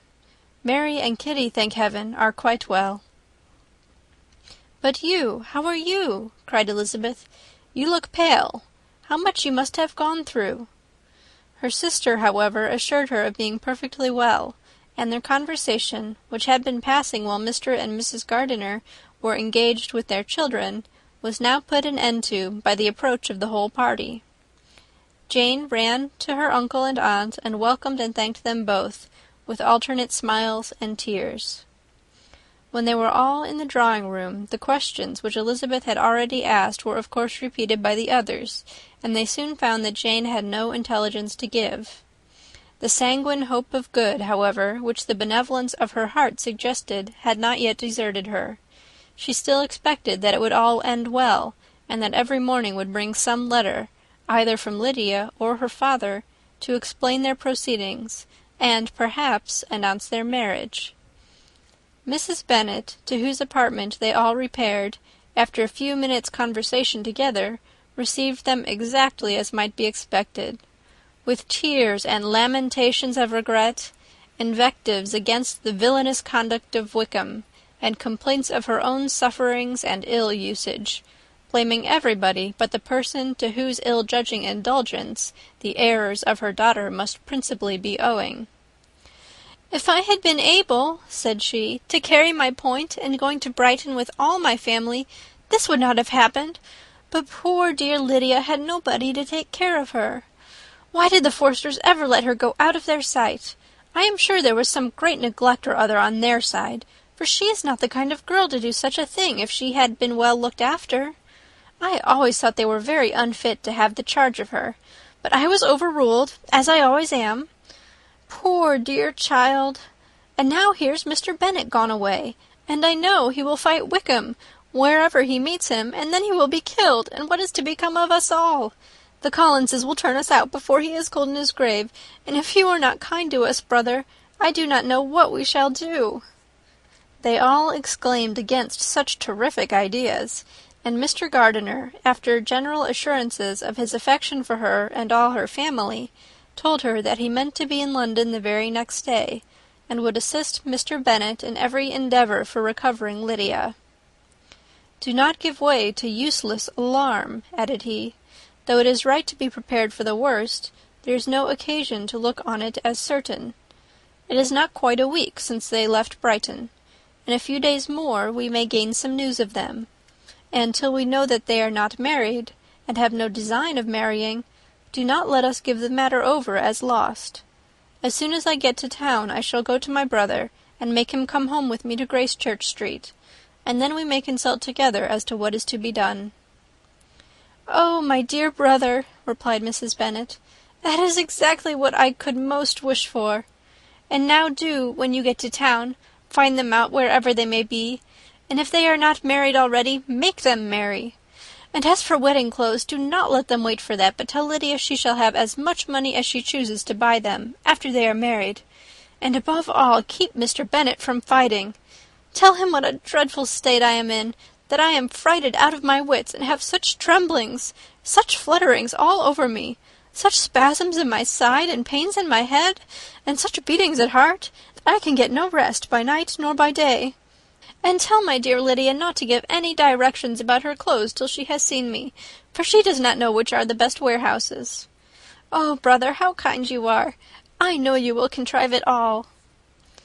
But Mr. Gardiner, though he assured her again of his earnest endeavours in the cause, could not avoid recommending moderation to her, as well in her hopes as her fear; and after talking with her in this manner till dinner was on the table, they all left her to vent all her feelings on the housekeeper, who attended in the absence of her daughters. Though her brother and sister were persuaded that there was no real occasion for such a seclusion from the family, they did not attempt to oppose it, for they knew that she had not prudence enough to hold her tongue before the servants while they waited at table, and judged it better that one only of the household, and the one whom they could most trust, should comprehend all her fears and solicitude on the subject. In the dining-room they were soon joined by Mary and Kitty, who had been too busily engaged in their separate apartments to make their appearance before. One came from her books, and the other from her toilette. The faces of both, however, were tolerably calm, and no change was visible in either, except that the loss of her favourite sister, or the anger which she had herself incurred in this business, had given more of fretfulness than usual to the accents of Kitty.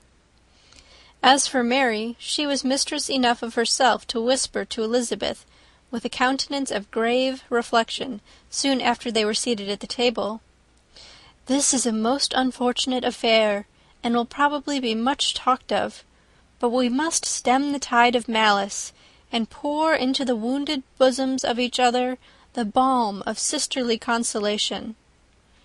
Then, perceiving in Elizabeth no inclination of replying, she added, "Unhappy as the event must be for Lydia, we may draw from it this useful lesson, that loss of virtue in a female is irretrievable, that one false step involves her in endless ruin, that her reputation is no less brittle than it is beautiful, and that she cannot be too much guarded in her behaviour towards the undeserving of the other sex." Elizabeth lifted up her eyes in amazement, but was too much oppressed to make any reply. Mary, however, continued to console herself with such kind of moral extractions from the evil before them. In the afternoon the two elder Miss Bennets were able to be for half an hour by themselves, and Elizabeth instantly availed herself of the opportunity of making any inquiries, which Jane was equally eager to satisfy. After joining in general lamentations over the dreadful sequel of this event, which Elizabeth considered as all but certain, and Miss Bennet could not assert to be wholly impossible, the former continued the subject by saying, "But tell me all and everything about it which I have not already heard. Give me further particulars. What did Colonel Forster say? Had they no apprehension of anything before the elopement took place? They must have seen them together for ever." "Colonel Forster did own that he had often suspected some partiality, especially on Lydia's side, but nothing to give him any alarm. I am so grieved for him. His behaviour was attentive and kind to the utmost. He was coming to us in order to assure us of his concern, before he had any idea of their not being gone to Scotland. When that apprehension first got abroad, it hastened his journey." "And was Denny convinced that Wickham would not marry? Did he know of their intending to go off? Had Colonel Forster seen Denny himself?" "Yes, but when questioned by him, Denny denied knowing anything of their plans, and would not give his real opinion about it. He did not repeat his persuasion of their not marrying, and from that I am inclined to hope he might have been misunderstood before." "And till Colonel Forster came himself, not one of you entertained a doubt, I suppose, of their being really married?" "How was it possible that such an idea could enter our brains?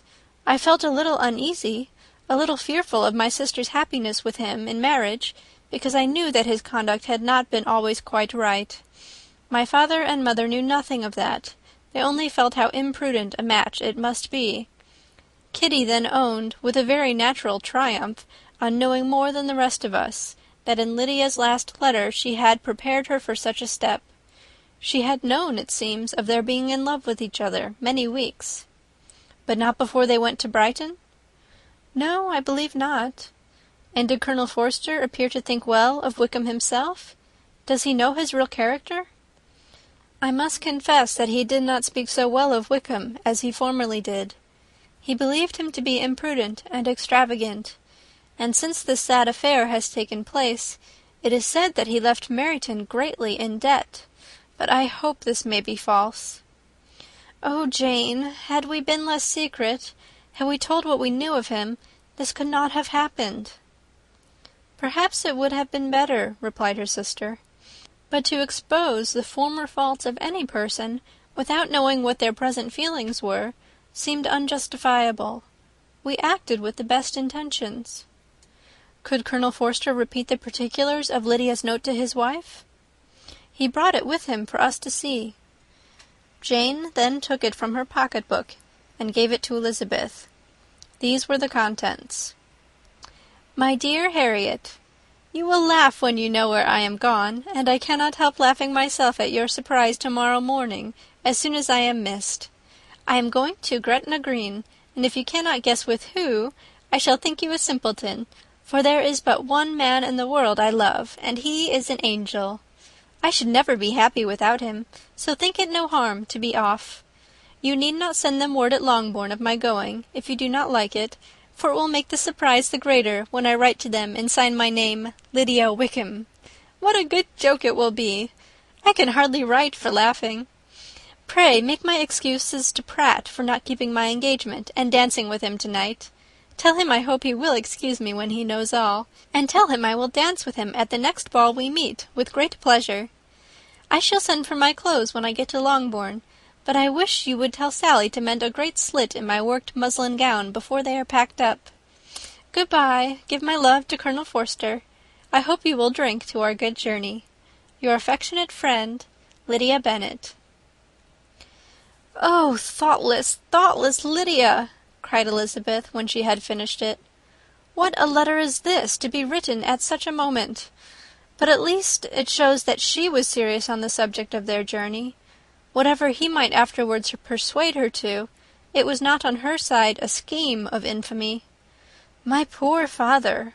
How he must have felt it!" "I never saw anyone so shocked. He could not speak a word for full 10 minutes. My mother was taken ill immediately, and the whole house in such confusion." "Oh, Jane," cried Elizabeth, "was there a servant belonging to it who did not know the whole story before the end of the day?"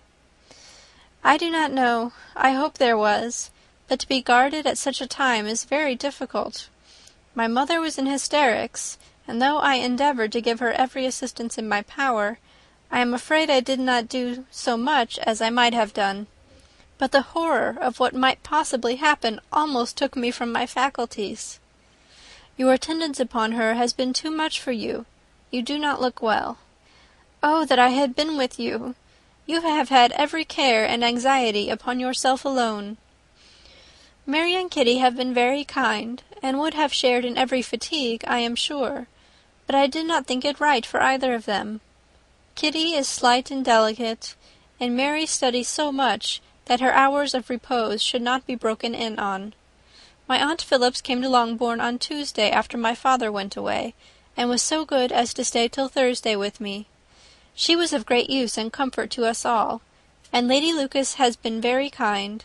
She walked here on Wednesday morning to condole with us, and offered her services, or any of her daughters, if they should be of use to us." "She had better have stayed at home," cried Elizabeth. "Perhaps she meant well, but under such a misfortune as this, one cannot see too little of one's neighbours. Assistance is impossible, condolence insufferable. Let them triumph over us at a distance, and be satisfied." She then proceeded to inquire into the measures which her father had intended to pursue, while in town, for the recovery of his daughter. "He meant, I believe," replied Jane, "to go to Epsom, the place where they last changed horses, see the postilions, and try if anything could be made out from them. His principal object must be to discover the number of the hackney coach which took them from Clapham. It had come with a fare from London, and as he thought that the circumstance of a gentleman and a lady's removing from one carriage into another might be remarked, he meant to make inquiries at Clapham.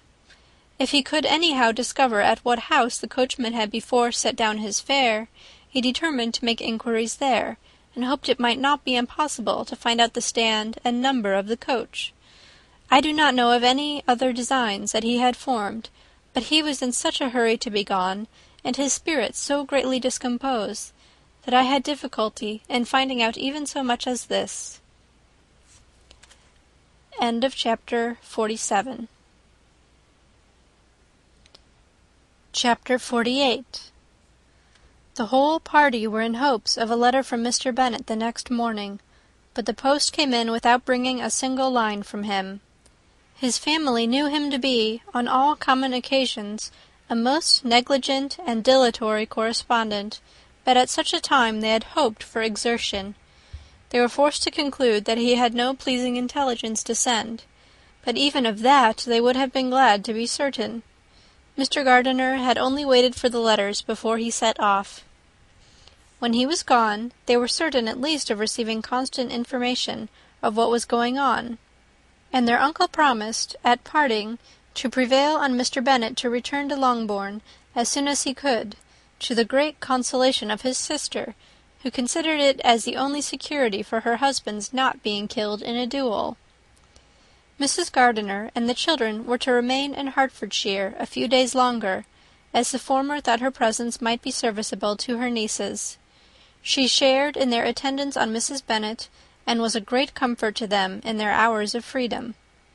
Their other aunt, who visited them frequently, and always, as she said, with the design of cheering and heartening them up, though as she never came without reporting some fresh instance of Wickham's extravagance or irregularity, she seldom went away without leaving them more dispirited than she found them.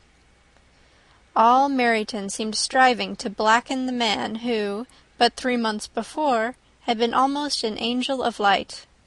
He was declared to be in debt to every tradesman in the place, and his intrigues, all honoured with the title of seduction, had been extended into every tradesman's family.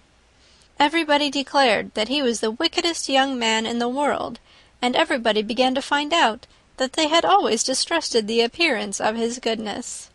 Elizabeth, though she did not credit above half of what was said, believed enough to make her former assurance of her sister's ruin more certain, and even Jane, who believed still less of it, became almost hopeless, more especially as the time was now come when, if they had gone to Scotland, which she had never before entirely despaired of, they must in all probability have gained some news of them.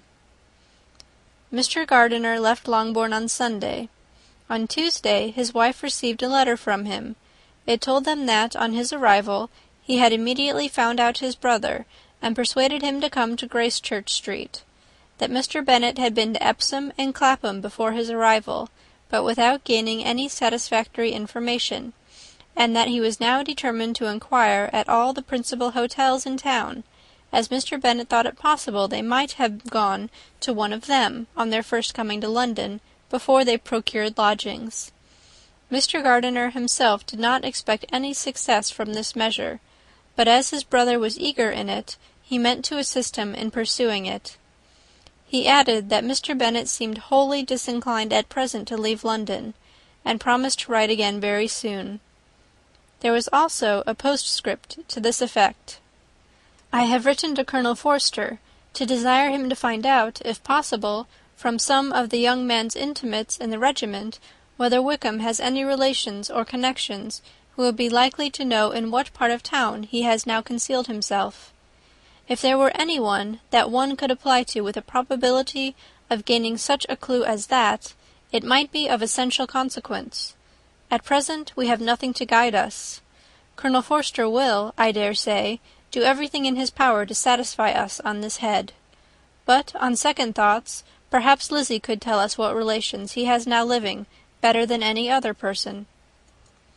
Elizabeth was at no loss to understand from where this deference to her authority proceeded, but it was not in her power to give any information of so satisfactory a nature as the compliment deserved.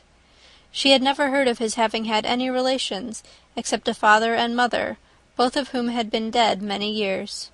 It was possible, however, that some of his companions in the shire might be able to give more information, and though she was not very sanguine in expecting it, the application was a something to look forward to. Every day at Longbourn was now a day of anxiety, but the most anxious part of each was when the post was expected. The arrival of letters was the grand object of every morning's impatience. Through letters, whatever of good or bad was to be told would be communicated, and every succeeding day was expected to bring some news of importance. But before they heard again from Mr. Gardiner, a letter arrived for their father from a different quarter, from Mr. Collins, which, as Jane had received directions to open all that came for him in his absence, she accordingly read, and Elizabeth, who knew what curiosities his letters always were, looked over her and read it likewise. It was as follows: "My dear Sir, I feel myself called upon by our relationship and my situation in life to condole with you on the grievous affliction you are now suffering under, of which we were yesterday informed by a letter from Hertfordshire. Be assured, my dear Sir, that Mrs. Collins and myself sincerely sympathize with you and all your respectable family in your present distress, which must be of the bitterest kind, because proceeding from a cause which no time can remove. No arguments shall be wanting on my part that can alleviate so severe a misfortune, or that may comfort you under a circumstance that must be of all others the most afflicting to a parent's mind. The death of your daughter would have been a blessing in comparison to this, and it is the more to be lamented, because there is reason to suppose, as my dear Charlotte informs me, that this licentiousness of behaviour in your daughter has proceeded from a faulty degree of indulgence, though, at the same time, for the consolation of yourself and Mrs. Bennet, I am inclined to think that her own disposition must be naturally bad, or she could not be guilty of such an enormity at so early an age. Howsoever that may be, you are grievously to be pitied, in which opinion I am not only joined by Mrs. Collins, but likewise by Lady Catherine and her daughter, to whom I have related the affair.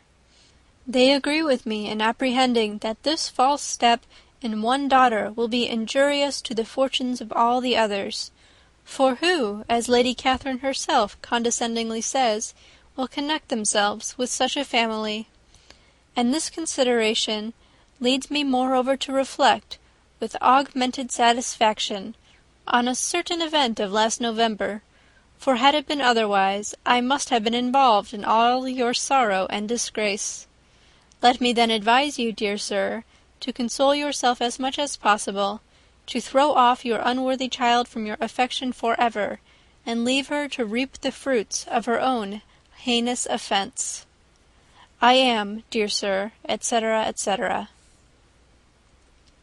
Mr. Gardiner did not write again till he had received an answer from Colonel Forster, and then he had nothing of a pleasant nature to send.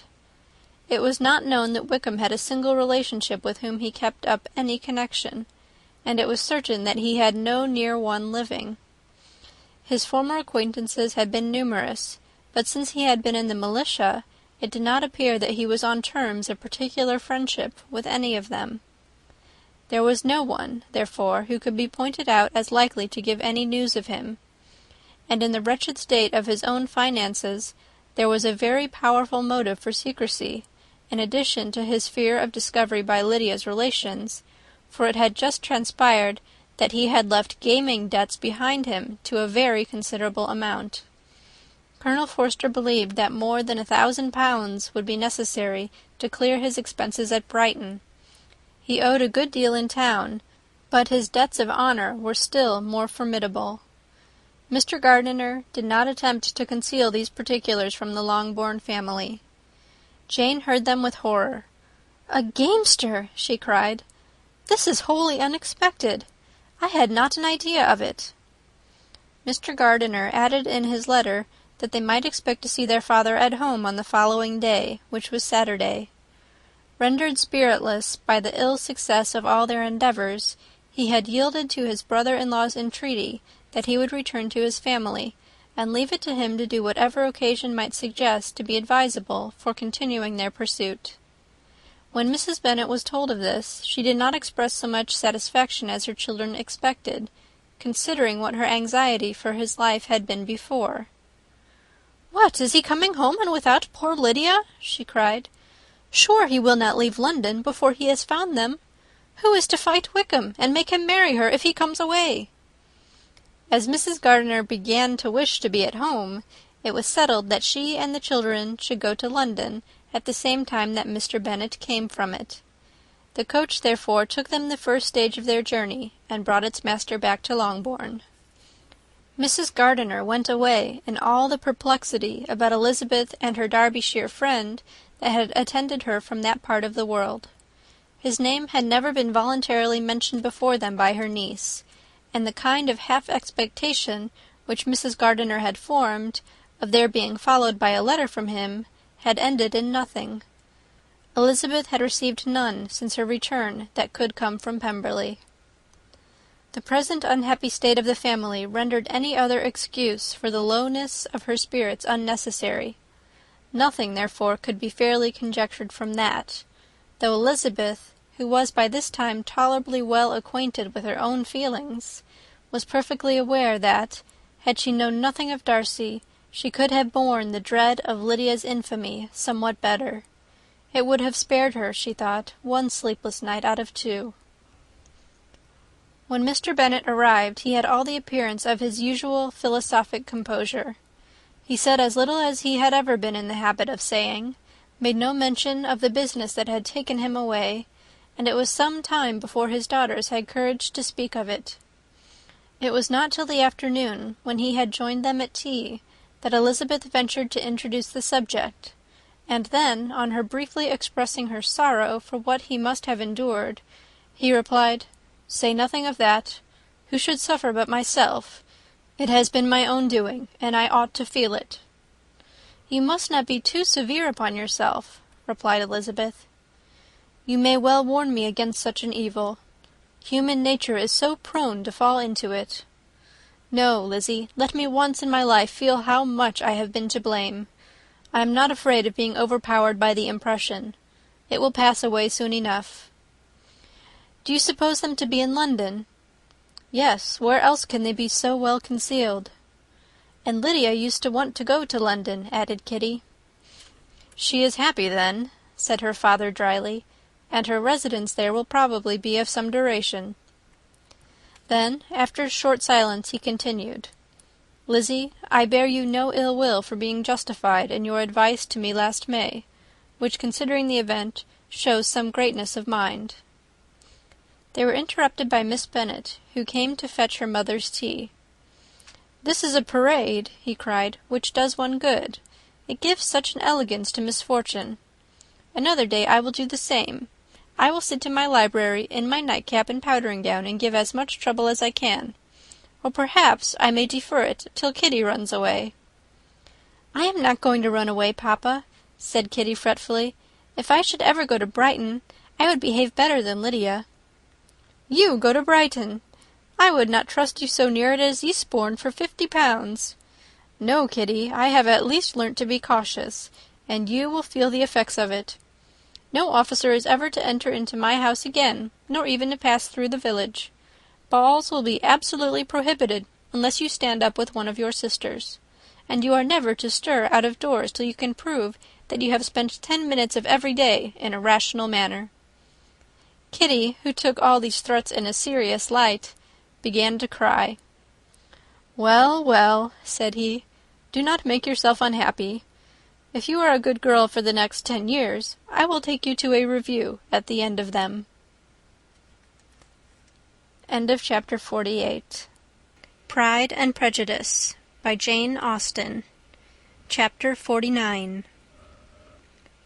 2 days after Mr. Bennet's return, as Jane and Elizabeth were walking together in the shrubbery behind the house, they saw the housekeeper coming towards them, and, concluding that she came to call them to their mother, went forward to meet her. But instead of the expected summons, when they approached her, she said to Miss Bennet, "I beg your pardon, madam, for interrupting you. but I was in hopes you might have got some good news from town, so I took the liberty of coming to ask." "What do you mean, Hill? We have heard nothing from town." "Dear madam," cried Mrs. Hill in great astonishment, "don't you know there is an express come for master from Mr. Gardiner? He has been here this half-hour, and master has had a letter." Away ran the girls, too eager to get in to have time for speech. They ran through the vestibule into the breakfast-room, from thence to the library. Their father was in neither, and they were on the point of seeking him upstairs with their mother, when they were met by the butler, who said, "If you are looking for my master, ma'am, he is walking towards the little copse."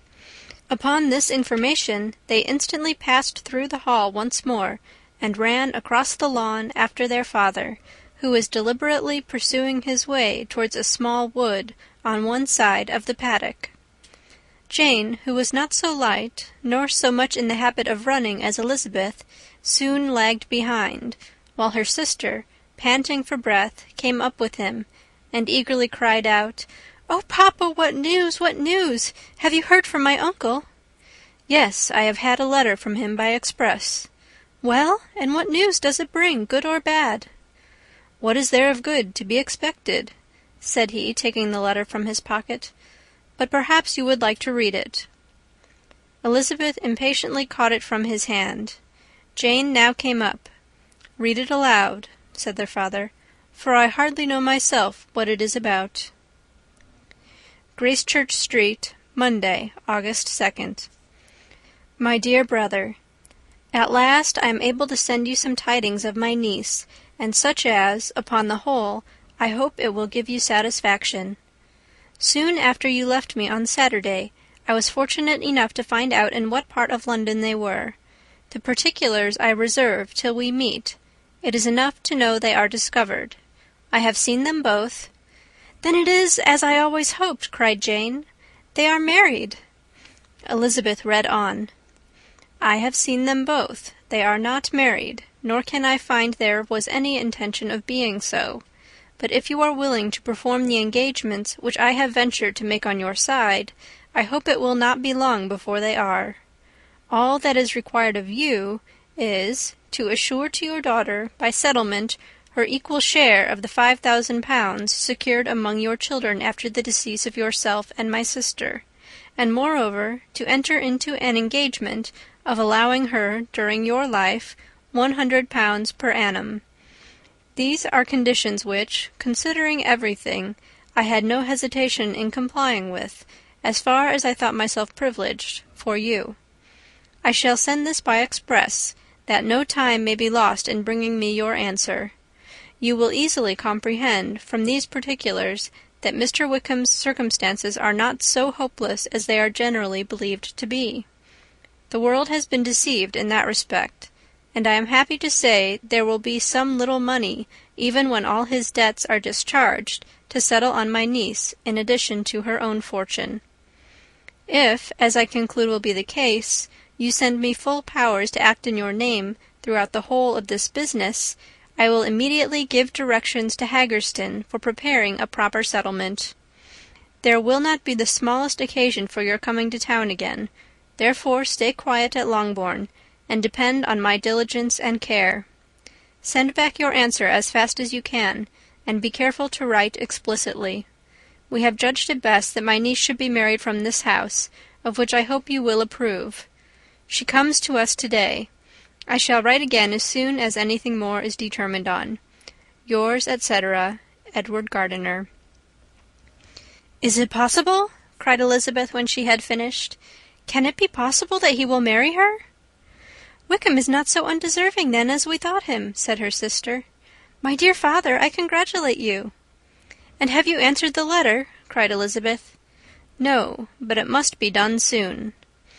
Most earnestly did she then entreat him to lose no more time before he wrote. "Oh, my dear father," she cried, "come back and write immediately. Consider how important every moment is in such a case." "Let me write it for you," said Jane, "if you dislike the trouble yourself." "I dislike it very much," he replied, "but it must be done." And so saying, he turned back with them, and walked towards the house. "And may I ask," said Elizabeth, "but the terms, I suppose, must be complied with." "Complied with? I am only ashamed of his asking so little." "And they must marry. Yet he is such a man." "Yes, yes, they must marry. There is nothing else to be done. But there are two things that I want very much to know. One is, how much money your uncle has laid down to bring it about, and the other, how am I ever to pay him?" "Money? My uncle?" cried Jane. "What do you mean, sir?" "I mean that no man in his senses would marry Lydia on so slight a temptation as 100 a year during my life, and 50 after I am gone." "That is very true," said Elizabeth, "though it had not occurred to me before. His debts to be discharged, and something still to remain? Oh, it must be my uncle's doings. Generous, good man! I am afraid he has distressed himself. A small sum could not do all this." "No," said her father, "Wickham's a fool if he takes her with a farthing less than 10,000 pounds. I should be sorry to think so ill of him in the very beginning of our relationship." 10,000 pounds! Heaven forbid! How is half such a sum to be repaid?" Mr. Bennet made no answer, and each of them, deep in thought, continued silent till they reached the house. Their father then went on to the library to write, and the girls walked into the breakfast-room.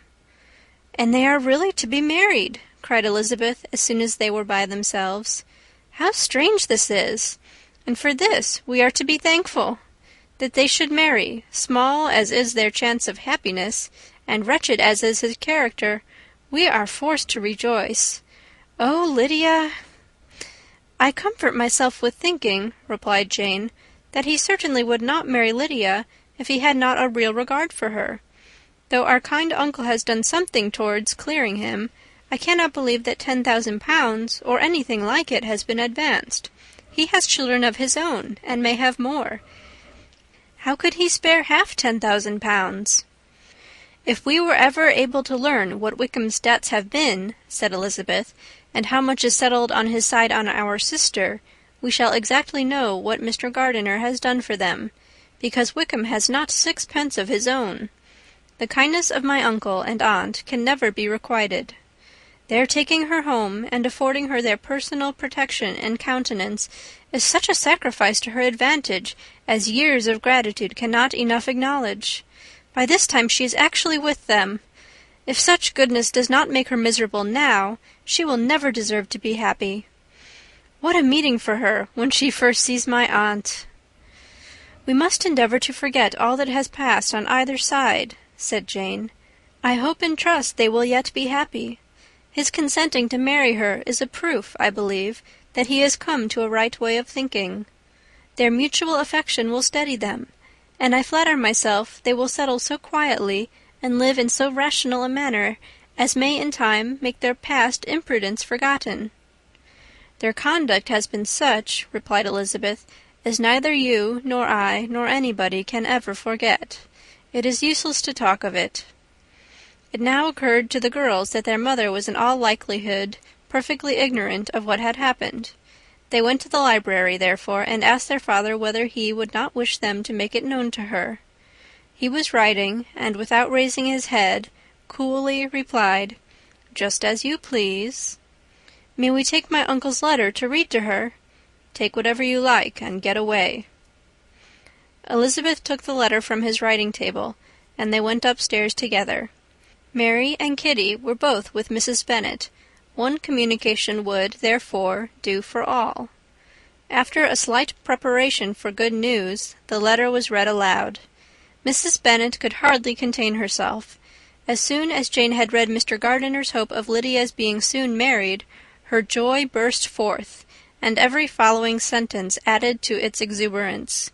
She was now in an irritation as violent from delight as she had ever been fidgety from alarm and vexation. To know that her daughter would be married was enough. She was disturbed by no fear for her felicity, nor humbled by any remembrance of her misconduct. "My dear, dear Lydia," she cried, "this is delightful indeed. She will be married. I will see her again. She will be married at 16. My good, kind brother. I knew how it would be. I knew he would manage everything. How I long to see her, and to see dear Wickham too. But the clothes, the wedding clothes! I will write to my sister Gardiner about them directly. Lizzie, my dear, run down to your father, and ask him how much he will give her. Stay, I will go myself. Ring the bell, Kitty, for Hill. I will put on my things in a moment. My dear, dear Lydia, how merry we shall be together when we meet!" Her eldest daughters endeavoured to give some relief to the violence of these transports by leading her thoughts to the obligations which Mr. Gardiner's behaviour laid them all under. "For we must attribute this happy conclusion," she added, "in a great measure to his kindness. We are persuaded that he has pledged himself to assist Mr. Wickham with money." "Well," cried her mother, "it is all very right. Who should do it but her own uncle? If he had not had a family of his own, I and my children must have had all his money, you know. And it is the first time we have ever had anything from him except a few presents. Well, I am so happy. In a short time I shall have a daughter married. Mrs. Wickham, how well it sounds! And she was only 16 last June. My dear Jane, I am in such a flutter that I am sure I can't write, so I will dictate, and you write for me. We will settle with your father about the money afterwards, but the things should be ordered immediately." She was then proceeding to all the particulars of calico, muslin, and cambric, and would shortly have dictated some very plentiful orders, had not Jane, though with some difficulty, persuaded her to wait till her father was at leisure to be consulted. One day's delay, she observed, would be of small importance, and her mother was too happy to be quite so obstinate as usual. Other schemes, too, came into her head. "I will go to Meryton," said she, "as soon as I am dressed, and tell the good news to my sister Phillips, and as I come back I can call on Lady Lucas and Mrs. Long. Kitty, run down and order the carriage. An airing would do me a great deal of good, I am sure. Girls, can I do anything for you in Meryton? Oh, here comes Hill. My dear Hill, have you heard the good news? Miss Lydia is going to be married, and you shall all have a bowl of punch to make merry at her wedding." Mrs. Hill began instantly to express her joy. Elizabeth received her congratulations amongst the rest, and then, sick of this folly, took refuge in her own room, that she might think with freedom. Poor Lydia's situation must, at best, be bad enough, but that it was no worse she had need to be thankful. She felt it so, and though, in looking forward, neither rational happiness nor worldly prosperity could be justly expected for her sister, in looking back to what they had feared only 2 hours ago, she felt all the advantages of what they had gained. End of chapter 49. Pride and Prejudice by Jane Austen. Chapter 50. Mr. Bennet had very often wished before this period of his life that, instead of spending his whole income, he had laid by an annual sum for the better provision of his children and of his wife, if she survived him. He now wished it more than ever. Had he done his duty in that respect, Lydia need not have been indebted to her uncle for whatever of honour or credit could now be purchased for her. The satisfaction of prevailing on one of the most worthless young men in Great Britain to be her husband might then have rested in its proper place. He was seriously concerned that a cause of so little advantage to anyone should be forwarded at the sole expense of his brother-in-law, and he was determined, if possible, to find out the extent of his assistance, and to discharge the obligation as soon as he could. When first Mr. Bennet had married, economy was held to be perfectly useless, for, of course, they were to have a son. The son was to join in cutting off the entail as soon as he should be of age, and the widow and younger children would by that means be provided for. 5 daughters successively entered the world, but yet the son was to come, and Mrs. Bennet, for many years after Lydia's birth, had been certain that he would. This event had at last been despaired of, but it was then too late to be saving. Mrs. Bennet had no turn for economy, and her husband's love of independence had alone prevented their exceeding their income. £5,000 was settled by marriage articles on Mrs. Bennet and the children.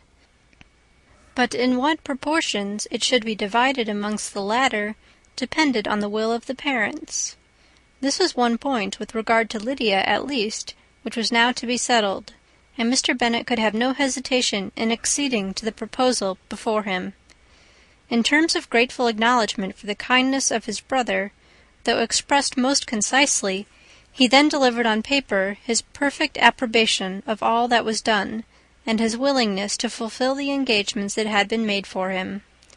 He had never before supposed that, could Wickham be prevailed on to marry his daughter, it would be done with so little inconvenience to himself as by the present arrangement. He would scarcely be £10 a year the loser by the 100 that was to be paid them, for, what with her board and pocket allowance, and the continual presents and money which had passed to her through her mother's hands, Lydia's expenses had been very little within that sum. That it would be done with such trifling exertion on his side, too, was another very welcome surprise, for his wish at present was to have as little trouble in the business as possible. When the first transports of rage which had produced his activity in seeking her were over, he naturally returned to all his former indolence. His letter was soon dispatched, for, though dilatory in undertaking business, he was quick in its execution. He begged to know further particulars of what he was indebted to his brother, but was too angry with Lydia to send any message to her. The good news spread quickly through the house, and with proportionate speed through the neighbourhood. It was borne in the latter with decent philosophy.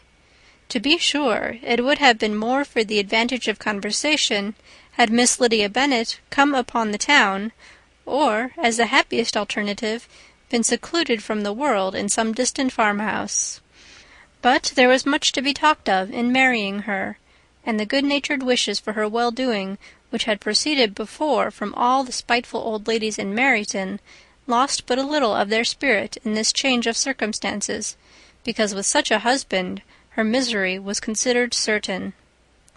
It was a fortnight since Mrs. Bennet had been downstairs, but on this happy day she again took her seat at the head of the table, and in spirits oppressively high.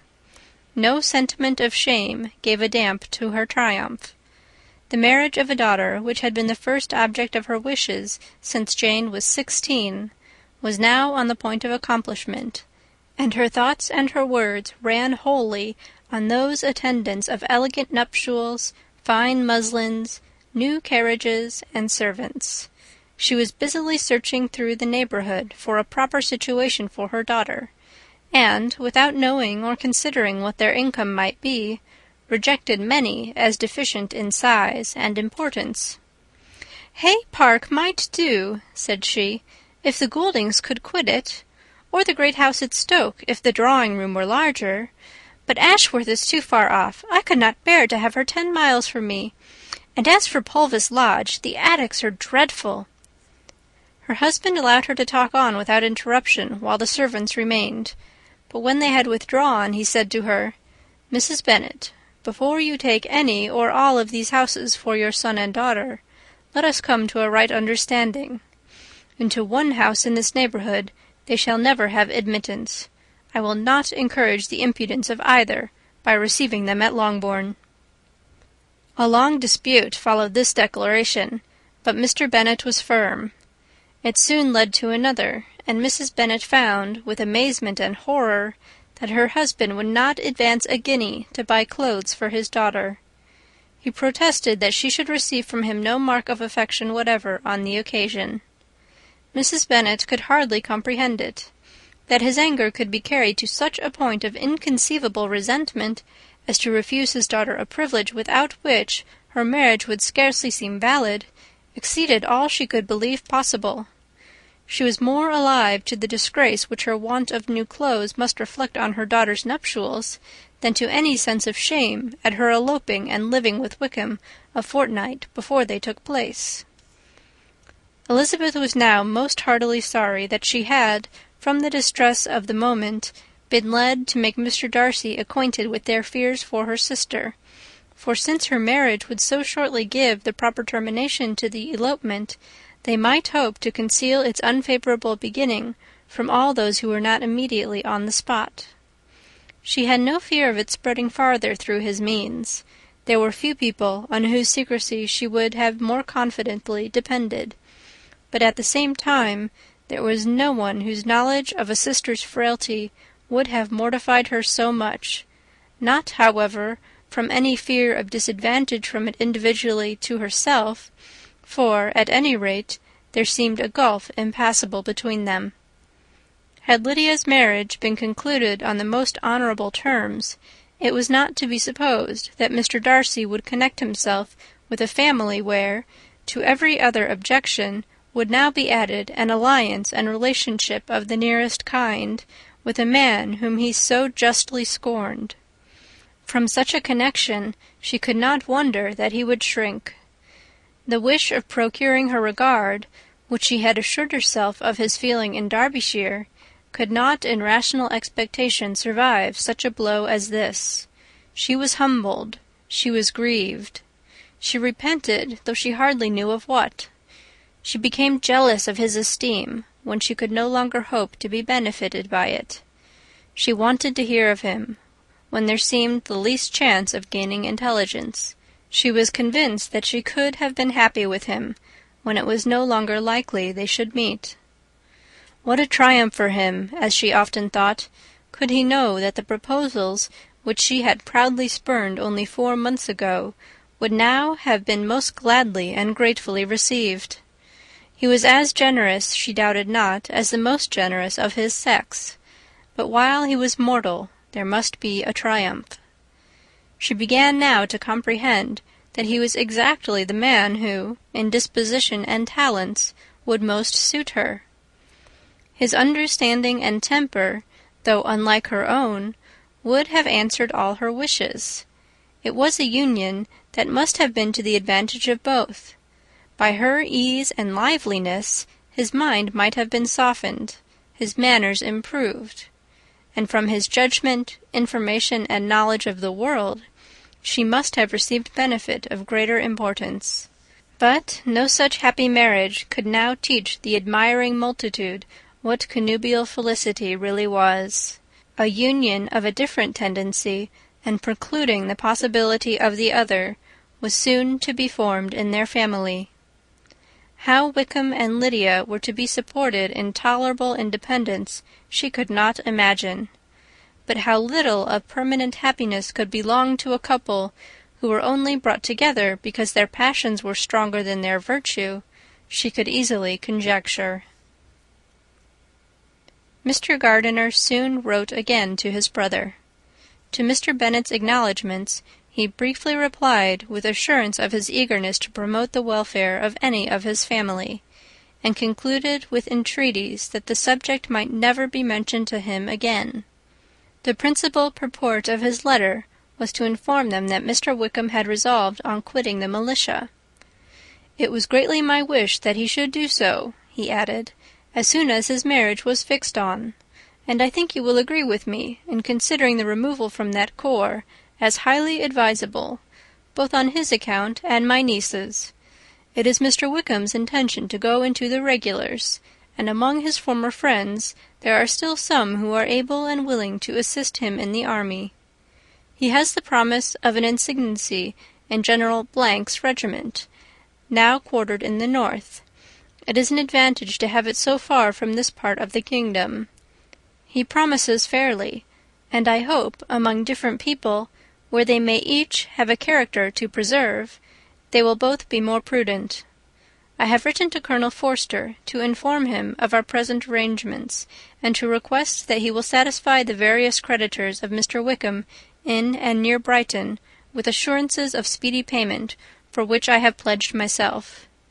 And will you give yourself the trouble of carrying similar assurances to his creditors in Meryton, of whom I shall subjoin a list according to his information? He has given in all his debts. I hope at least he has not deceived us. Haggerston has our directions, and all will be completed in a week. They will then join his regiment, unless they are first invited to Longbourn, and I understand from Mrs. Gardiner that my niece is very desirous of seeing you all before she leaves the South. She is well, and begs to be dutifully remembered to you and your mother. Yours, etc., E. Gardiner.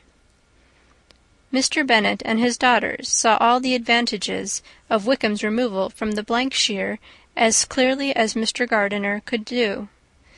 But Mrs. Bennet was not so well pleased with it.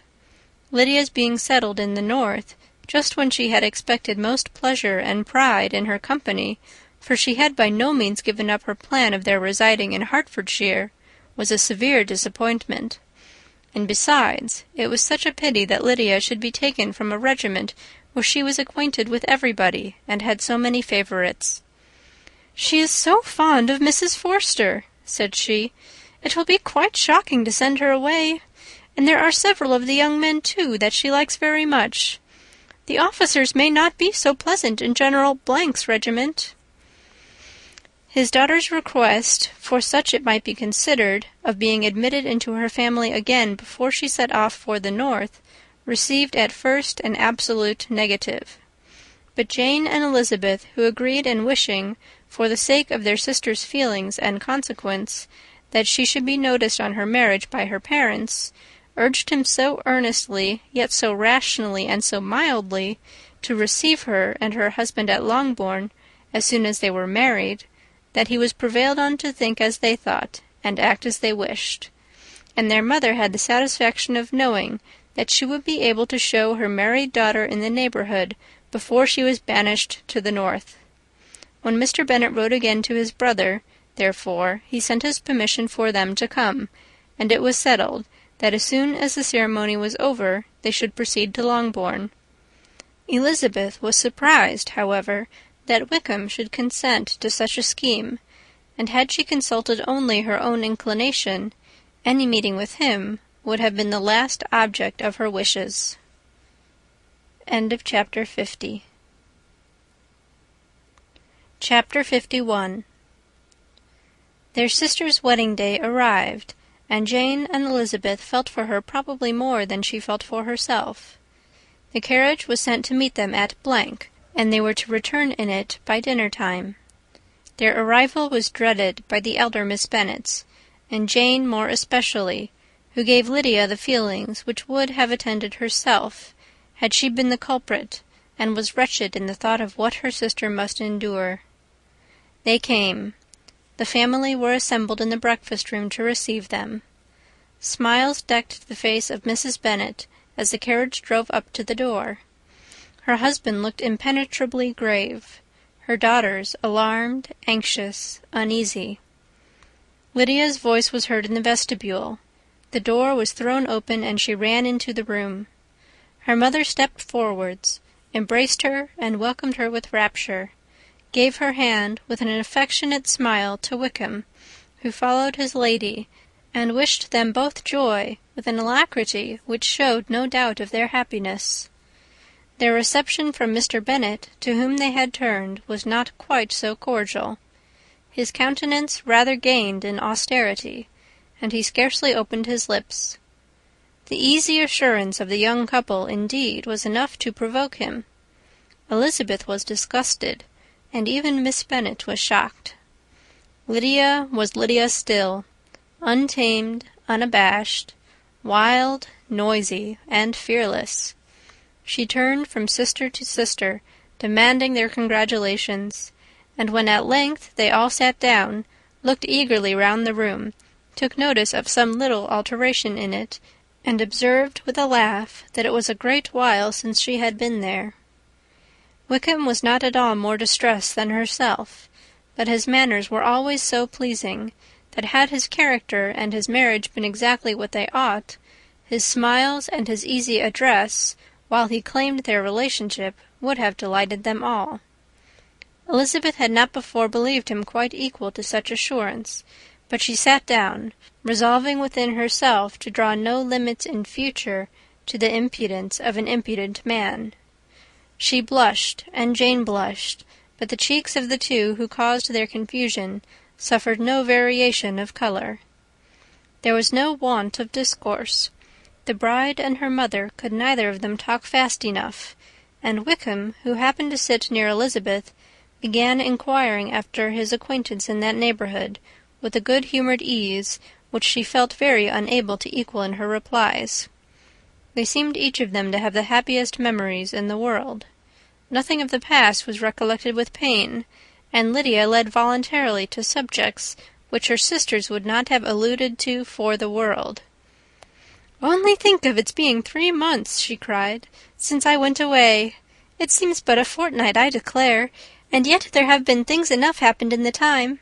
Good gracious! When I went away, I am sure I had no more idea of being married till I came back again, though I thought it would be very good fun if I was." Her father lifted up his eyes. Jane was distressed. Elizabeth looked expressively at Lydia, but she, who never heard nor saw anything of which she chose to be insensible, gaily continued, "Oh, mamma, do the people hereabouts know I am married to-day?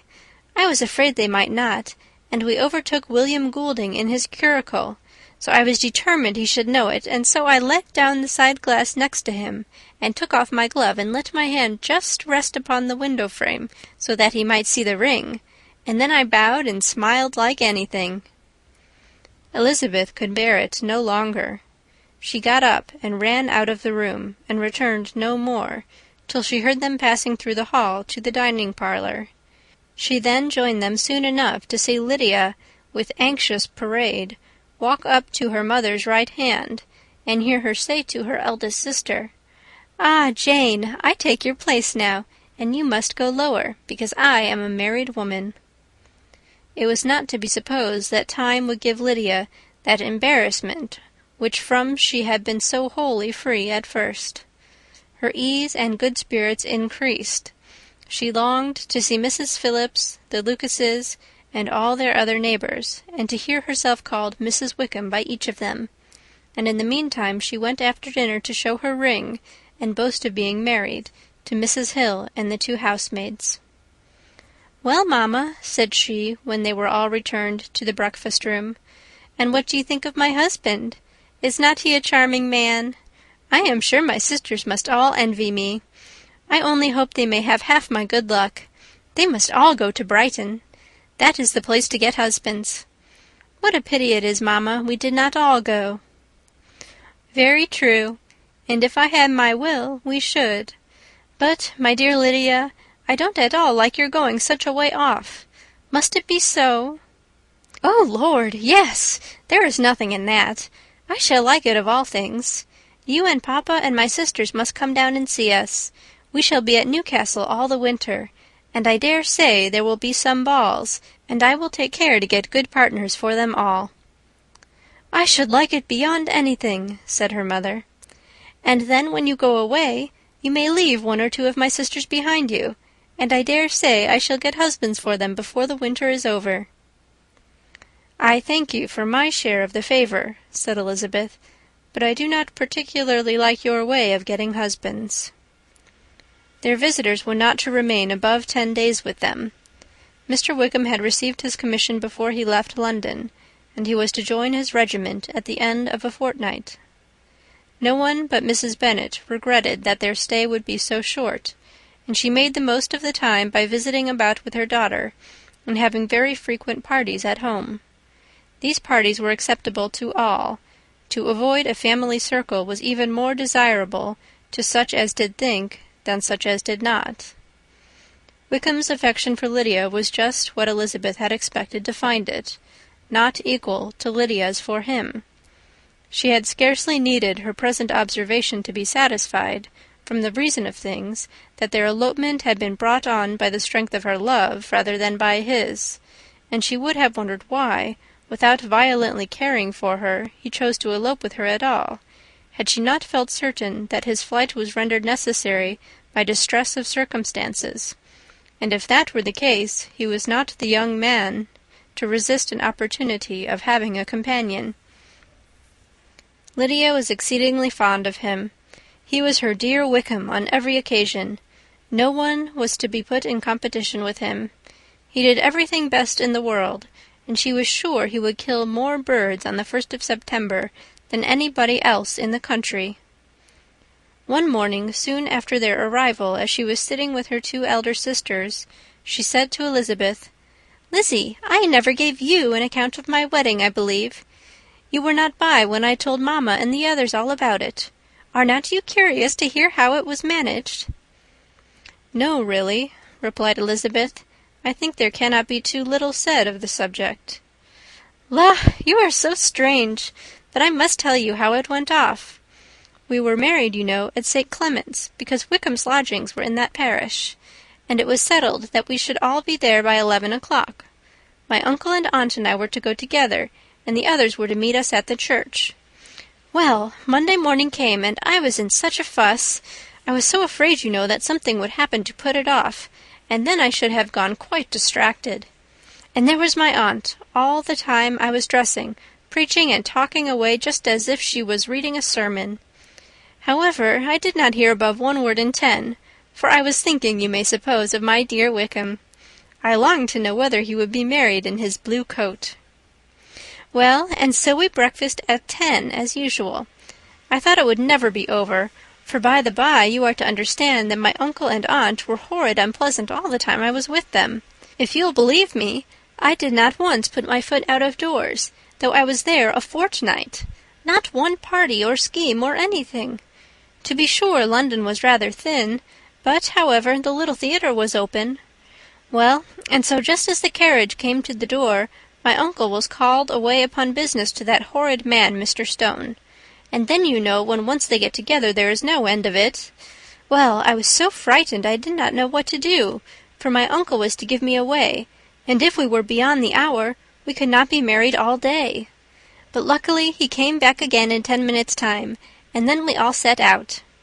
However, I recollected afterwards that if he had been prevented going, the wedding need not be put off, for Mr. Darcy might have done as well." "Mr. Darcy?" repeated Elizabeth in utter amazement. "Oh, yes. He was to come there with Wickham, you know. But gracious me, I quite forgot. I ought not to have said a word about it. I promised them so faithfully. What will Wickham say? It was to be such a secret." "If it was to be secret," said Jane, "say not another word on the subject. You may depend upon my seeking no further." "Oh, certainly," said Elizabeth, though burning with curiosity. "We will ask you no questions." "Thank you," said Lydia, "for if you did, I should certainly tell you all, and then Wickham would be angry." On such encouragement to ask, Elizabeth was forced to put it out of her power by running away. But to live in ignorance on such a point was impossible, or at least it was impossible not to try for information. Mr. Darcy had been at her sister's wedding. It was exactly a scene, and exactly among people where he had apparently least to do, and least temptation to go. Conjectures as to the meaning of it, rapid and wild, hurried into her brain, but she was satisfied with none. Those that best pleased her, as placing his conduct in the noblest light, seemed most improbable. She could not bear such suspense, and hastily seizing a sheet of paper, wrote a short letter to her aunt to request an explanation of what Lydia had dropped, if it were compatible with the secrecy which had been intended. "You may readily comprehend," she added, "what my curiosity must be to know how a person unconnected with any of us, and, comparatively speaking, a stranger to our family, should have been amongst you at such a time. Pray write instantly, and let me understand it, unless it is, for very cogent reasons, to remain in the secrecy which Lydia seems to think necessary, and then I must endeavour to be satisfied with ignorance. Not that I shall, though," she added to herself, as she finished the letter. "And, my dear aunt, if you do not tell me in an honourable manner, I shall certainly be reduced to tricks and stratagems to find it out." Jane's delicate sense of honour would not allow her to speak to Elizabeth privately of what Lydia had let fall. Elizabeth was glad of it. Till it appeared whether her inquiries would receive any satisfaction, she had rather be without a confidant. End of chapter 51. Pride and Prejudice by Jane Austen. Chapter 52.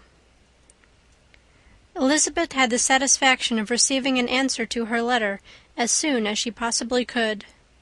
She was no sooner in possession of it than, hurrying into the little copse, where she was least likely to be interrupted, she sat down on one of the benches and prepared to be happy, for the length of the letter convinced her that it did not contain a denial. Gracechurch Street, September 6th. My dear niece, I have just received your letter, and shall devote this whole morning to answering it, as I foresee that a little writing will not comprise what I have to tell you. I must confess myself surprised by your application. I did not expect it from you. Don't think me angry, however, for I only mean to let you know that I had not imagined such inquiries to be necessary on your side. If you do not choose to understand me, forgive my impertinence. Your uncle is much surprised, as I am, and nothing but the belief of your being a party concerned would have allowed him to act as he has done. But if you are really innocent and ignorant, I must be more explicit. On the very day of my coming home from Longbourn, your uncle had a most unexpected visitor. Mr. Darcy called, and was shut up with him several hours. It was all over before I arrived, so my curiosity was not so dreadfully racked as yours seems to have been. He came to tell Mr. Gardiner that he had found out where your sister and Mr. Wickham were, and that he had seen and talked with them both, Wickham repeatedly, Lydia once. From what I can collect, he left Derbyshire only one day after ourselves, and came to town with the resolution of hunting for them. The motive professed was his conviction of its being owing to himself that Wickham's worthlessness had not been so well known as to make it impossible for any young woman of character to love or confide in him. He generously imputed the whole to his mistaken pride, and confessed that he had before thought it beneath him to lay his private actions open to the world. His character was to speak for itself. He called it, therefore, his duty to step forward and endeavour to remedy an evil which had been brought on by himself. If he had another motive, I am sure it would never disgrace him. He had been some days in town before he was able to discover them, but he had something to direct his search, which was more than we had, and the consciousness of this was another reason for his resolving to follow us. There is a lady, it seems, a Mrs. Young, who was some time ago governess to Miss Darcy, and was dismissed from her charge on some cause of disapprobation, though he did not say what. She then took a large house in Edward Street, and has since maintained herself by letting lodgings. This Mrs. Young was, he knew, intimately acquainted with Wickham, and he went to her for intelligence of him as soon as he got to town, but it was 2 or 3 days before he could get from her what he wanted. She would not betray her trust, I suppose, without bribery and corruption, for she really did know where her friend was to be found. Wickham, indeed, had gone to her on their first arrival in London, and had she been able to receive them into her house, they would have taken up their abode with her. At length, however, our kind friend procured the wished-for direction. They were in Street. He saw Wickham, and afterwards insisted on seeing Lydia. His first object with her, he acknowledged, had been to persuade her to quit her present disgraceful situation, and return to her friends as soon as they could be prevailed on to receive her, offering his assistance as far as it would go. But he found Lydia absolutely resolved on remaining where she was. She cared for none of her friends, she wanted no help of his, she would not hear of leaving Wickham. She was sure they would be married some time or other, and it did not much signify when. Since such were her feelings, it only remained, he thought, to secure and expedite a marriage, which, in his very first conversation with Wickham, he easily learnt had never been his design. He confessed himself obliged to leave the regiment on account of some debts of honour, which were very pressing, and scrupled not to lay all the ill consequences of Lydia's flight on her own folly alone. He meant to resign his commission immediately, and as to his future situation, he could conjecture very little about it. He must go somewhere, but he did not know where, and he knew he should have nothing to live on. Mr. Darcy asked him why he had not married your sister at once. Though Mr. Bennet was not imagined to be very rich, he would have been able to do something for him, and his situation must have been benefited by marriage. But he found, in reply to this question, that Wickham still cherished the hope of more effectually making his fortune by marriage in some other country. Under such circumstances, however, he was not likely to be proof against the temptation of immediate relief. They met several times, for there was much to be discussed.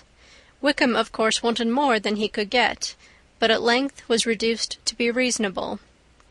Everything being settled between them, Mr. Darcy's next step was to make your uncle acquainted with it, and he first called in Gracechurch Street the evening before I came home. But Mr. Gardiner could not be seen, and Mr. Darcy found, on further inquiry, that your father was still with him, but would quit town the next morning. He did not judge your father to be a person whom he could so properly consult as your uncle, and therefore readily postponed seeing him till after the departure of the former. He did not leave his name, until the next day it was only known that a gentleman had called on business. On Saturday he came again. Your father was gone, your uncle at home, and, as I said before, they had a great deal of talk together.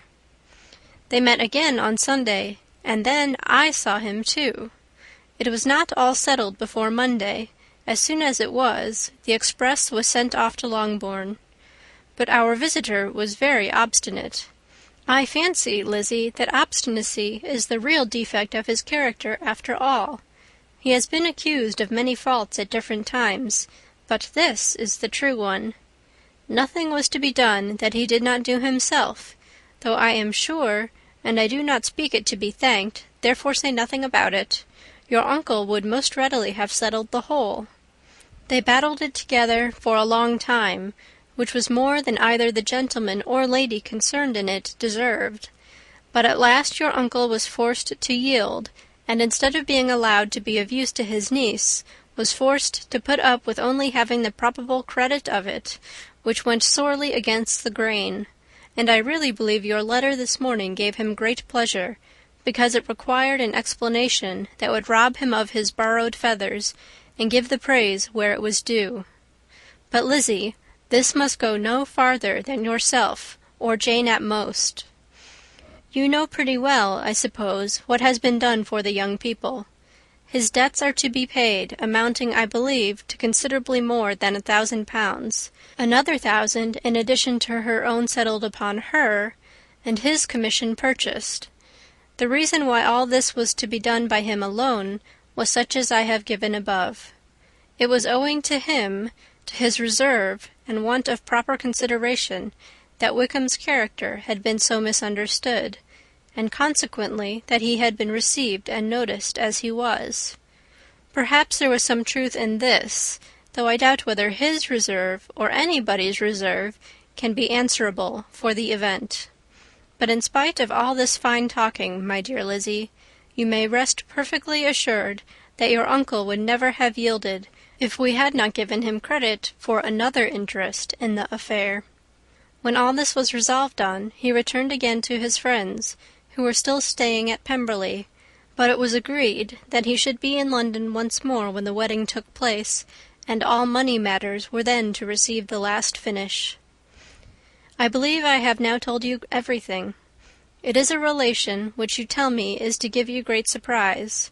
I hope at least it will not afford you any displeasure. Lydia came to us, and Wickham had constant admission to the house.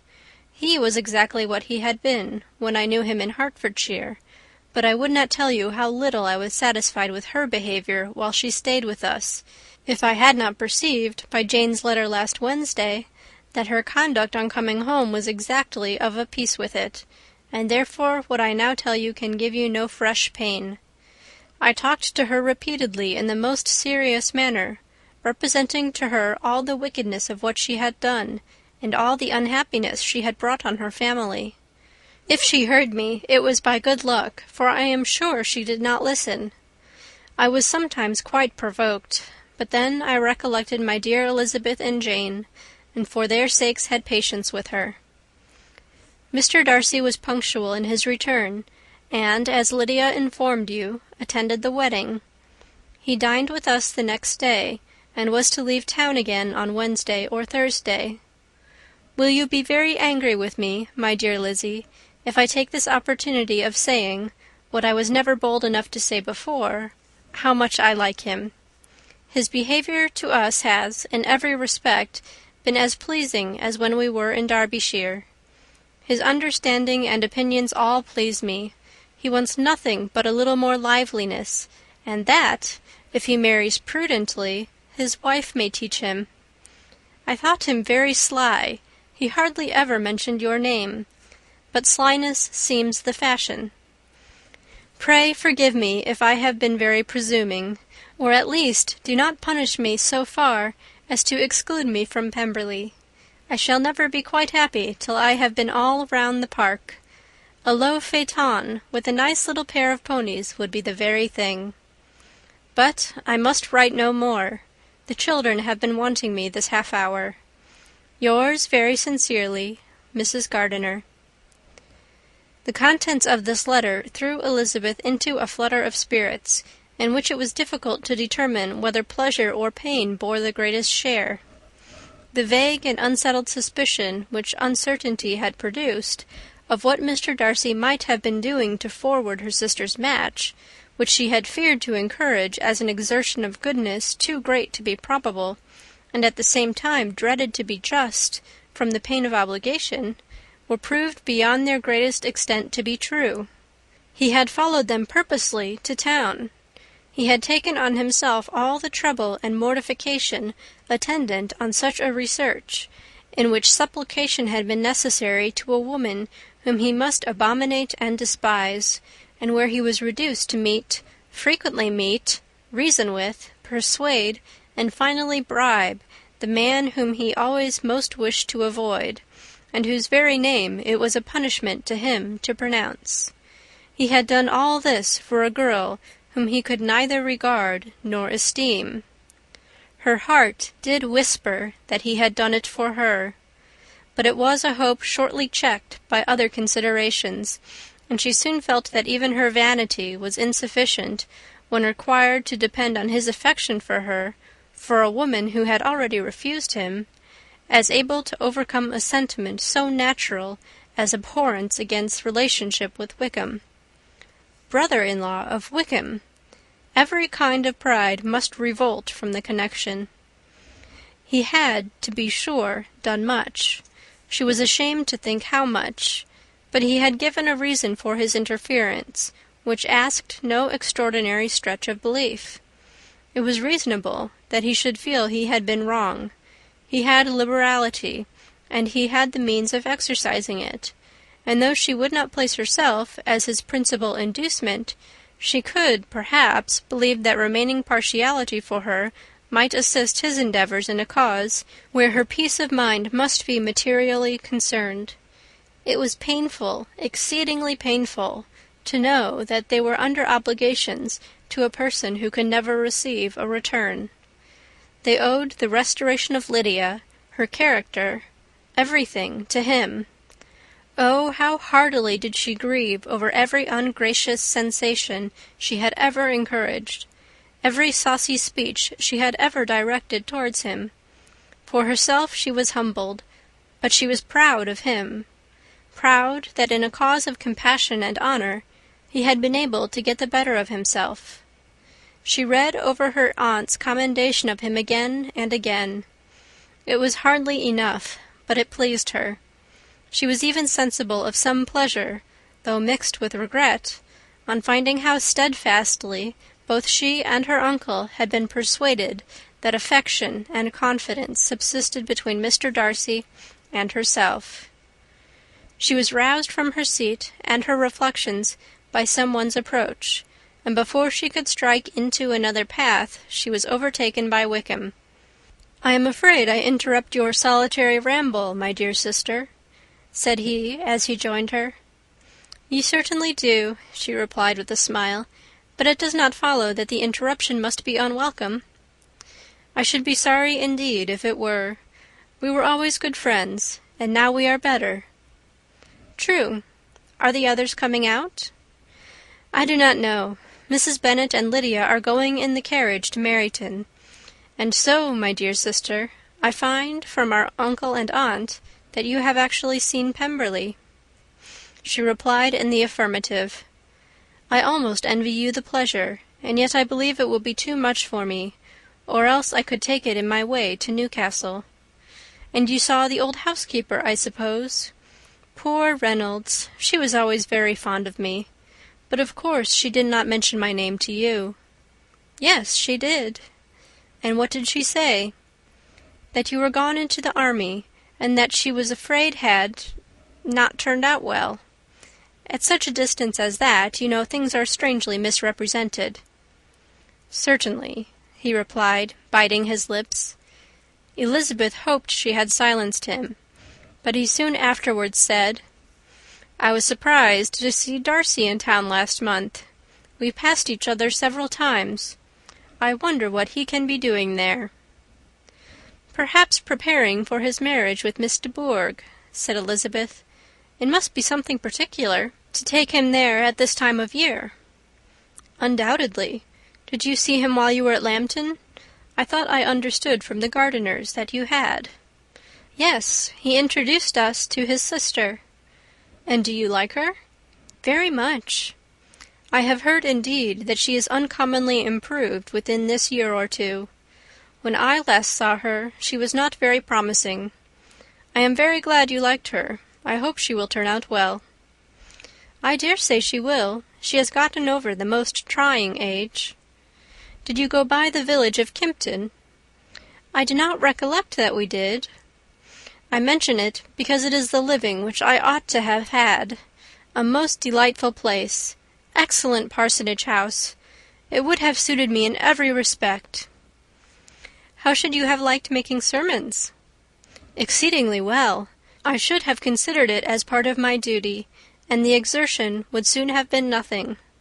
One ought not to repine. But to be sure it would have been such a thing for me. The quiet, the retirement of such a life would have answered all my ideas of happiness. But it was not to be. Did you ever hear Darcy mention the circumstance when you were in Kent?"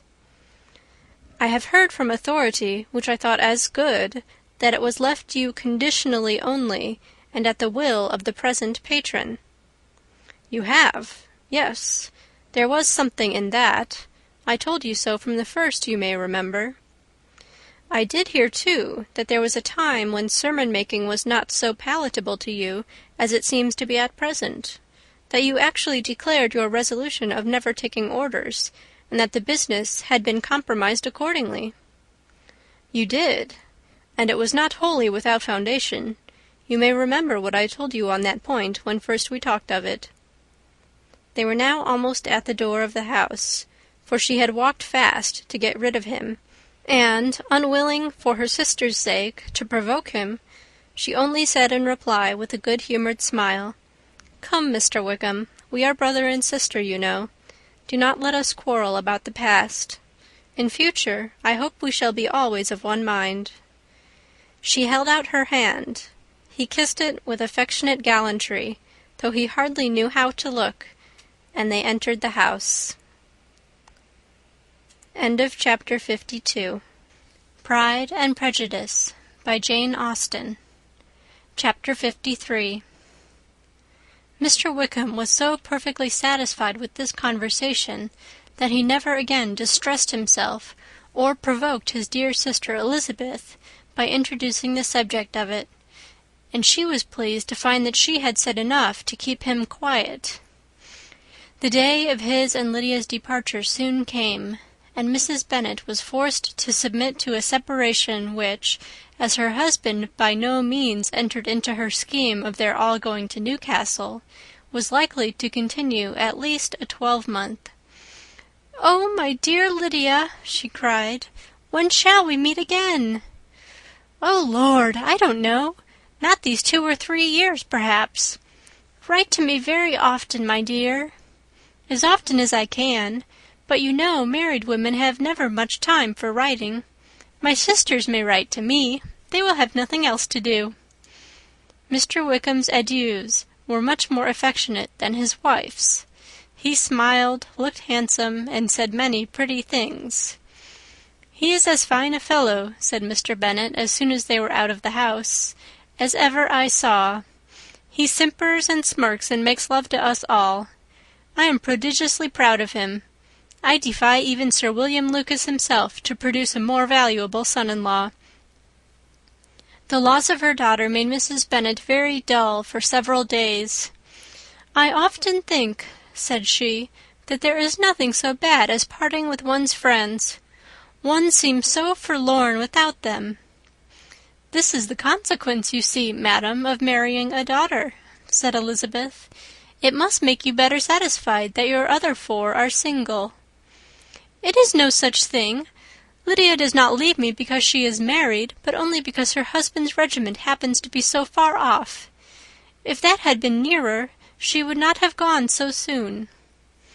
But the spiritless condition which this event threw her into was shortly relieved, and her mind opened again to the agitation of hope by an article of news which then began to be in circulation. The housekeeper at Netherfield had received orders to prepare for the arrival of her master, who was coming down in a day or two to shoot there for several weeks. Mrs. Bennet was quite in the fidgets. She looked at Jane, and smiled and shook her head by turns. "Well, well, and so Mr. Bingley is coming down, sister," for Mrs. Phillips first brought her the news. "Well, so much the better. Not that I care about it, though. He is nothing to us, you know, and I am sure I never want to see him again. But, however, he is very welcome to come to Netherfield, if he likes it. And who knows what may happen? But that is nothing to us. You know, sister, we agreed long ago never to mention a word about it." "And so is it quite certain he is coming?" "You may depend on it," replied the other, "for Mrs. Nichols was in Meryton last night. I saw her passing by, and went out myself on purpose to know the truth of it, and she told me that it was certain true. He comes down on Thursday at the latest, very likely on Wednesday. She was going to the butcher's, she told me, on purpose to order in some meat on Wednesday, and she has got 3 couple of ducks just fit to be killed." Miss Bennet had not been able to hear of his coming without changing colour. It was many months since she had mentioned his name to Elizabeth, but now, as soon as they were alone together, she said, "I saw you look at me to-day, Lizzie, when my aunt told us of the present report, and I know I appeared distressed. But don't imagine it was from any silly cause. I was only confused for the moment, because I felt that I should be looked at. I do assure you that the news does not affect me either with pleasure or pain.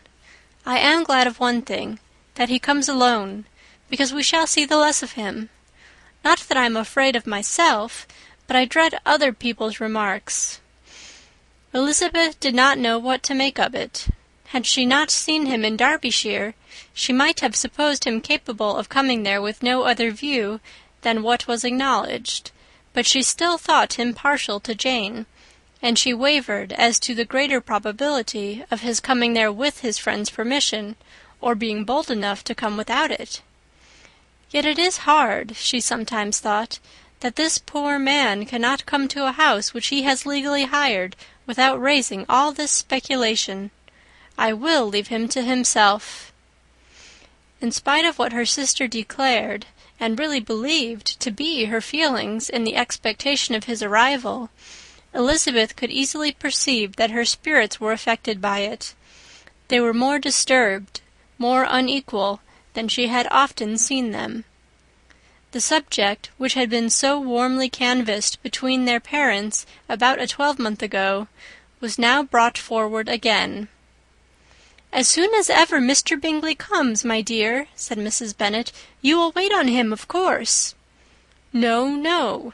You forced me into visiting him last year, and promised if I went to see him he should marry one of my daughters. But it ended in nothing, and I will not be sent on a fool's errand again." His wife represented to him how absolutely necessary such an attention would be from all the neighbouring gentlemen on his returning to Netherfield. "'Tis an etiquette I despise," said he. "If he wants our society, let him seek it. He knows where we live. I will not spend my hours in running after my neighbours every time they go away and come back again." "Well, all I know is, that it will be abominably rude if you do not wait on him. But, however, that shan't prevent my asking him to dine here. I am determined. We must have Mrs. Long and the Gouldings soon. That will make 13 with ourselves, so there will be just room at table for him." Consoled by this resolution, she was the better able to bear her husband's incivility, though it was very mortifying to know that her neighbours might all see Mr. Bingley in consequence of it before they did. As the day of his arrival drew near, "I begin to be sorry that he comes at all," said Jane to her sister. "It would be nothing. I could see him with perfect indifference, but I can hardly bear to hear it thus perpetually talked of. My mother means well, but she does not know, no one can know, how much I suffer from what she says. Happy shall I be when his stay at Netherfield is over." "I wish I could say anything to comfort you," replied Elizabeth, "but it is wholly out of my power. You must feel it, and the usual satisfaction of preaching patience to a sufferer is denied me, because you have always so much." Mr. Bingley arrived. Mrs. Bennet, through the assistance of servants, contrived to have the earliest tidings of it, that the period of anxiety and fretfulness on her side might be as long as it could.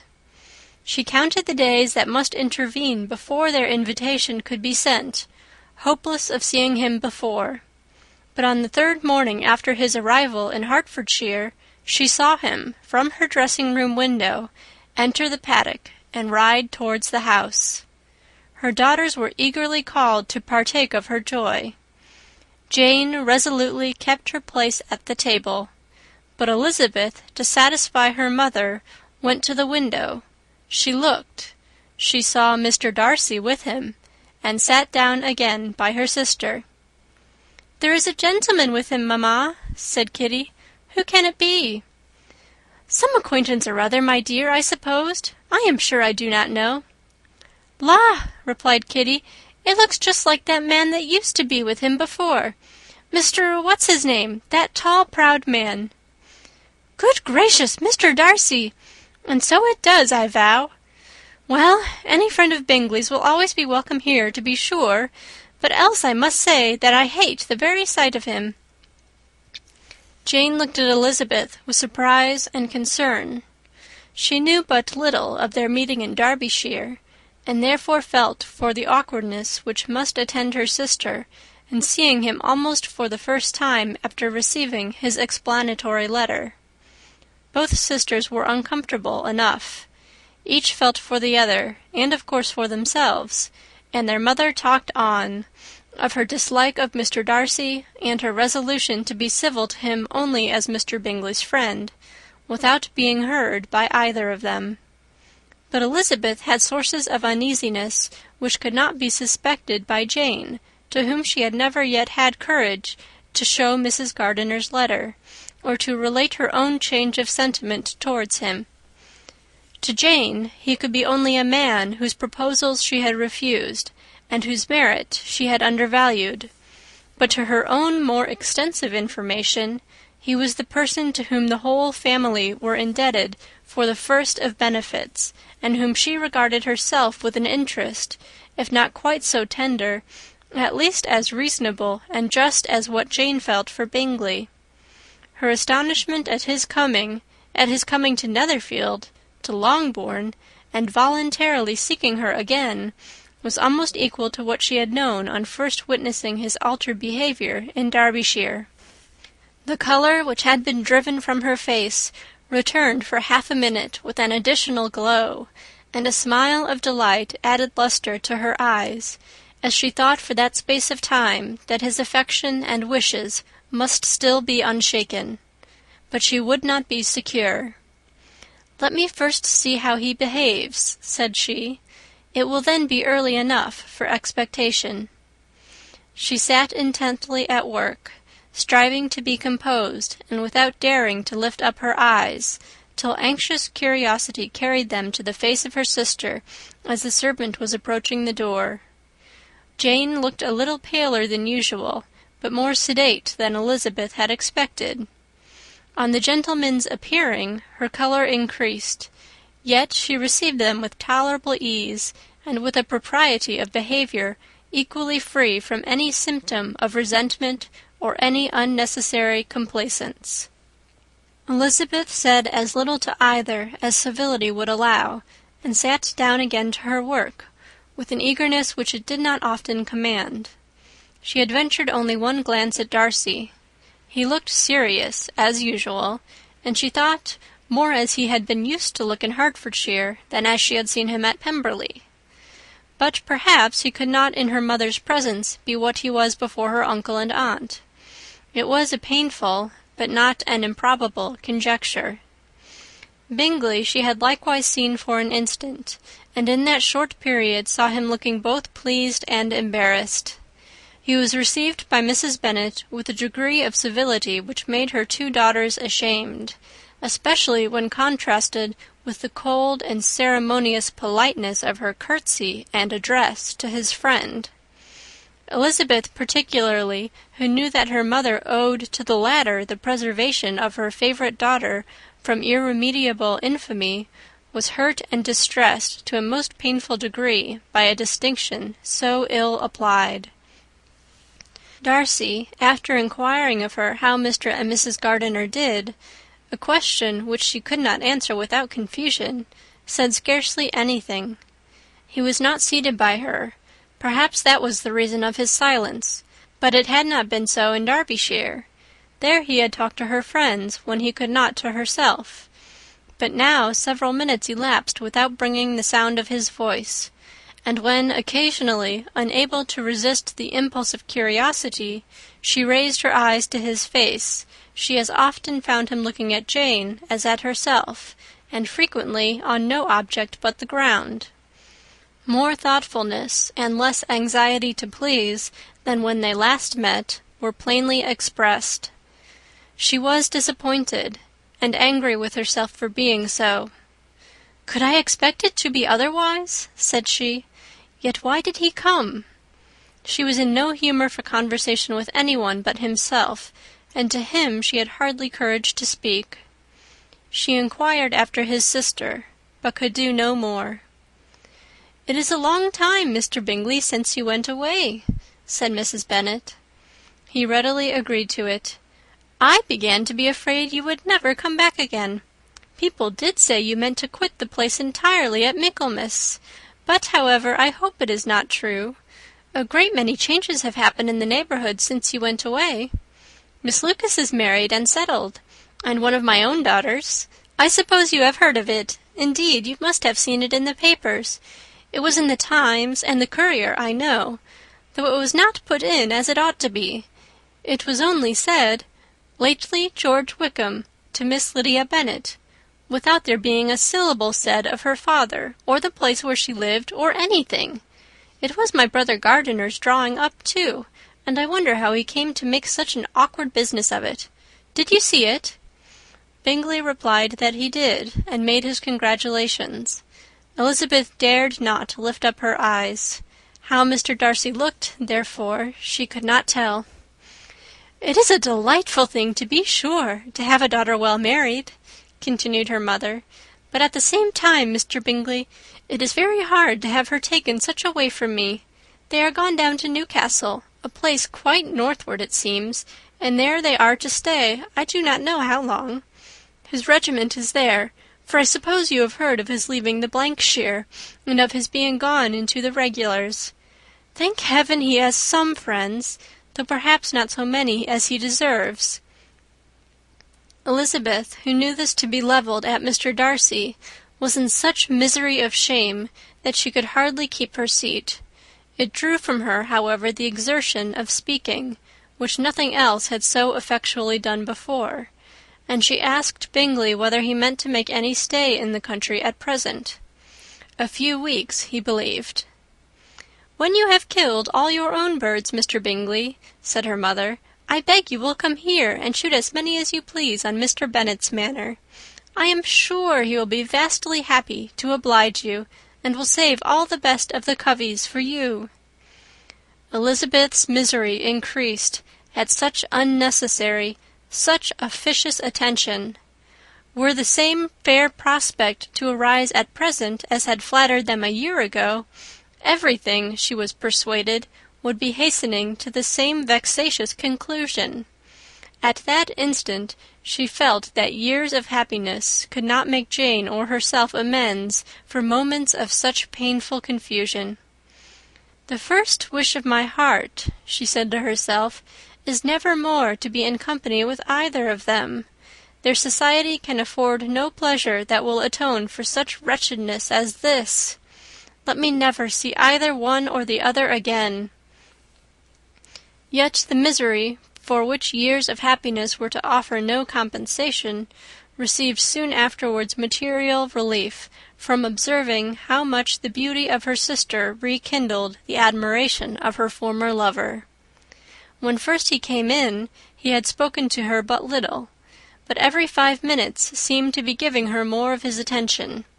He found her as handsome as she had been last year, as good-natured and as unaffected, though not quite so chatty. Jane was anxious that no difference should be perceived in her at all, and was really persuaded that she talked as much as ever. But her mind was so busily engaged that she did not always know when she was silent. When the gentlemen rose to go away, Mrs. Bennet was mindful of her intended civility, and they were invited and engaged to dine at Longbourn in a few days' time.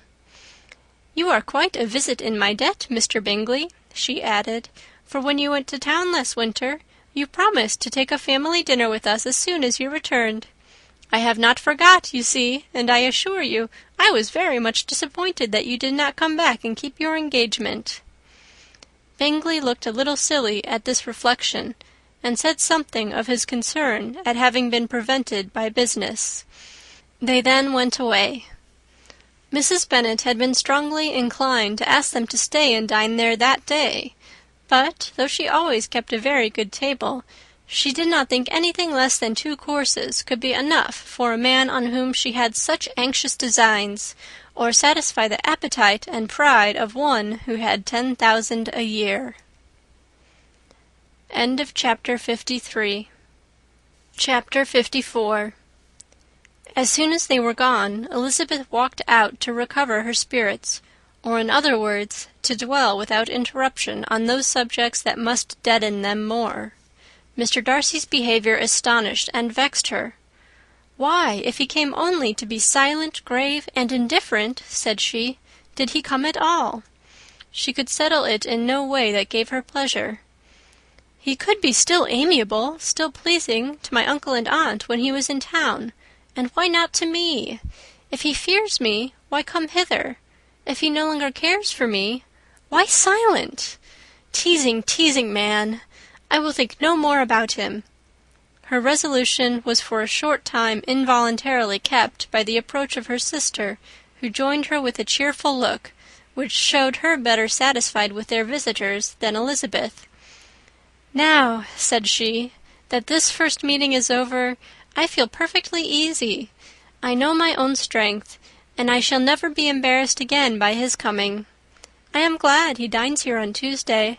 It will then be publicly seen that, on both sides, we meet only as common and indifferent acquaintance." "Yes, very indifferent indeed," said Elizabeth laughingly. "Oh, Jane, take care." "My dear Lizzy, you cannot think me so weak as to be in danger now." "I think you are in very great danger of making him as much in love with you as ever." They did not see the gentleman again till Tuesday, and Mrs. Bennet in the meanwhile was giving way to all the happy schemes which the good humour and common politeness of Bingley and half an hour's visit had revived. On Tuesday there was a large party assembled at Longbourn, and the two who were most anxiously expected, to the credit of their punctuality as sportsmen, were in very good time.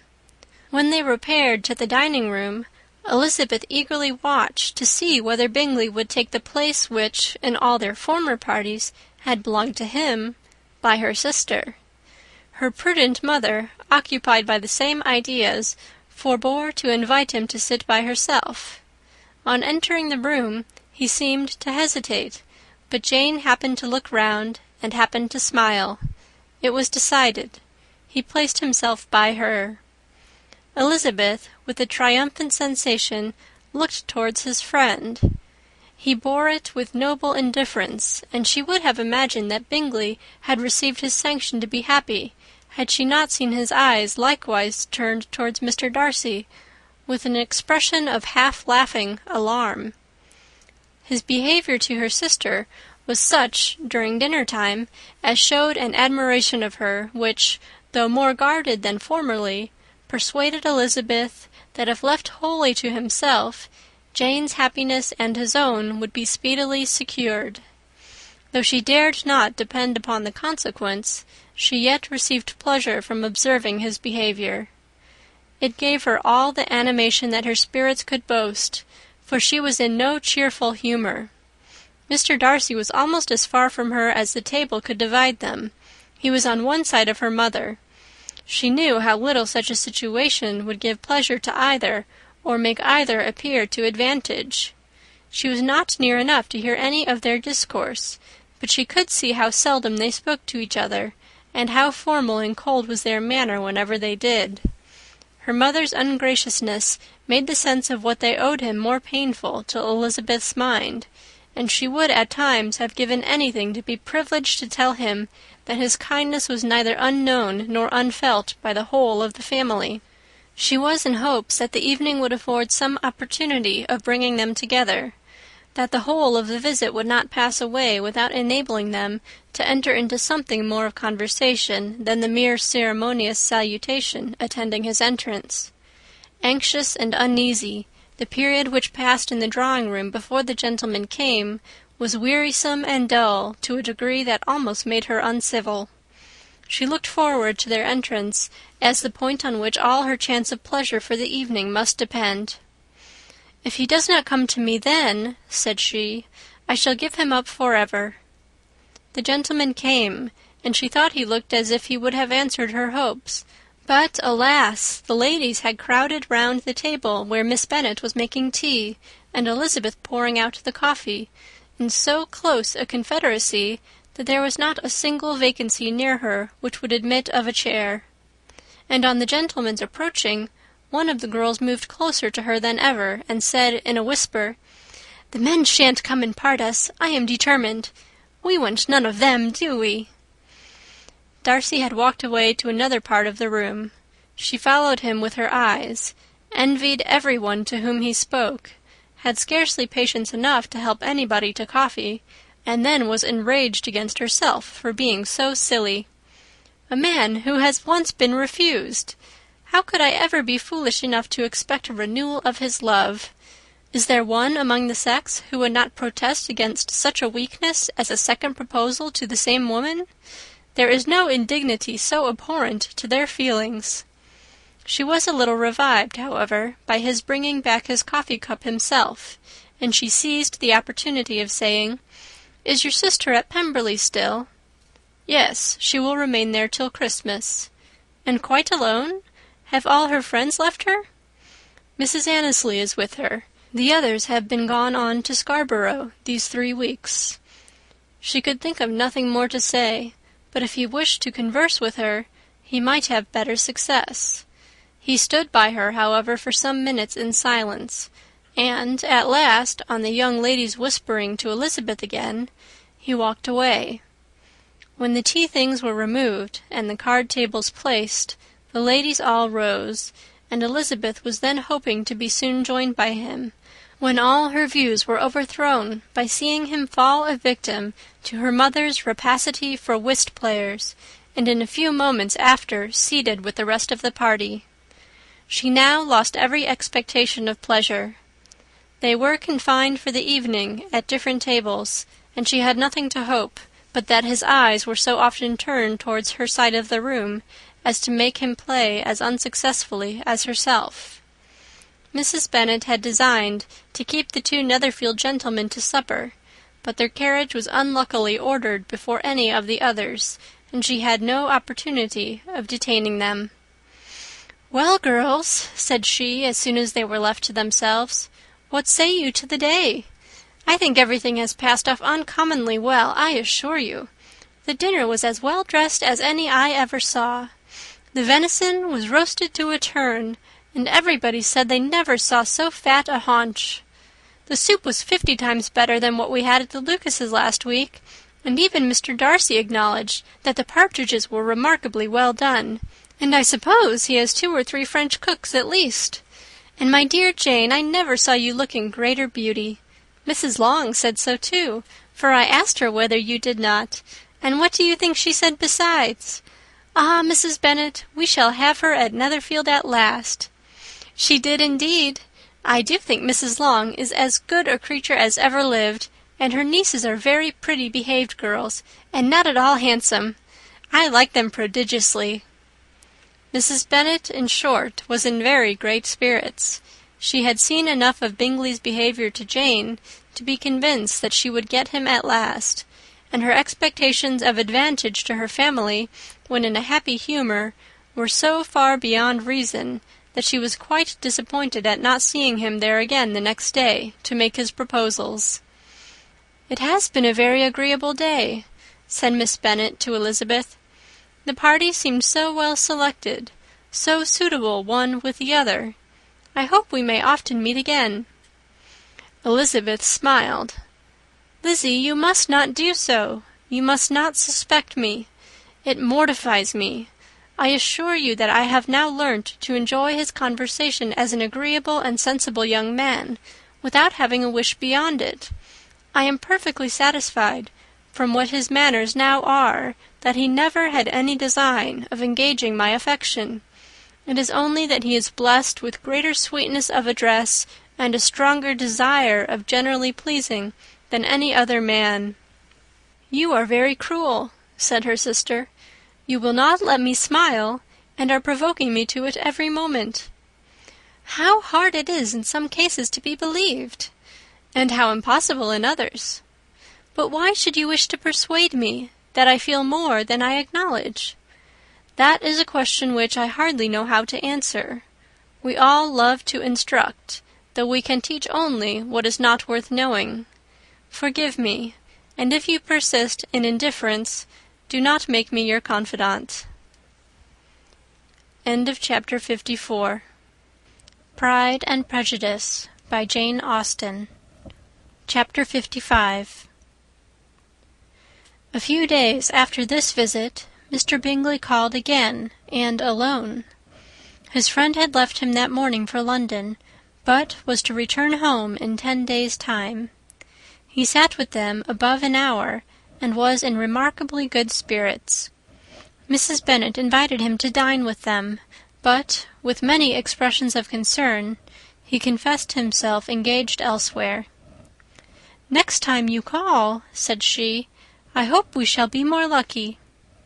He should be particularly happy at any time, etc., etc., and if she would give him leave, would take an early opportunity of waiting on them. "Can you come tomorrow?" Yes, he had no engagement at all for tomorrow, and her invitation was accepted with alacrity.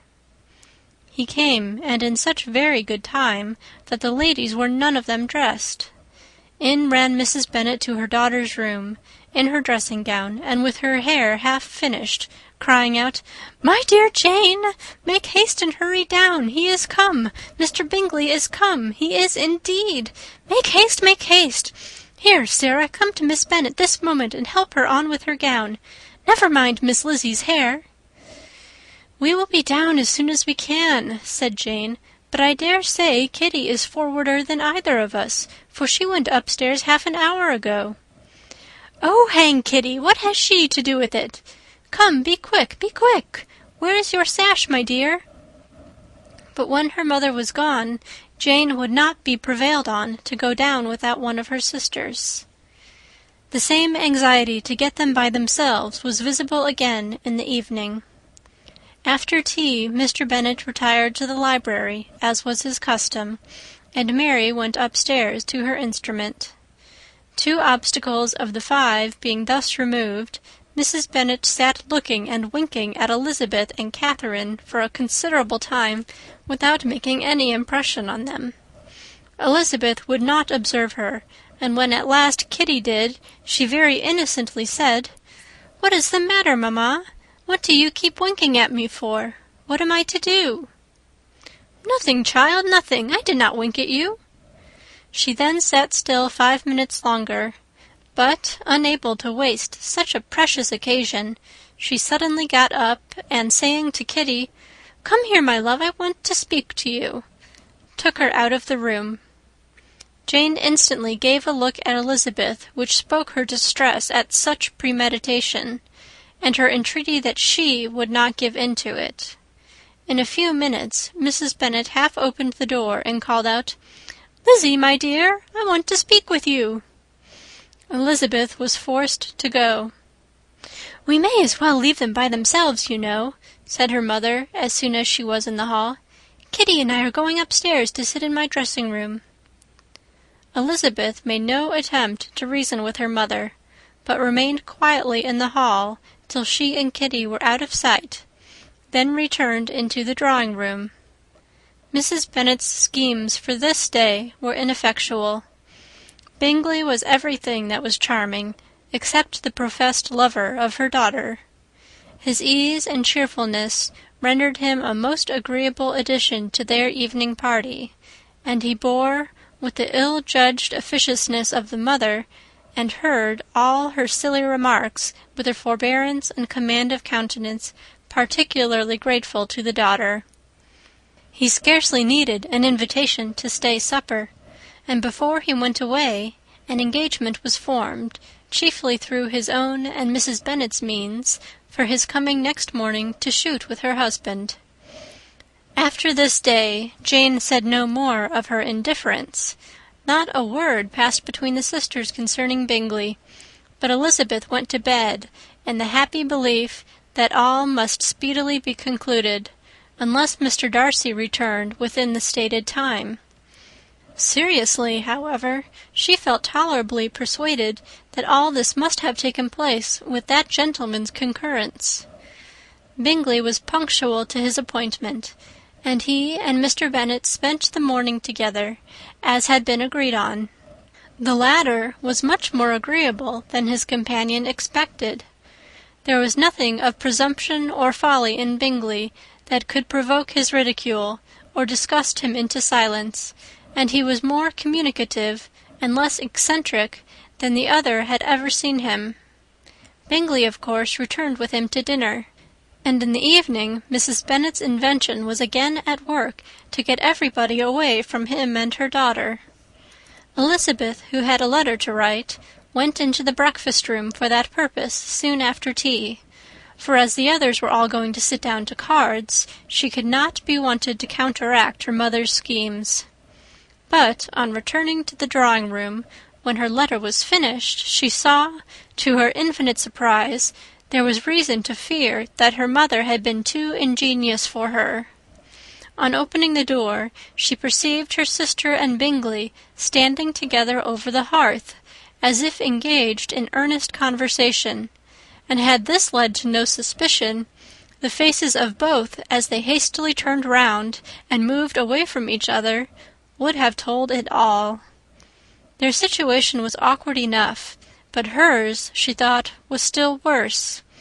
Not a syllable was uttered by either, and Elizabeth was on the point of going away again, when Bingley, who as well as the other had sat down, suddenly rose, and, whispering a few words to her sister, ran out of the room. Jane could have no reserves from Elizabeth, where confidence would give pleasure, and instantly embracing her, acknowledged, with the liveliest emotion, that she was the happiest creature in the world. "'Tis too much," she added, "by far too much. I do not deserve it. Oh, why is not everybody as happy?" Elizabeth's congratulations were given with a sincerity, a warmth, a delight, which words could but poorly express. Every sentence of kindness was a fresh source of happiness to Jane, but she would not allow herself to stay with her sister, or say half that remained to be said for the present. "I must go instantly to my mother," she cried. "I would not on any account trifle with her affectionate solicitude, or allow her to hear it from anyone but myself. He is gone to my father already.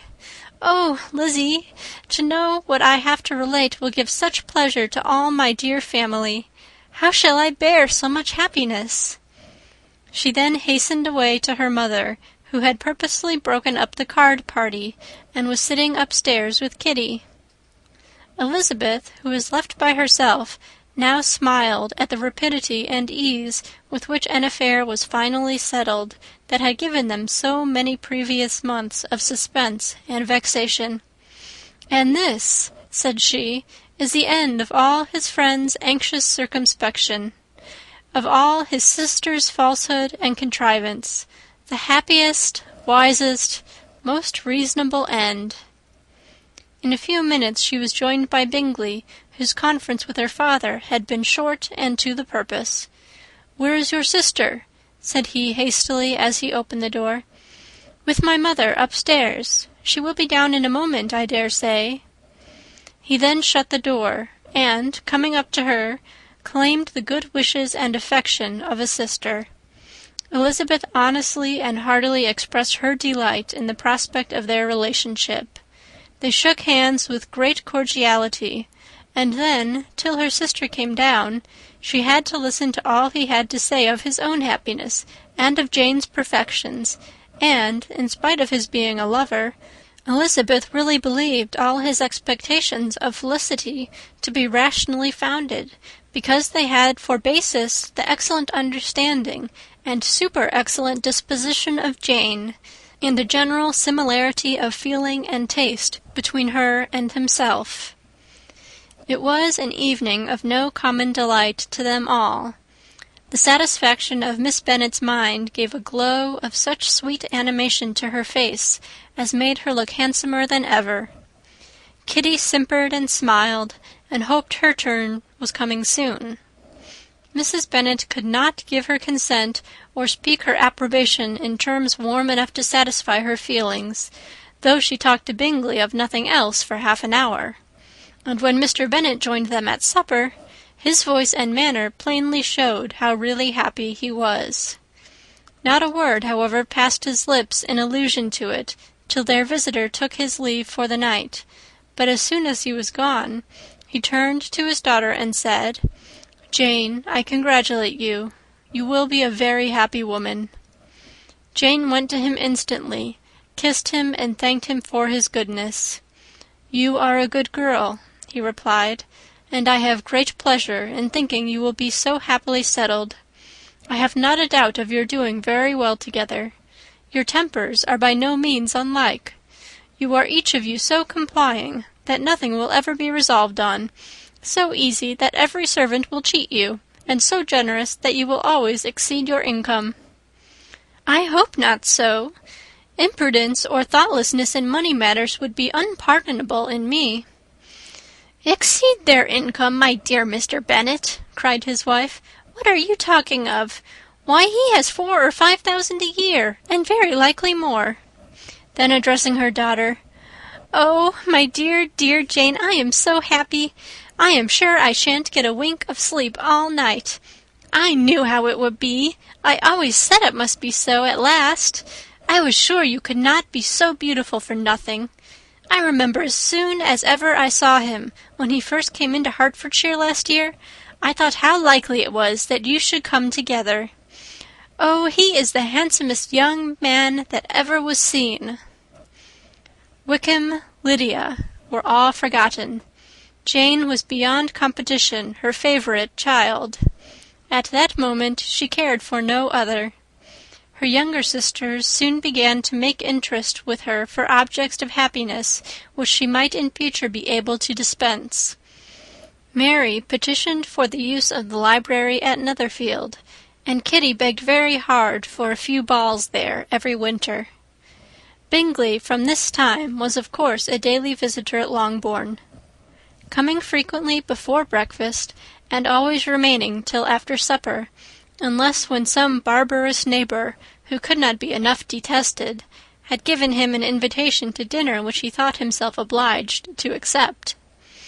Elizabeth had now but little time for conversation with her sister, for while he was present, Jane had no attention to bestow on anyone else, but she found herself considerably useful to both of them in those hours of separation that must sometimes occur. In the absence of Jane, he always attached himself to Elizabeth for the pleasure of talking of her, and when Bingley was gone, Jane constantly sought the same means of relief.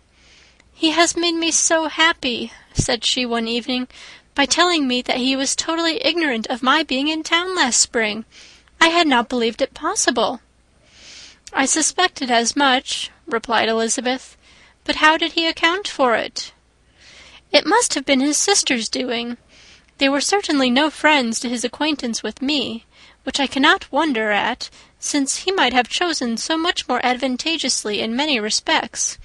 But when they see, as I trust they will, that their brother is happy with me, they will learn to be contented, and we shall be on good terms again, though we can never be what we once were to each other."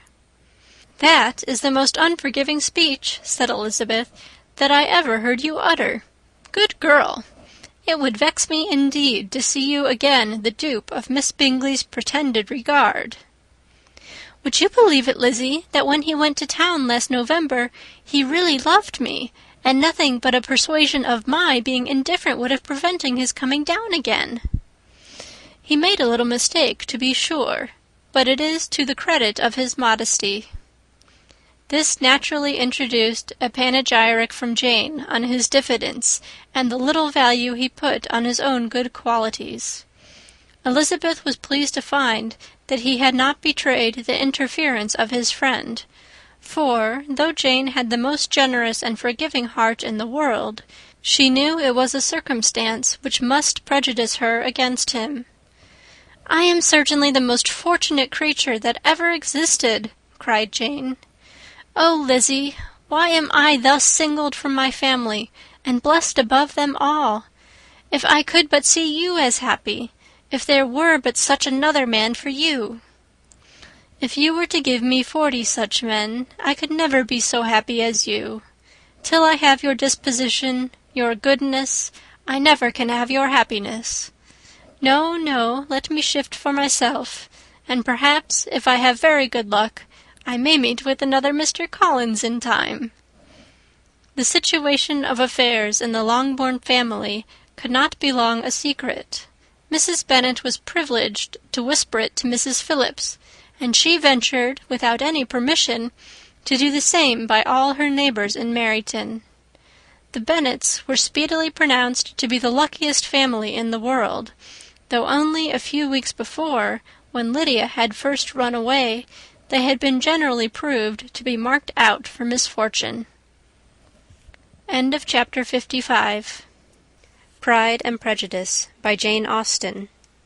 Chapter 56. One morning, about a week after Bingley's engagement with Jane had been formed, as he and the females of the family were sitting together in the dining-room, their attention was suddenly drawn to the window by the sound of a carriage, and they perceived a chaise and four driving up the lawn. It was too early in the morning for visitors, and besides, the equipage did not answer to that of any of their neighbours. The horses were post, and neither the carriage nor the livery of the servant who preceded it were familiar to them. As it was certain, however, that somebody was coming, Bingley instantly prevailed on Miss Bennet to avoid the confinement of such an intrusion, and walk away with him into the shrubbery. They both set off, and the conjectures of the remaining 3 continued, though with little satisfaction, till the door was thrown open and their visitor entered. It was Lady Catherine de Bourgh. They were, of course, all intending to be surprised, but their astonishment was beyond their expectation, and on the part of Mrs. Bennet and Kitty, though she was perfectly unknown to them, even inferior to what Elizabeth felt. She entered the room with an air more than usually ungracious, made no other reply to Elizabeth's salutation than a slight inclination of the head, and sat down without saying a word. Elizabeth had mentioned her name to her mother on her ladyship's entrance, though no request of introduction had been made. Mrs. Bennet, all amazement, though flattered by having a guest of such high importance, received her with the utmost politeness. After sitting for a moment in silence, she said very stiffly to Elizabeth, "I hope you are well, Miss Bennet. That lady, I suppose, is your mother." Elizabeth replied very concisely that she was. "And that, I suppose, is one of your sisters." "Yes, madam," said Mrs. Bennet, delighted to speak to a Lady Catherine. "She is my youngest girl but one. My youngest of all is lately married, and my eldest is somewhere about the grounds, walking with a young man who, I believe, will soon become a part of the family." "You have a very small park here," returned Lady Catherine, after a short silence. "It is nothing in comparison of Rosings, my lady, I dare say, but I assure you it is much larger than Sir William Lucas's." "This must be a most inconvenient sitting-room for the evening, in summer. The windows are full west." Mrs. Bennet assured her that they never sat there after dinner, and then added, "May I take the liberty of asking your ladyship whether you left Mr. and Mrs. Collins well?" "Yes, very well. I saw them the night before last." Elizabeth now expected that she would produce a letter for her from Charlotte, as it seemed the only probable motive for her calling. But no letter appeared, and she was completely puzzled. Mrs. Bennet, with great civility, begged her ladyship to take some refreshment, but Lady Catherine very resolutely, and not very politely, declined eating anything, and then, rising up, said to Elizabeth, "Miss Bennet, there seemed to be a prettyish kind of a little wilderness on one side of your lawn. I should be glad to take a turn in it, if you will favour me with your company." "Go, my dear," cried her mother, "and show her ladyship about the different walks. I think she will be pleased with the hermitage." Elizabeth obeyed, and running into her own room for her parasol, attended her noble guest downstairs. As they passed through the hall, Lady Catherine opened the doors into the dining-parlour and drawing-room, and pronouncing them, after a short survey, to be decent-looking rooms, walked on. Her carriage remained at the door, and Elizabeth saw that her waiting-woman was in it. They proceeded in silence along the gravel walk that led to the copse. Elizabeth was determined to make no effort for conversation with a woman who was now more than usually insolent and disagreeable. "How could I ever think her like her nephew?" said she, as she looked in her face. As soon as they entered the copse, Lady Catherine began in the following manner. "You can be at no loss, Miss Bennet, to understand the reason of my journey hither. Your own heart, your own conscience, must tell you why I come." Elizabeth looked with unaffected astonishment. "Indeed, you are mistaken, madam. I have not been at all able to account for the honour of seeing you here."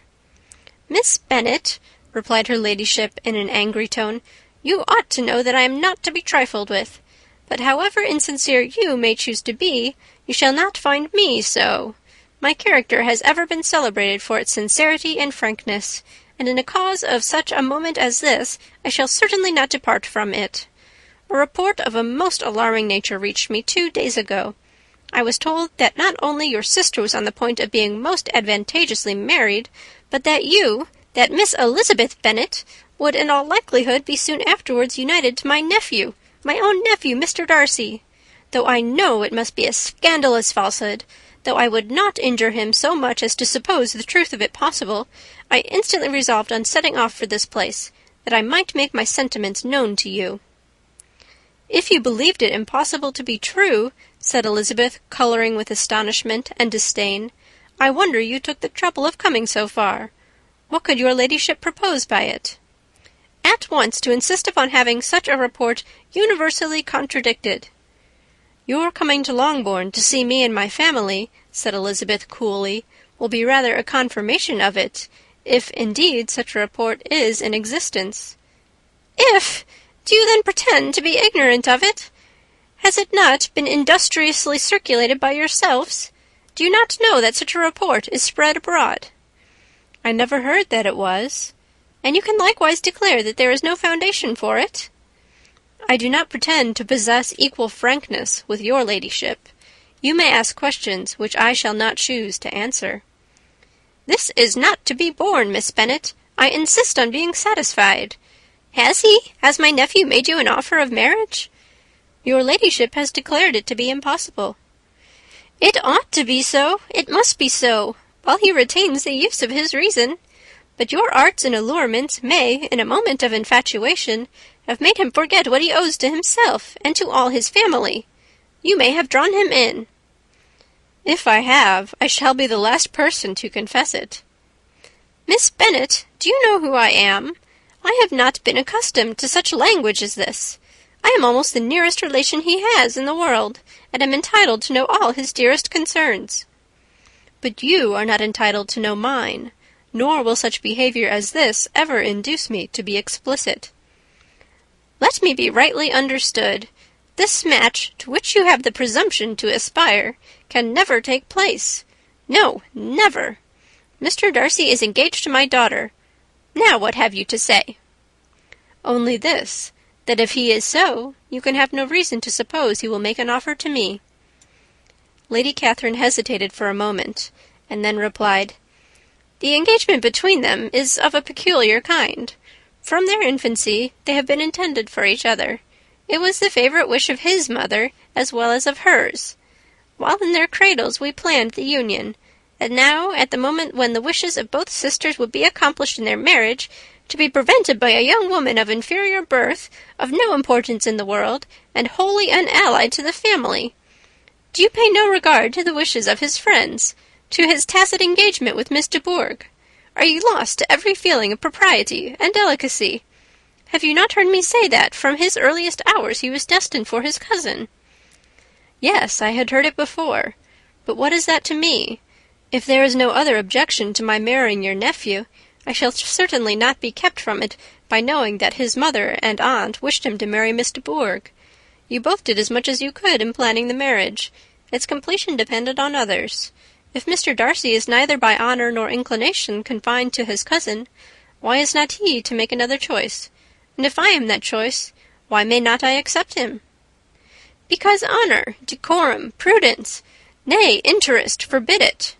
Yes, Miss Bennet, interest, for do not expect to be noticed by his family or friends, if you wilfully act against the inclinations of all.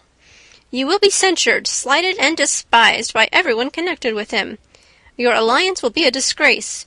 Your name will never even be mentioned by any of us." "These are heavy misfortunes," replied Elizabeth. "But the wife of Mr. Darcy must have such extraordinary sources of happiness necessarily attached to her situation, that she could, upon the whole, have no cause to repine." "Obstinate, headstrong girl, I am ashamed of you.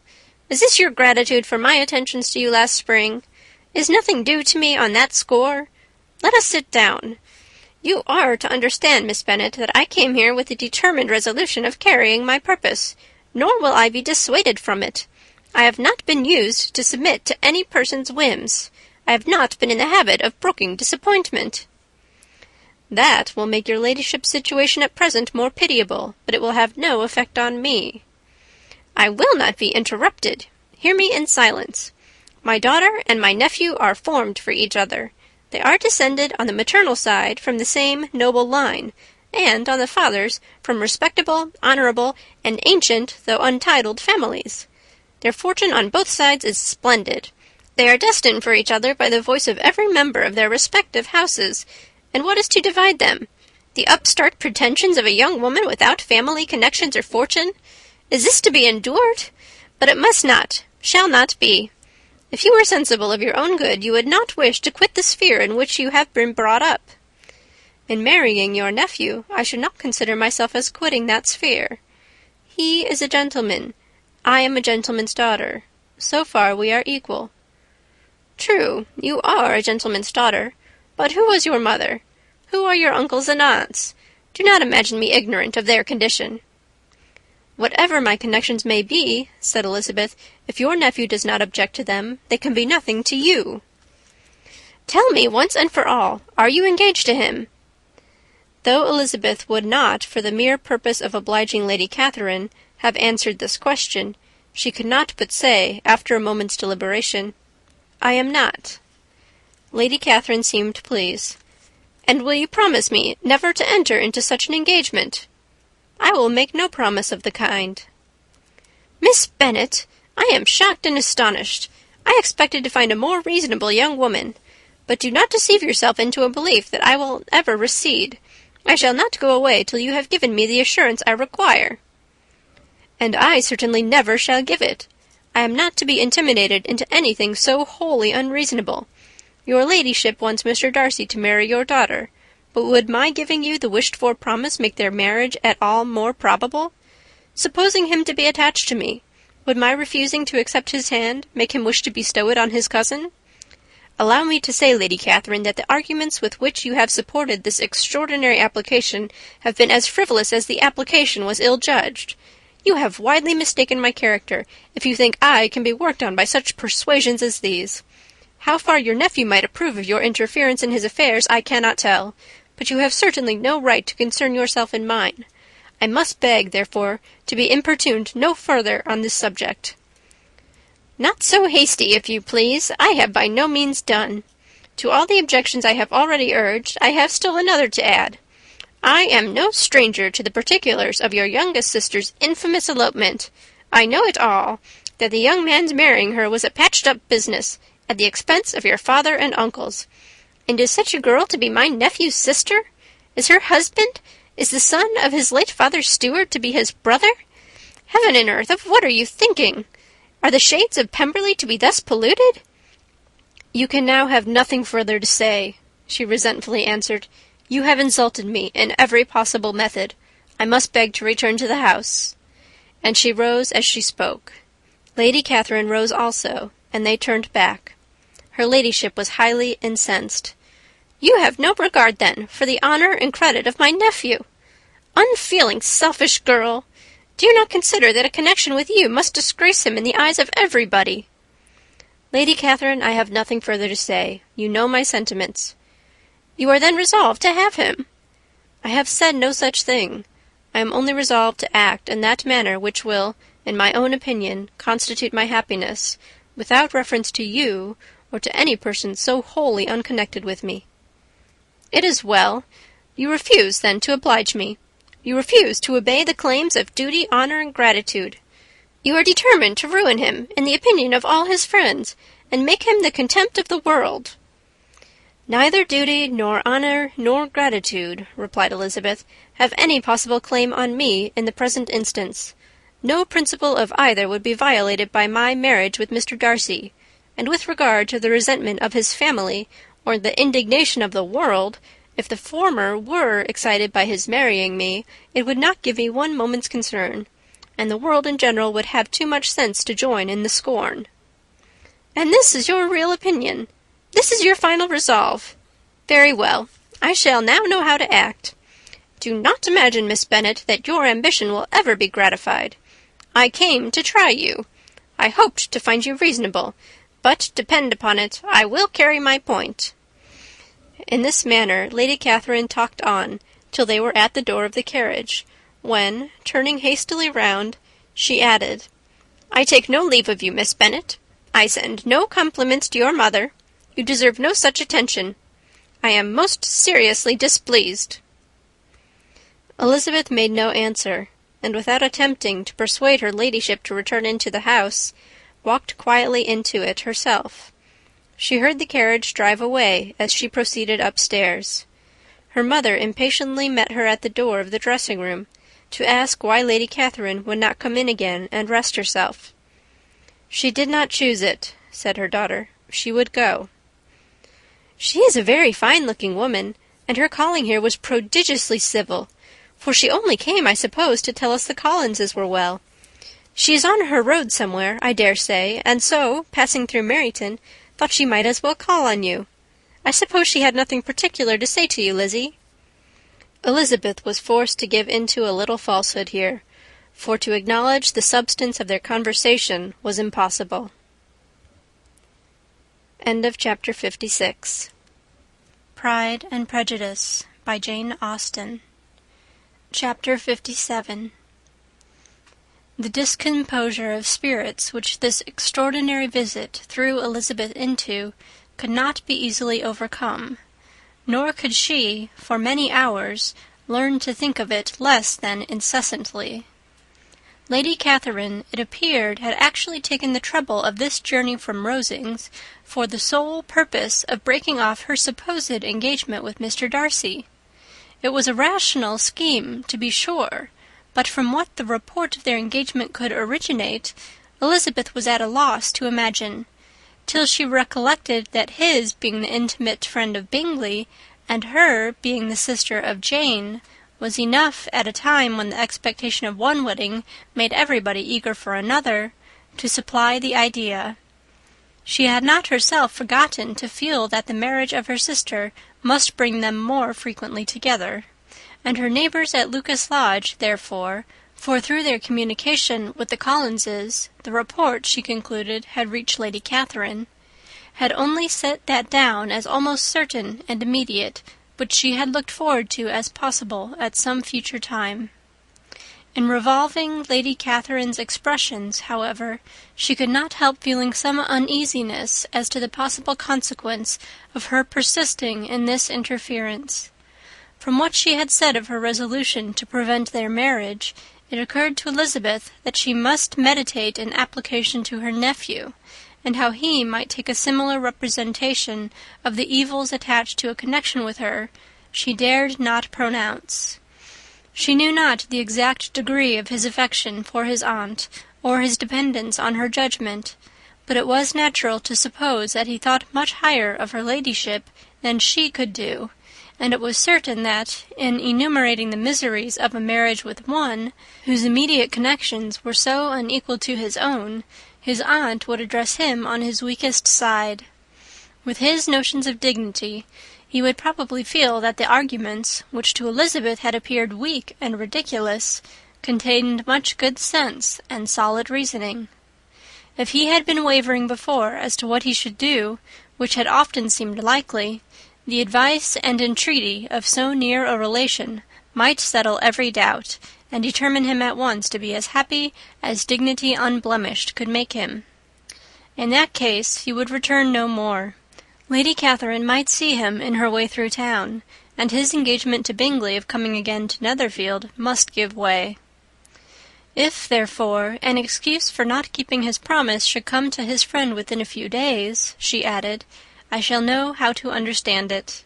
I shall then give over every expectation, every wish of his constancy.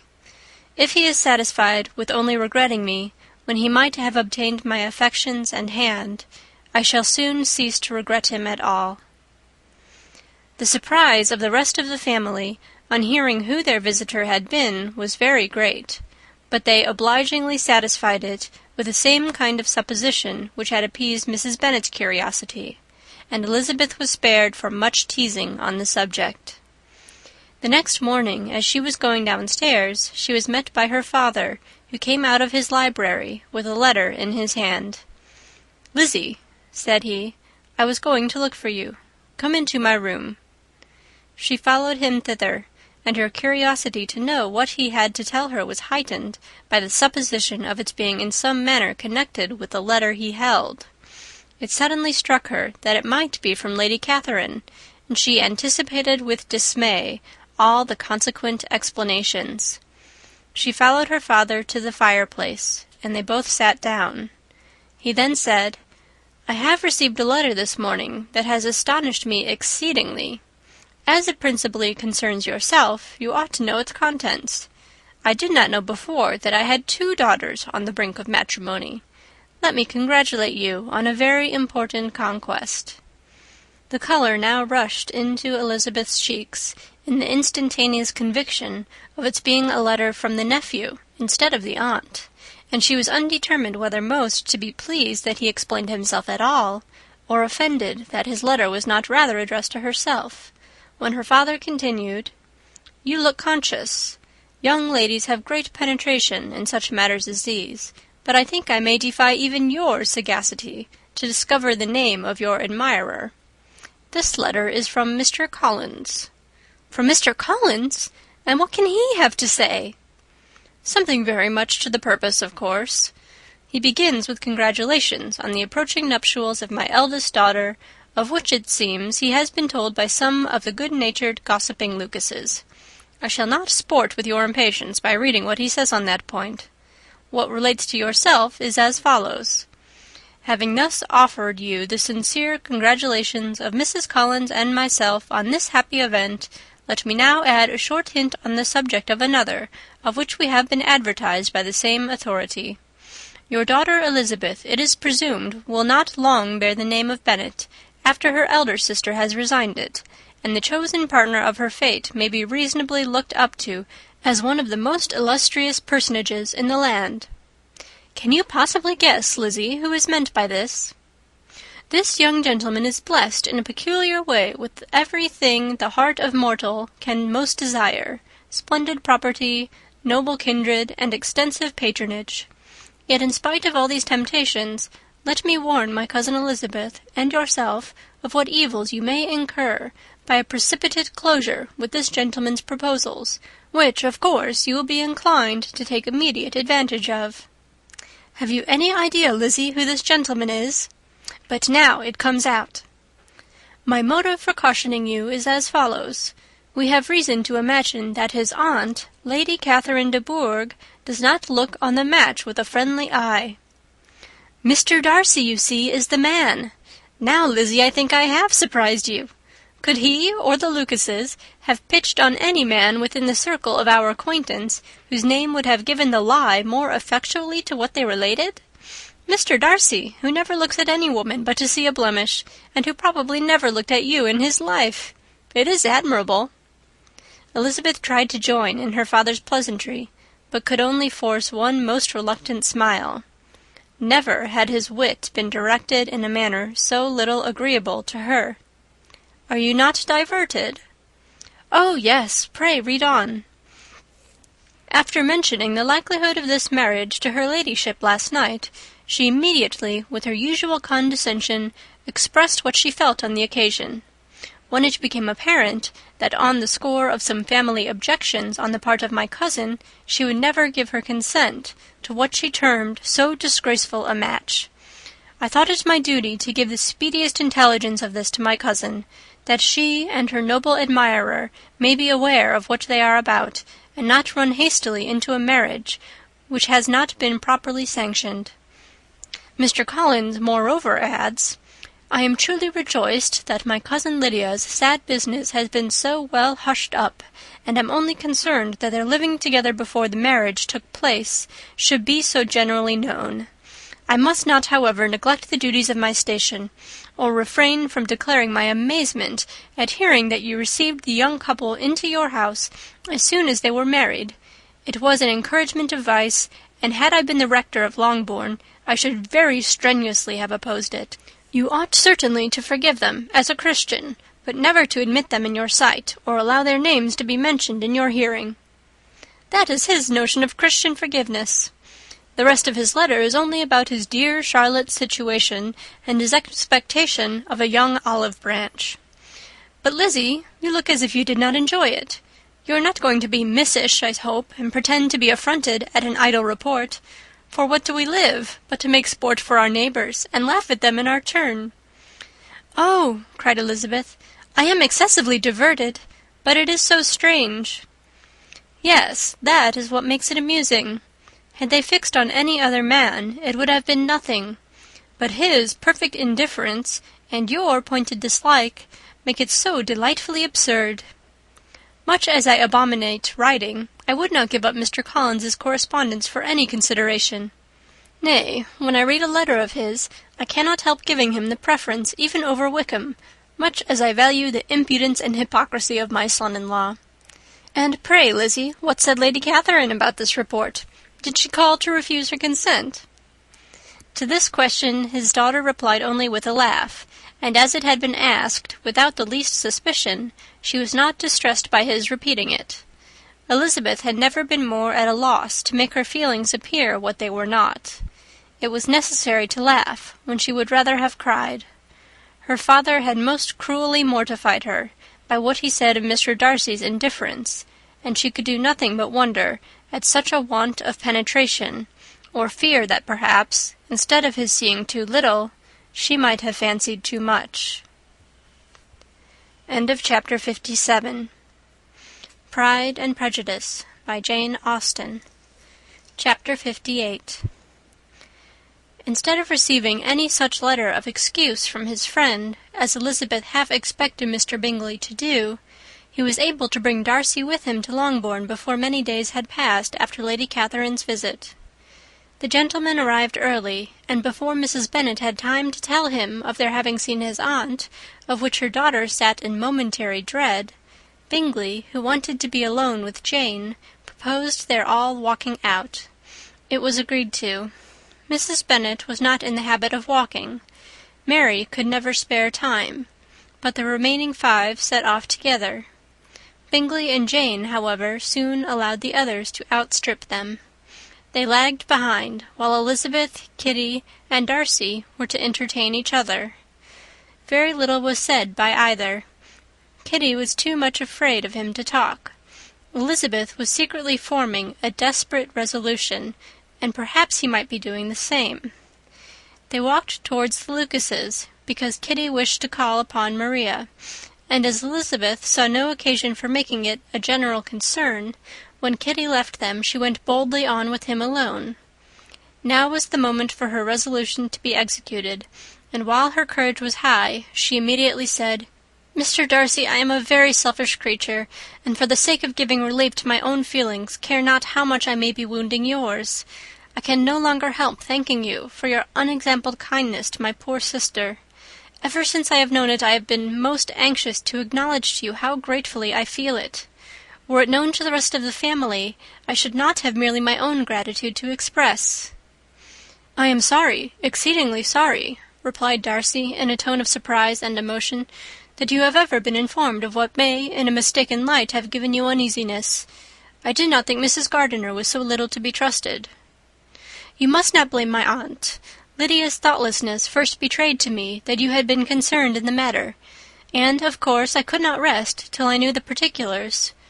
Let me thank you again and again, in the name of all my family, for that generous compassion which induced you to take so much trouble, and bear so many mortifications, for the sake of discovering them." "If you will thank me," he replied, "let it be for yourself alone. That the wish of giving happiness to you might add force to the other inducements which led me on, I shall not attempt to deny. But your family owe me nothing. Much as I respect them, I believe I thought only of you."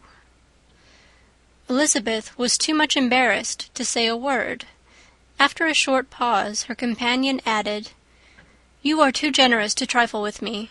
If your feelings are still what they were last April, tell me so at once. My affections and wishes are unchanged, but one word from you will silence me on this subject for ever."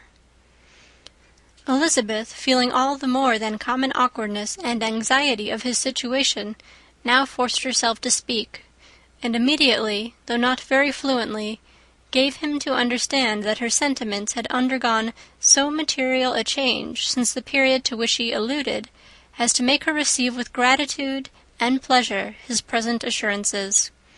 The happiness which this reply produced was such as he had probably never felt before, and he expressed himself on the occasion as sensibly and as warmly as a man violently in love can be supposed to do. Had Elizabeth been able to encounter his eye, she might have seen how well the expression of heartfelt delight diffused over his face became him. But, though she could not look, she could listen, and he told her of feelings which, in proving of what importance she was to him, made his affection every moment more valuable.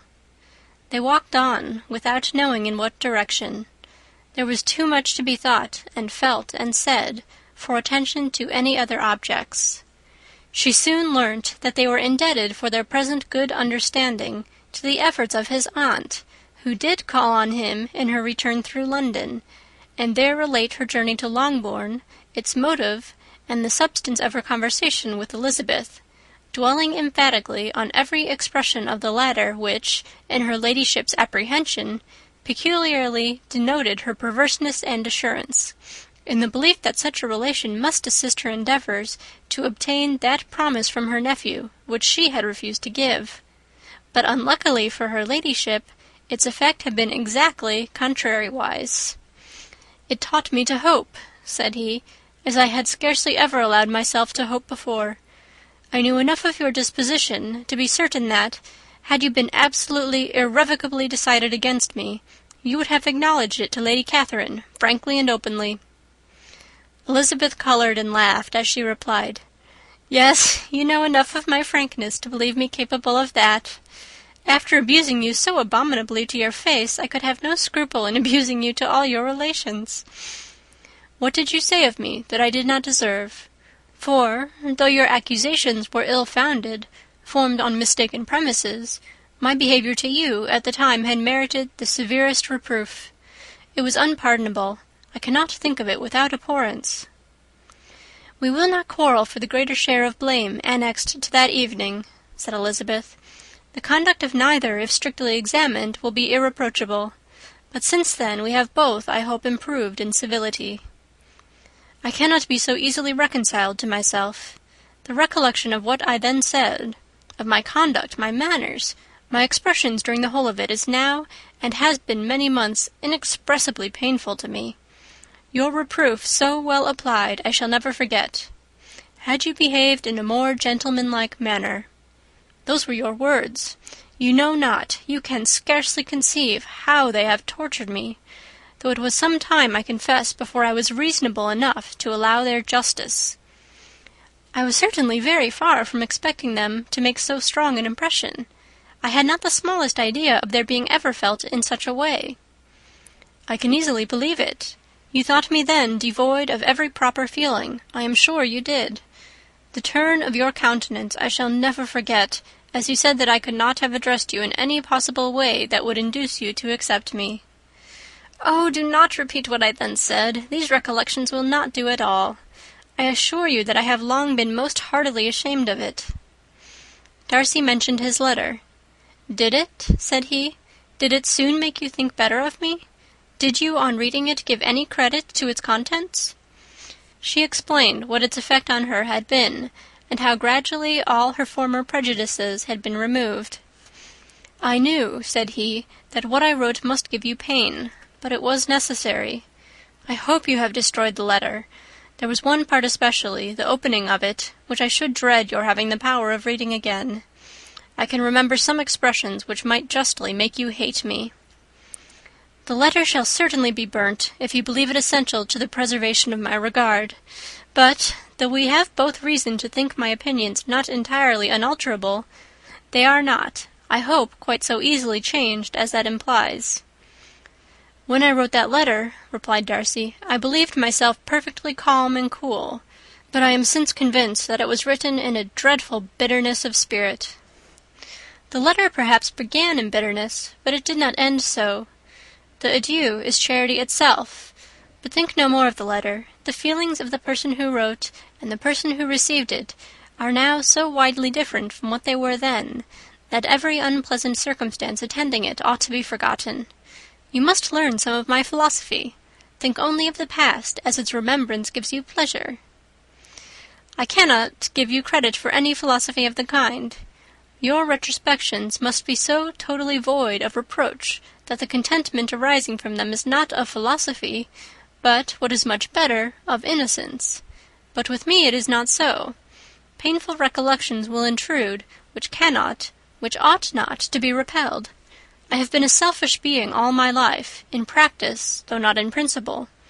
As a child I was taught what was right, but I was not taught to correct my temper. I was given good principles, but left to follow them in pride and conceit.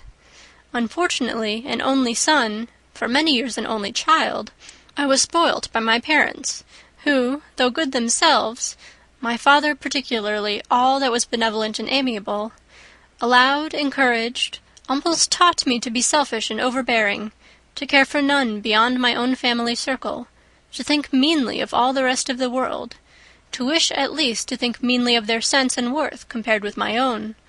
Such I was from 8 to 28, and such I might still have been, but for you, dearest, loveliest Elizabeth. What do I not owe you? You taught me a lesson, hard indeed at first, but most advantageous. By you I was properly humbled. I came to you without a doubt of my reception. You showed me how insufficient were all my pretensions to please a woman worthy of being pleased. Had you then persuaded yourself that I should? Indeed I had. What will you think of my vanity? I believed you to be wishing, expecting my addresses. My manners must have been in fault, but not intentionally, I assure you. I never meant to deceive you, but my spirits might often lead me wrong. How you must have hated me after that evening! Hate you? I was angry perhaps at first, but my anger soon began to take a proper direction. I am almost afraid of asking what you thought of me when we met at Pemberley. You blamed me for coming? No, indeed. I felt nothing but surprise. Your surprise could not be greater than mine in being noticed by you. My conscience told me that I deserved no extraordinary politeness, and I confess that I did not expect to receive more than my due. My object then, replied Darcy, was to show you, by every civility in my power, that I was not so mean as to resent the past, and I hoped to obtain your forgiveness, to lessen your ill opinion, by letting you see that your reproofs had been attended to. How soon any other wishes introduced themselves I can hardly tell, but I believe in about half an hour after I had seen you.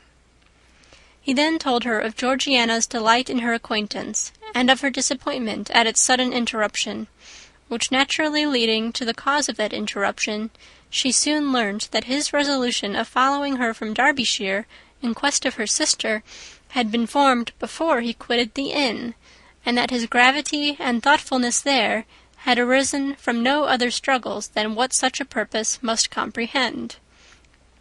She expressed her gratitude again, but it was too painful a subject to each to be dwelt on farther.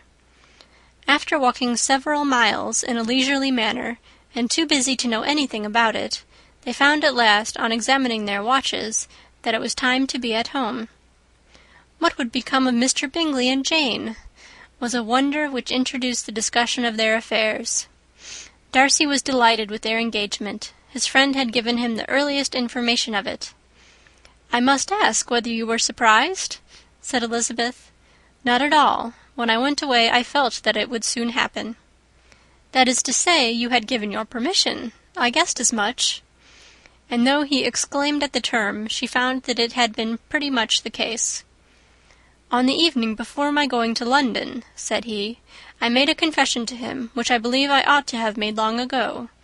I told him of all that had occurred to make my former interference in his affairs absurd and impertinent. His surprise was great. He had never had the slightest suspicion.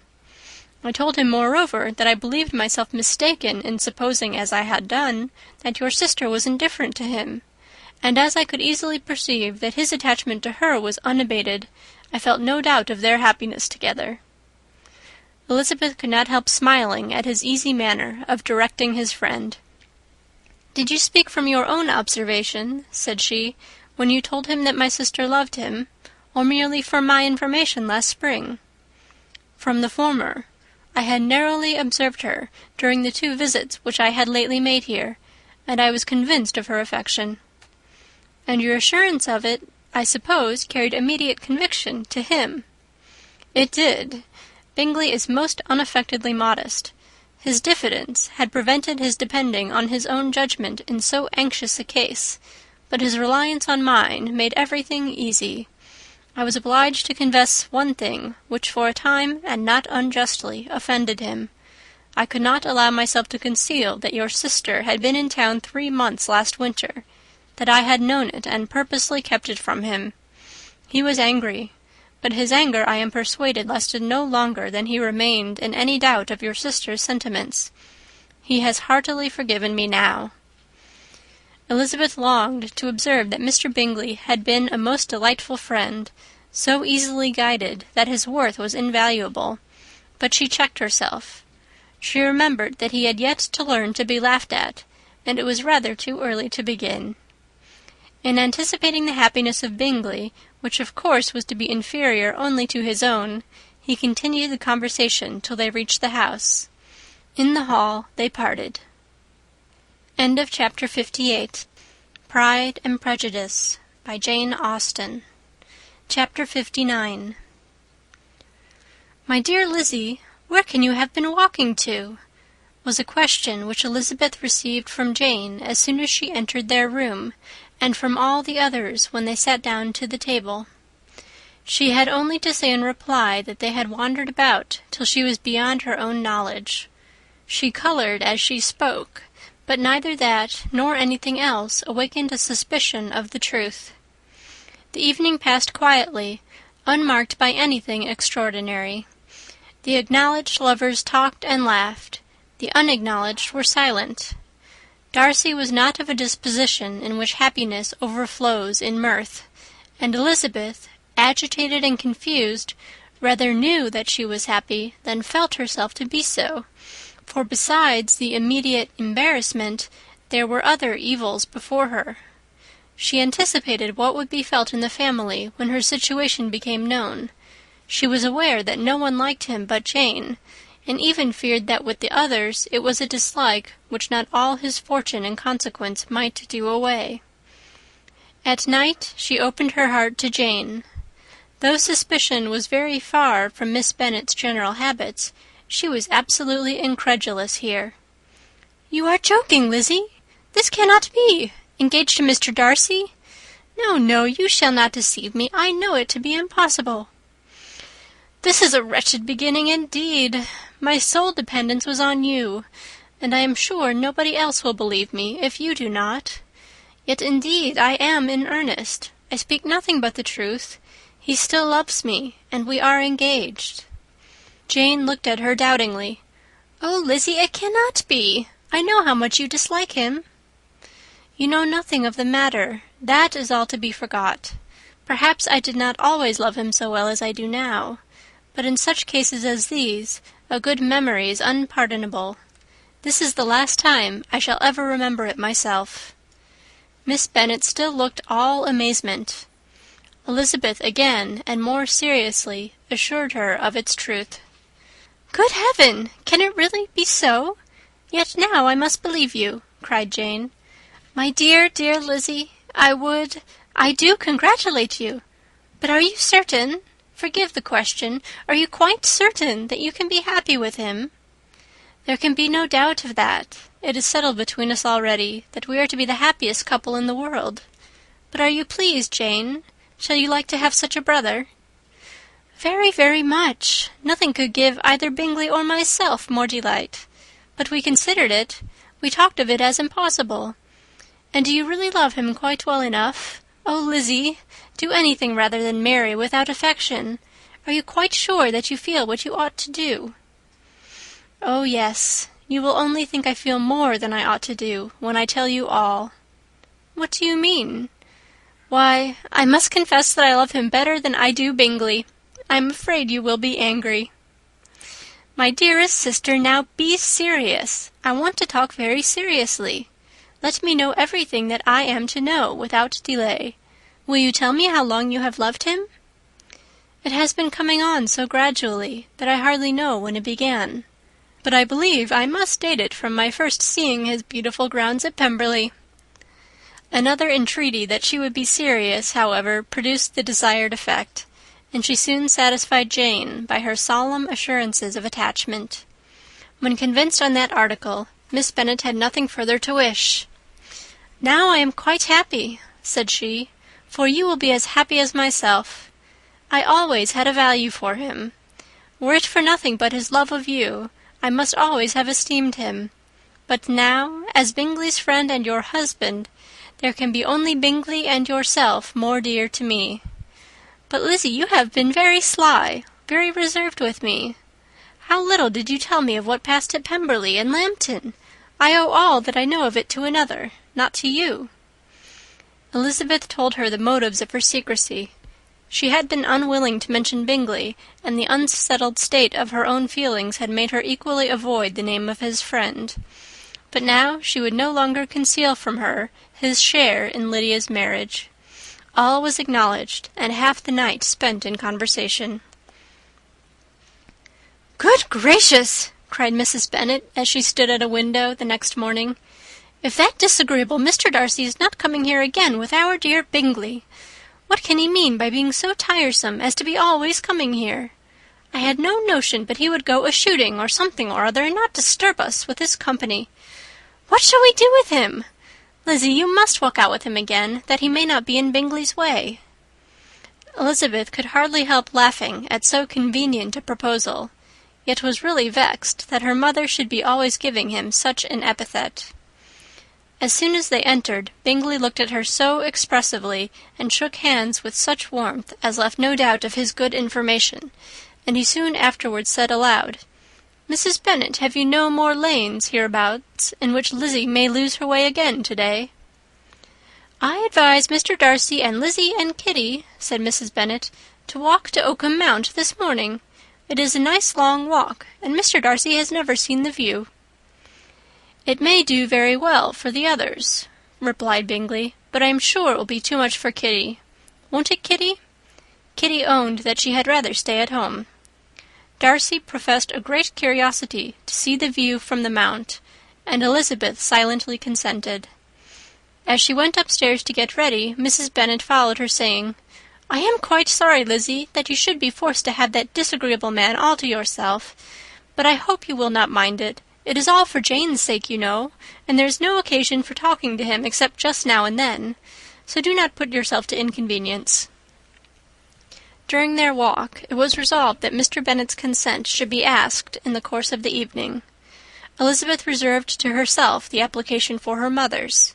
She could not determine how her mother would take it, sometimes doubting whether all his wealth and grandeur would be enough to overcome her abhorrence of the man, but whether she were violently set against the match, or violently delighted with it, it was certain that her manner would be equally ill adapted to do credit to her sense, and she could no more bear that Mr. Darcy should hear the first raptures of her joy than the first vehemence of her disapprobation.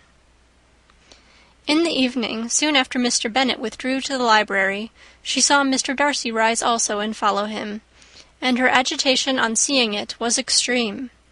She did not fear her father's opposition, but he was going to be made unhappy, and that it should be through her means, that she, his favourite child, should be distressing him by her choice, should be filling him with fears and regrets in disposing of her, was a wretched reflection, and she sat in misery till Mr. Darcy appeared again, when, looking at him, she was a little relieved by his smile. In a few minutes he approached the table where she was sitting with Kitty, and while pretending to admire her work, said in a whisper, "Go to your father, he wants you in the library." She was gone directly. Her father was walking about the room, looking grave and anxious. "Lizzie," said he, "what are you doing? Are you out of your senses to be accepting this man? Have not you always hated him?" How earnestly did she then wish that her former opinions had been more reasonable, her expressions more moderate. It would have spared her from explanations and professions which it was exceedingly awkward to give, but they were now necessary, and she assured him with some confusion of her attachment to Mr. Darcy. "Or in other words, you are determined to have him. He is rich, to be sure, and you may have more fine clothes and fine carriages than Jane, but will they make you happy?" "Have you any other objection," said Elizabeth, "than your belief of my indifference?" "None at all. We all know him to be a proud, unpleasant sort of man, but this would be nothing if you really liked him." I do like him," she replied with tears in her eyes. "I love him. Indeed, he has no improper pride. He is perfectly amiable. You do not know what he really is. Then pray do not pain me by speaking of him in such terms." "Lizzie," said her father, "I have given him my consent. He is the kind of man, indeed, to whom I should never dare refuse anything which he condescended to ask. I now give it to you, if you are resolved on having him. But let me advise you to think better of it. I know your disposition, Lizzie. I know that you could be neither happy nor respectable unless you truly esteemed your husband, unless you looked up to him as a superior. Your lively talents would place you in the greatest danger in an unequal marriage. You could scarcely escape discredit and misery. My child, let me not have the grief of seeing you unable to respect your partner in life. You know not what you are about."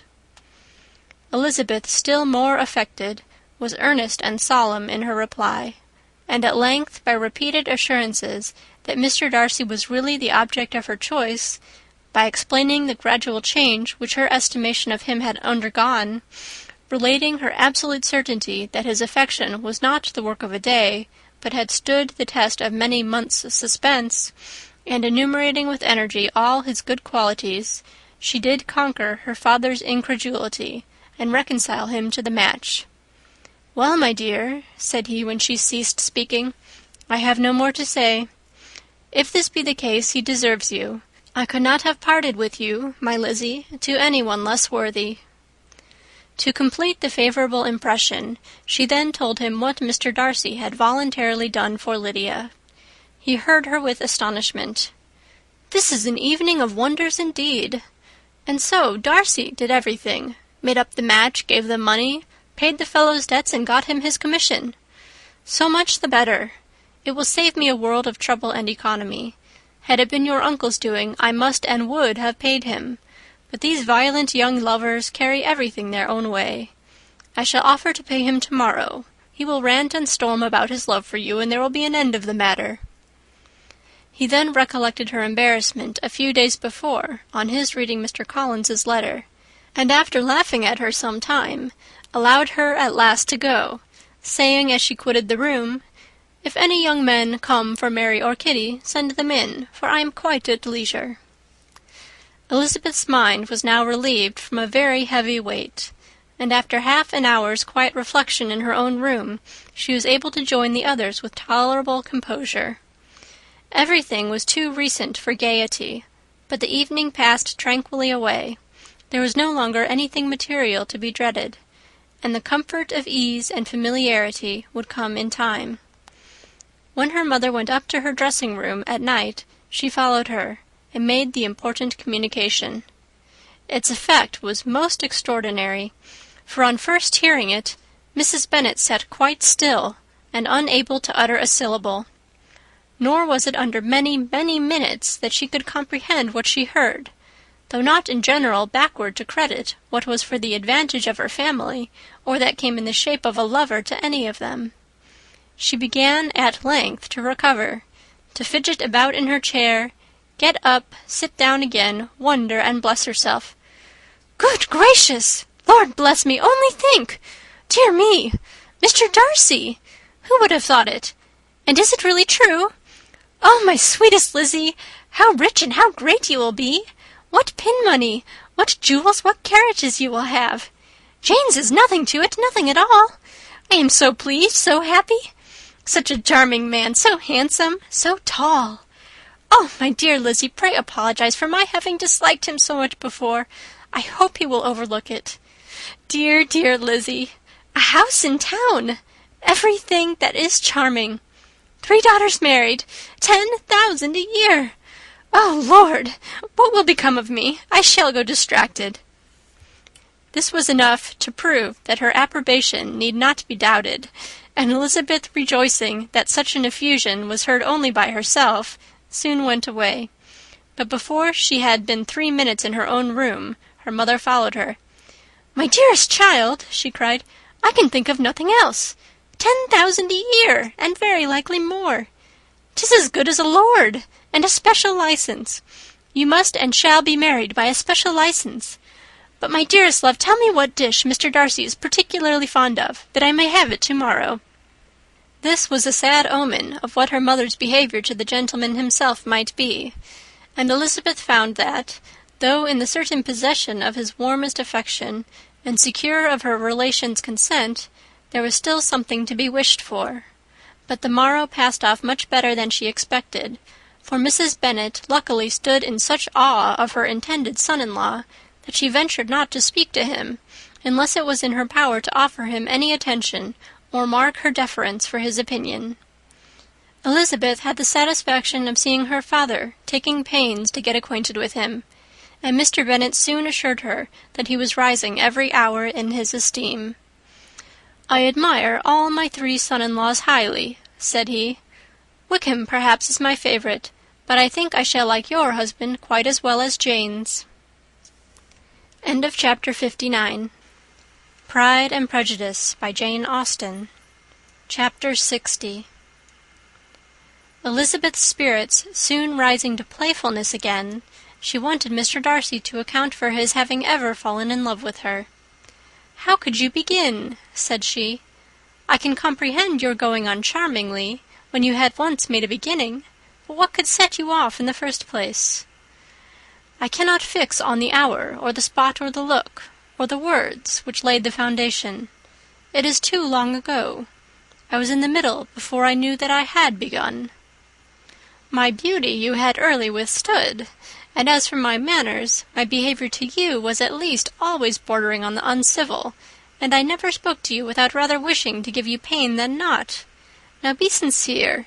Did you admire me for my impertinence?" "For the liveliness of your mind, I did." "You may as well call it impertinence at once. It was very little less. The fact is that you were sick of civility, of deference, of officious attention. You were disgusted with the women who were always speaking and looking and thinking for your approbation alone. I roused and interested you because I was so unlike them. Had you not been really amiable, you would have hated me for it. But in spite of the pains you took to disguise yourself, your feelings were always noble and just, and in your heart you thoroughly despised the persons who so assiduously courted you. There, I have saved you the trouble of accounting for it. And really, all things considered, I begin to think it perfectly reasonable. To be sure, you knew no actual good of me, but nobody thinks of that when they fall in love." "Was there no good in your affectionate behaviour to Jane while she was ill at Netherfield?" "Dearest Jane, who could have done less for her? But make a virtue of it by all means. My good qualities are under your protection, and you are to exaggerate them as much as possible. And in return it belongs to me to find occasions for teasing and quarrelling with you as often as may be. And I shall begin directly by asking you what made you so unwilling to come to the point at last. What made you so shy of me when you first called, and afterwards dined here? Why, especially when you called, did you look as if you did not care about me?" "Because you were grave and silent, and gave me no encouragement." "But I was embarrassed, and so was I." "You might have talked to me more when you came to dinner. A man who had felt less might." "How unlucky that you should have a reasonable answer to give, and that I should be so reasonable as to admit it. But I wonder how long you would have gone on if you had been left to yourself. I wonder when you would have spoken if I had not asked you. My resolution of thanking you for your kindness to Lydia had certainly great effect. Too much, I am afraid. For what becomes of the moral if our comfort springs from a breach of promise? For I ought not to have mentioned the subject. This will never do." "You need not distress yourself. The moral will be perfectly fair. Lady Catherine's unjustifiable endeavours to separate us were the means of removing all my doubts. I am not indebted for my present happiness to your eager desire of expressing your gratitude. I was not in a humour to wait for any opening of yours. My aunt's intelligence had given me hope, and I was determined at once to know everything." "Lady Catherine has been of infinite use, which ought to make her happy, for she loves to be of use. But tell me, what did you come down to Netherfield for? Was it merely to ride to Longbourn and be embarrassed, or had you intended any more serious consequence?" "My real purpose was to see you, and to judge, if I could, whether I might ever hope to make you love me. My avowed one, or what I avowed to myself, was to see whether your sister were still partial to Bingley, and if she were, to make the confession to him which I have since made." "Shall you ever have courage to announce to Lady Catherine what is to befall her?" "I am more likely to want more time than courage, Elizabeth. But it ought to be done, and if you will give me a sheet of paper, it shall be done directly." "And if I had not a letter to write myself, I might sit by you and admire the evenness of your writing, as another young lady once did. But I have an aunt, too, who must not be longer neglected." From an unwillingness to confess how much her intimacy with Mr. Darcy had been overrated, Elizabeth had never yet answered Mrs. Gardiner's long letter. But now, having that to communicate which she knew would be most welcome, she was almost ashamed to find that her uncle and aunt had already lost 3 days of happiness, and immediately wrote as follows: "I would have thanked you before, my dear aunt, as I ought to have done, for your long, kind, satisfactory detail of particulars, but to say the truth, I was too cross to write. You supposed more than really existed. But now, suppose as much as you choose. Give a loose rein to your fancy. Indulge your imagination in every possible flight which the subject will afford. And unless you believe me actually married, you cannot greatly err. You must write again very soon, and praise him a great deal more than you did in your last. I thank you, again and again, for not going to the Lakes. How could I be so silly as to wish it? Your idea of the ponies is delightful. We will go round the park every day. I am the happiest creature in the world. Perhaps other people have said so before, but not one with such justice. I'm happier even than Jane. She only smiles. I laugh. Mr. Darcy sends you all the love in the world that he can spare from me. You are all to come to Pemberley at Christmas. Yours, etc."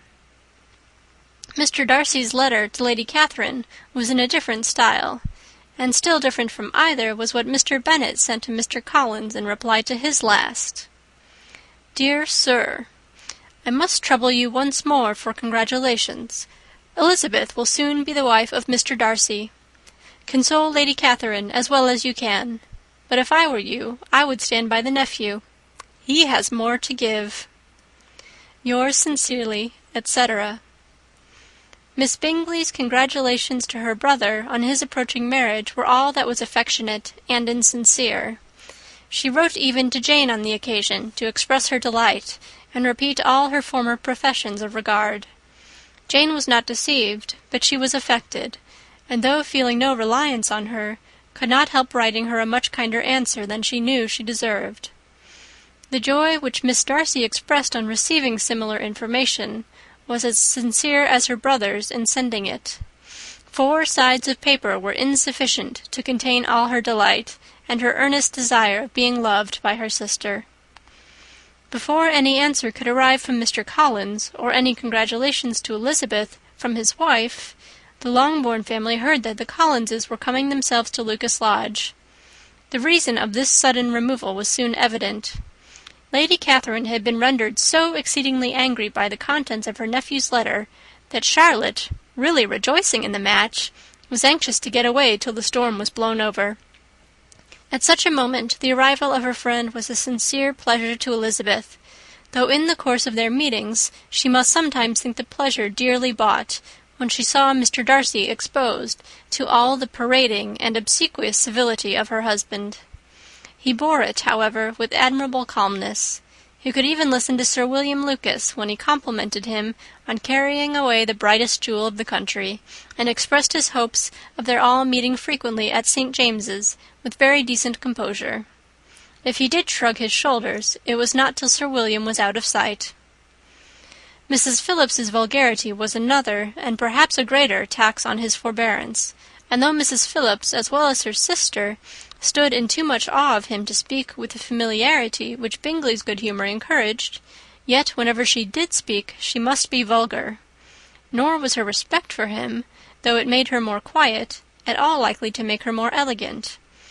Elizabeth did all she could to shield him from the frequent notice of either, and was ever anxious to keep him to herself, and to those of her family with whom he might converse without mortification, and though the uncomfortable feelings arising from all this took from the season of courtship much of its pleasure, it added to the hope of the future, and she looked forward with delight to the time when they should be removed from society so little pleasing to either, to all the comfort and elegance of their family party at Pemberley. End of Chapter 60. Chapter 61. Happy for all her maternal feelings was the day on which Mrs. Bennet got rid of her 2 most deserving daughters. With what delighted pride she afterwards visited Mrs. Bingley, and talked of Mrs. Darcy, may be guessed. I wish I could say, for the sake of her family, that the accomplishment of her earnest desire in the establishment of so many of her children produced so happy an effect as to make her a sensible, amiable, well-informed woman for the rest of her life, though perhaps it was lucky for her husband, who might not have relished domestic felicity in so unusual a form, that she still was occasionally nervous and invariably silly. Mr. Bennet missed his second daughter exceedingly. His affection for her drew him oftener from home than anything else could do. He delighted in going to Pemberley, especially when he was least expected. Mr. Bingley and Jane remained at Netherfield only a 12-month. So near a vicinity to her mother and Meryton relations was not desirable even to his easy temper or her affectionate heart. The darling wish of his sisters was then gratified. He bought an estate in a neighbouring county to Derbyshire, and Jane and Elizabeth, in addition to every other source of happiness, were within 30 miles of each other. Kitty, to her very material advantage, spent the chief of her time with her 2 elder sisters. In society so superior to what she had generally known, her improvement was great. She was not of so ungovernable a temper as Lydia, and removed from the influence of Lydia's example, she became, by proper attention and management, less irritable, less ignorant, and less insipid. From the further disadvantage of Lydia's society, she was of course carefully kept, and though Mrs. Wickham frequently invited her to come and stay with her, with the promise of balls and young men, her father would never consent to her going. Mary was the only daughter who remained at home, and she was necessarily drawn from the pursuit of accomplishments by Mrs. Bennet's being quite unable to sit alone. Mary was obliged to mix more with the world, but she could still moralize over every morning visit, and as she was no longer mortified by comparisons between her sister's beauty and her own, it was suspected by her father that she submitted to the change without much reluctance. As for Wickham and Lydia, their characters suffered no revolution from the marriage of her sisters. He bore with philosophy the conviction that Elizabeth must now become acquainted with whatever of his ingratitude and falsehood had before been unknown to her, and in spite of everything was not wholly without hope that Darcy might yet be prevailed on to make his fortune. The congratulatory letter which Elizabeth received from Lydia on her marriage explained to her that, by his wife at least, if not by himself, such a hope was cherished. The letter was to this effect: "My dear Lizzie, I wish you joy. If you love Mr. Darcy half as well as I do my dear Wickham, you must be very happy. It is a great comfort to have you so rich, and when you have nothing else to do, I hope you will think of us. I am sure Wickham would like a place at court very much, and I do not think we shall have quite money enough to live upon without some help. Any place would do, of about 300 or 400 a year. But, however, do not speak to Mr. Darcy about it, if you had rather not. Yours, etc." As it happened that Elizabeth had much rather not, she endeavoured in her answer to put an end to every entreaty and expectation of the kind. Such relief, however, as it was in her power to afford, by the practice of what might be called economy in her own private expenses, she frequently sent them. It had always been evident to her that such an income as theirs, under the direction of 2 persons so extravagant in their wants and heedless of the future, must be very insufficient to their support, and whenever they changed their quarters, either Jane or herself were sure of being applied to for some little assistance towards discharging their bills. Their manner of living, even when the restoration of peace dismissed them to a home, was unsettled in the extreme. They were always moving from place to place in quest of a cheap situation, and always spending more than they ought. His affection for her soon sunk into indifference. Hers lasted a little longer, and in spite of her youth and her manners, she retained all the claims of reputation which her marriage had given her. Though Darcy could never receive him at Pemberley, yet for Elizabeth's sake he assisted him further in his profession. Lydia was occasionally a visitor there, when her husband was gone to enjoy himself in London or Bath, and with the Bingleys they both of them frequently stayed so long that even Bingley's good humour was overcome, and he proceeded so far as to talk of giving them a hint to be gone. Miss Bingley was very deeply mortified by Darcy's marriage, but as she thought it advisable to retain the right of visiting at Pemberley, she dropped all her resentment, was fonder than ever of Georgiana, almost as attentive to Darcy as heretofore, and paid off every arrear of civility to Elizabeth. Pemberley was now Georgiana's home, and the attachment of the sisters was exactly what Darcy had hoped to see. They were able to love each other even as well as they intended. Georgiana had the highest opinion in the world of Elizabeth, though at first she often listened with an astonishment bordering on alarm at her lively, sportive manner of talking to her brother. He, who had always inspired in herself a respect which almost overcame her affection, she now saw the object of open pleasantry. Her mind received knowledge which had never before fallen in her way. By Elizabeth's instructions, she began to comprehend that a woman may take liberties with her husband which a brother will not always allow in a sister more than 10 years younger than himself. Lady Catherine was extremely indignant on the marriage of her nephew, and as she gave way to all the genuine frankness of her character in her reply to the letter which announced its arrangement, she sent him language so very abusive, especially of Elizabeth, that for some time all intercourse was at an end.